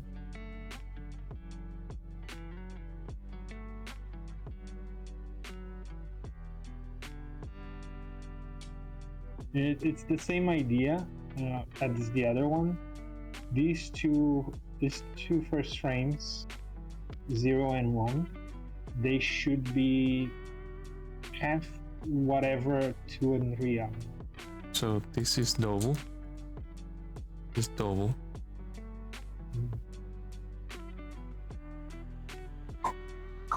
I think you can put the same frame rate as the. Yeah, I put the same frame rate as the fist. Okay, all right.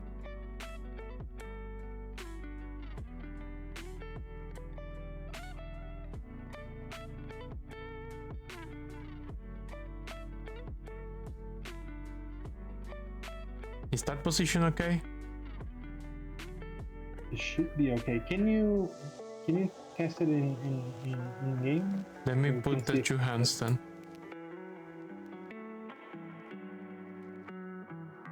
On L. Because we might want to return to the original sizing, but I want to see it in game first. Offset up. Transform.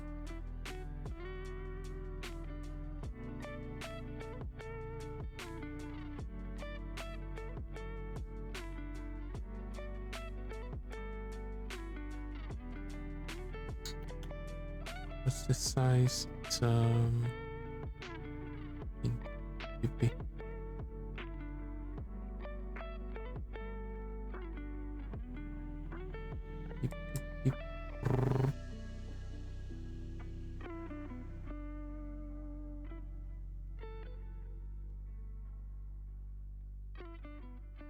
Almost touching.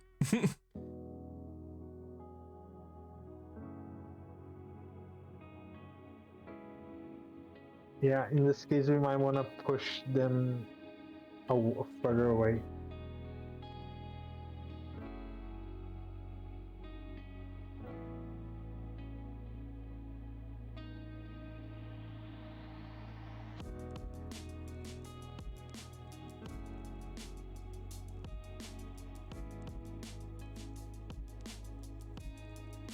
Yeah. Push them. Yeah, no, they're too close. They're too close. Can you push them? Push them a little bit to the right.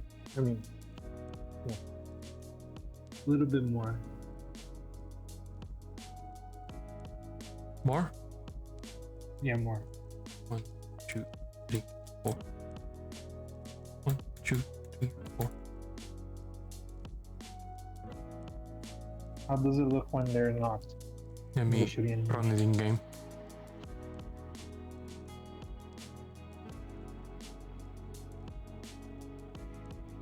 But I want to see them doing the animation on the click, just so I can. Okay, that means I need to code. Insta, give me a second. Can you at least change to the regular? Oh yes, yes, Because yes. This is in the middle of the animation. Up. The shooting animation. Up. They're not touching. Okay. And play it. And they are not touching.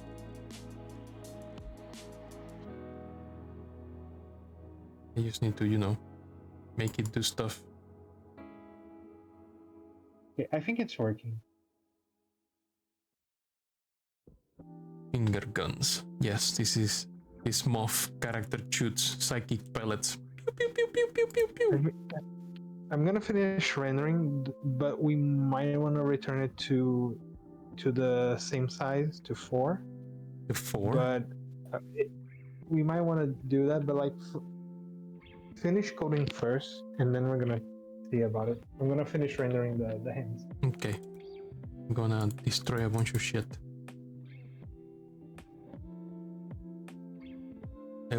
Nothing's gonna be the same. Okay, let's destroy. Gun animation player needs to go. Goodbye, sir. Now everything's gonna explode. Now let's put gun L here. Gun R here.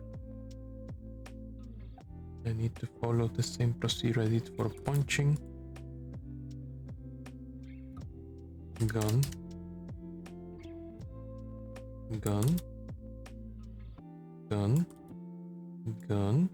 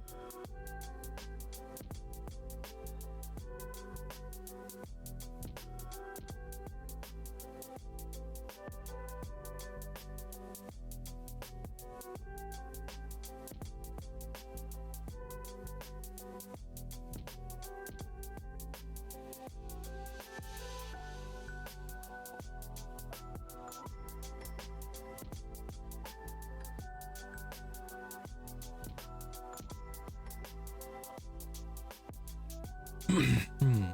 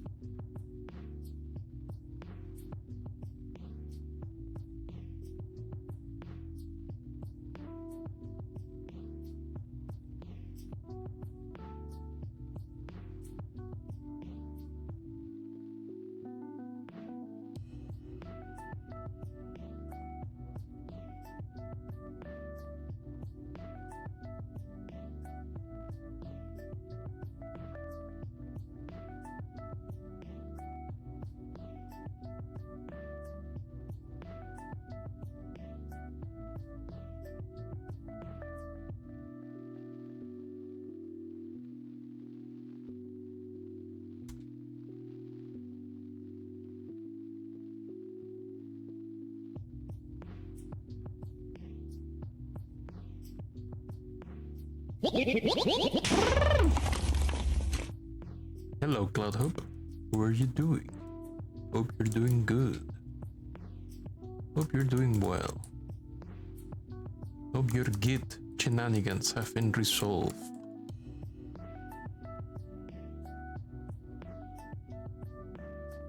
I see one problem. Forgot to hide this. Oops. Up.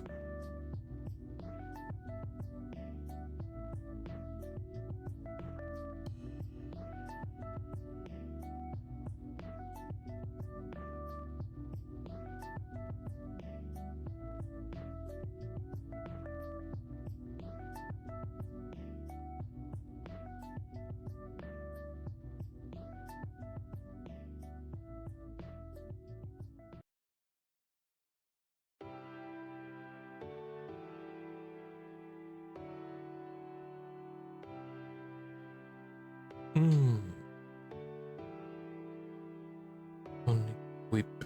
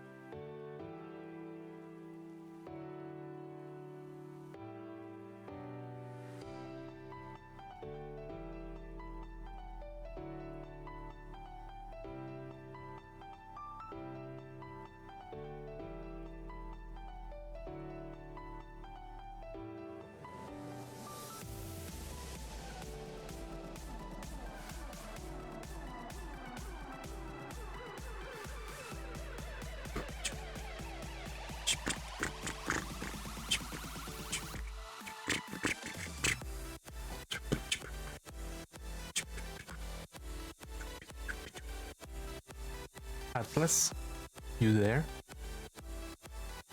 I will. So I think I'm gonna end the stream. It's already 12. It's done. So I'm gonna stop here for today. But I will be checking, tomorrow. I do some stuff between streams as well.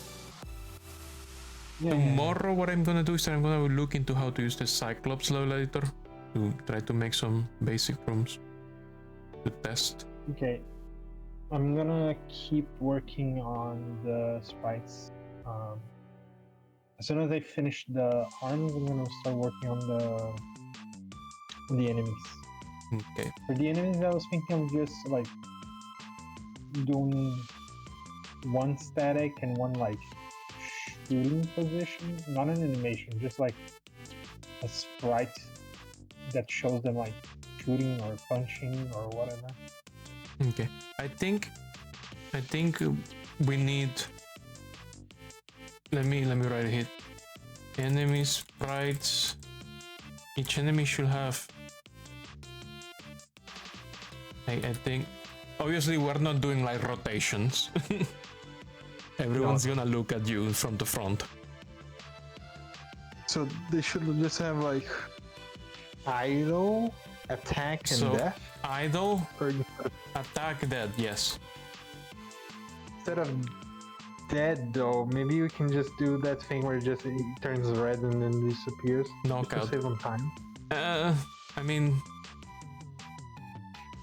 we could literally just do a sprite where they're passed out. Like, you don't need to make an animation of them falling backwards. But like you want the bodies to linger, is that why? Yeah, I will. Yeah, because you're knocking them out. You're not killing them. I mean, even if you're not killing them, you can still just they despawn. They're out of commission.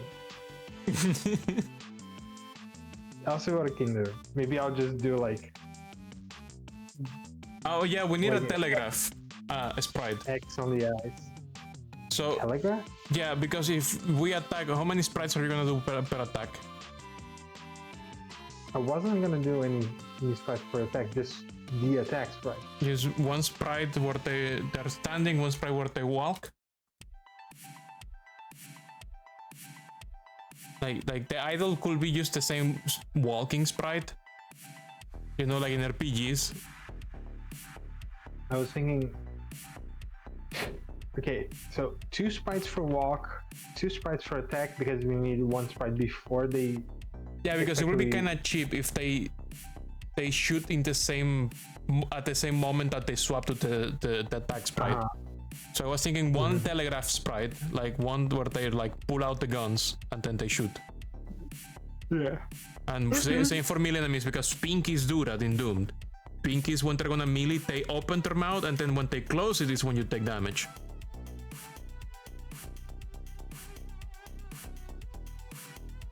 A lot of sprites. So that will be like, let's just say, we don't need an idle sprite. We could just say the walk sprite is the idle sprite. It's No, just we stop the yeah, animation. It will look weird if the animation is like with a leg lifted up. So.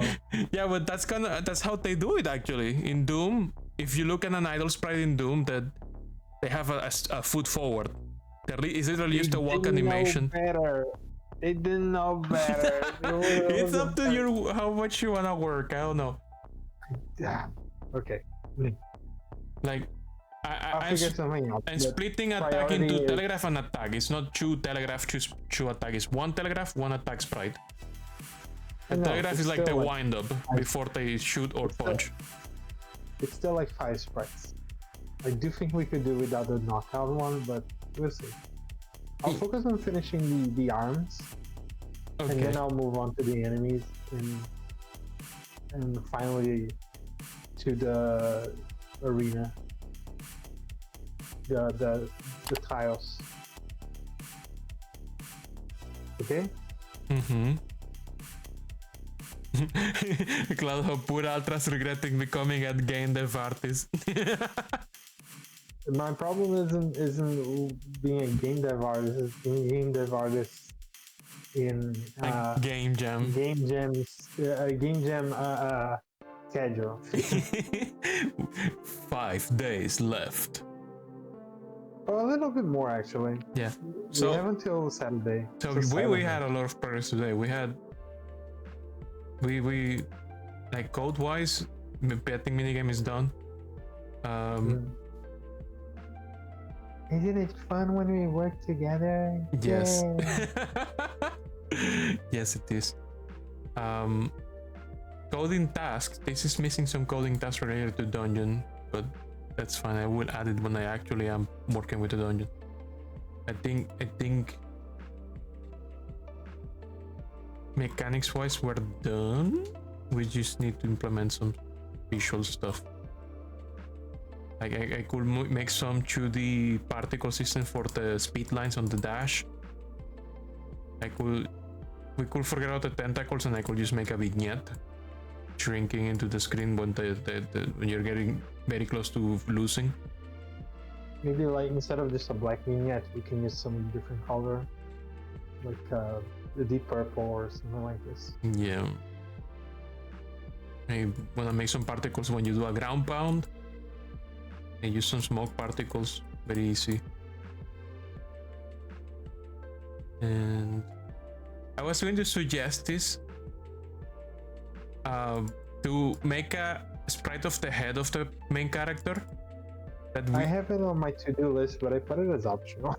but I was thinking like use 4 or 5 variations of it. Like use one sprite. It looks normal, and then I make it. The sprite starts here, and I make it follow the progress bar. It's like a cursor, right? I think it might be a bit too much information going on top of the screen. Maybe. I can try. I was thinking like it's just like the head will follow the progress of the progress bar, and then as the progress bar gets closer and closer to the ending, it goes from normal to angry to very angry to literally leaking growing tentacles and leaking goo, and then at the end it's like a full eldritch monster mutation. Like too angry to hold a moth-like shape. It's gonna explode. We had this talk before, but this is a self-insert. You want me to do a self-insert of you? I mean, Joth Moth. We're including Joth's Moth. It's from the game we were doing, so it's technically more accurate to Joth's Moth. Joth Moth. Joth's Moth. Mofferson. Yes, exactly. Junior the second. Joth's Mofferson the second. We forgot Junior. Junior, yes, the second Junior. But yeah, we'll say that's all for UI, unless you also make what you said you were gonna make, like a border for the progress bar. I think it could be interesting, but not necessarily needed. Like for UI, otherwise I'm just gonna make the buttons myself with standard Godot stuff. I wanna do something different for the buttons. I just don't have any idea what to do right now. That said, like I will try to make them easy to reskin when you come around, and you just drop a theme on them. It might just be a matter of not necessarily theme, but like create a texture style box and then make it so the corners are not distorted. I forget what it's called, but I think it's a texture extension, something like that, where you basically create a margin where it doesn't distort the texture, so it keeps the same proportions as the original. So any styling I make is safe kept, and it just stretches the middle, which should be like more or less hollow. like flat texture to put a name on top, a label. Okay.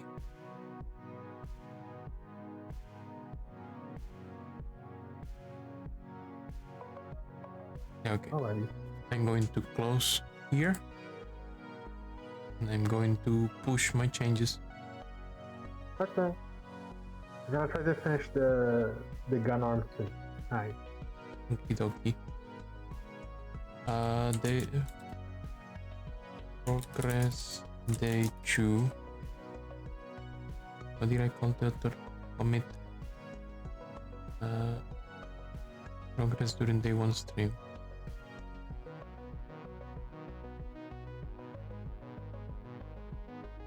Page. It. Push. Push. Okay.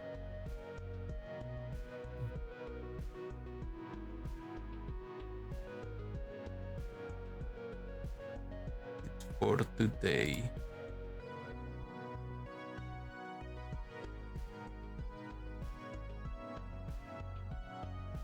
We sleep mode. Up. Okay, my Steam Deck is now sleeping. Switching to my main PC. Up.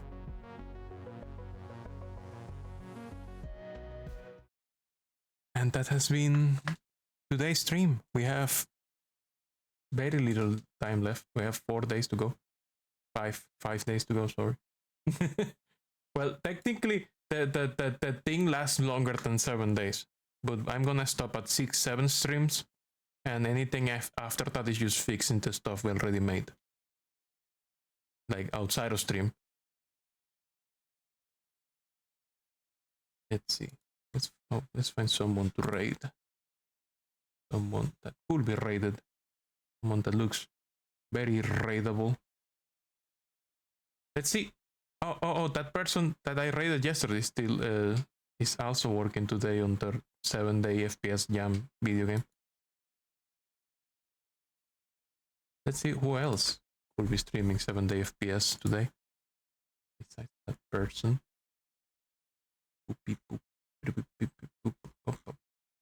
Nobody else, it seems. Okay, let's rate that person. We're gonna rate PG Komei, which is the person who we rated yesterday. Who was making a... Seems to be they were making a 6 degree of freedom shooter. Let's see, let's go. Raid PG Komei. Well, and this is Myrtomov signing out along with Atlas, who is muted. My hopes. Goodbye.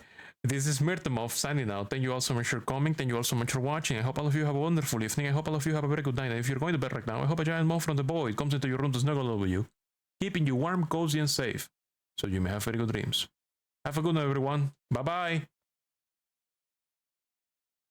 Atlas, bye. Atlas, say bye-bye. I am here. Let's say bye-bye. Bye-bye. Bye-bye.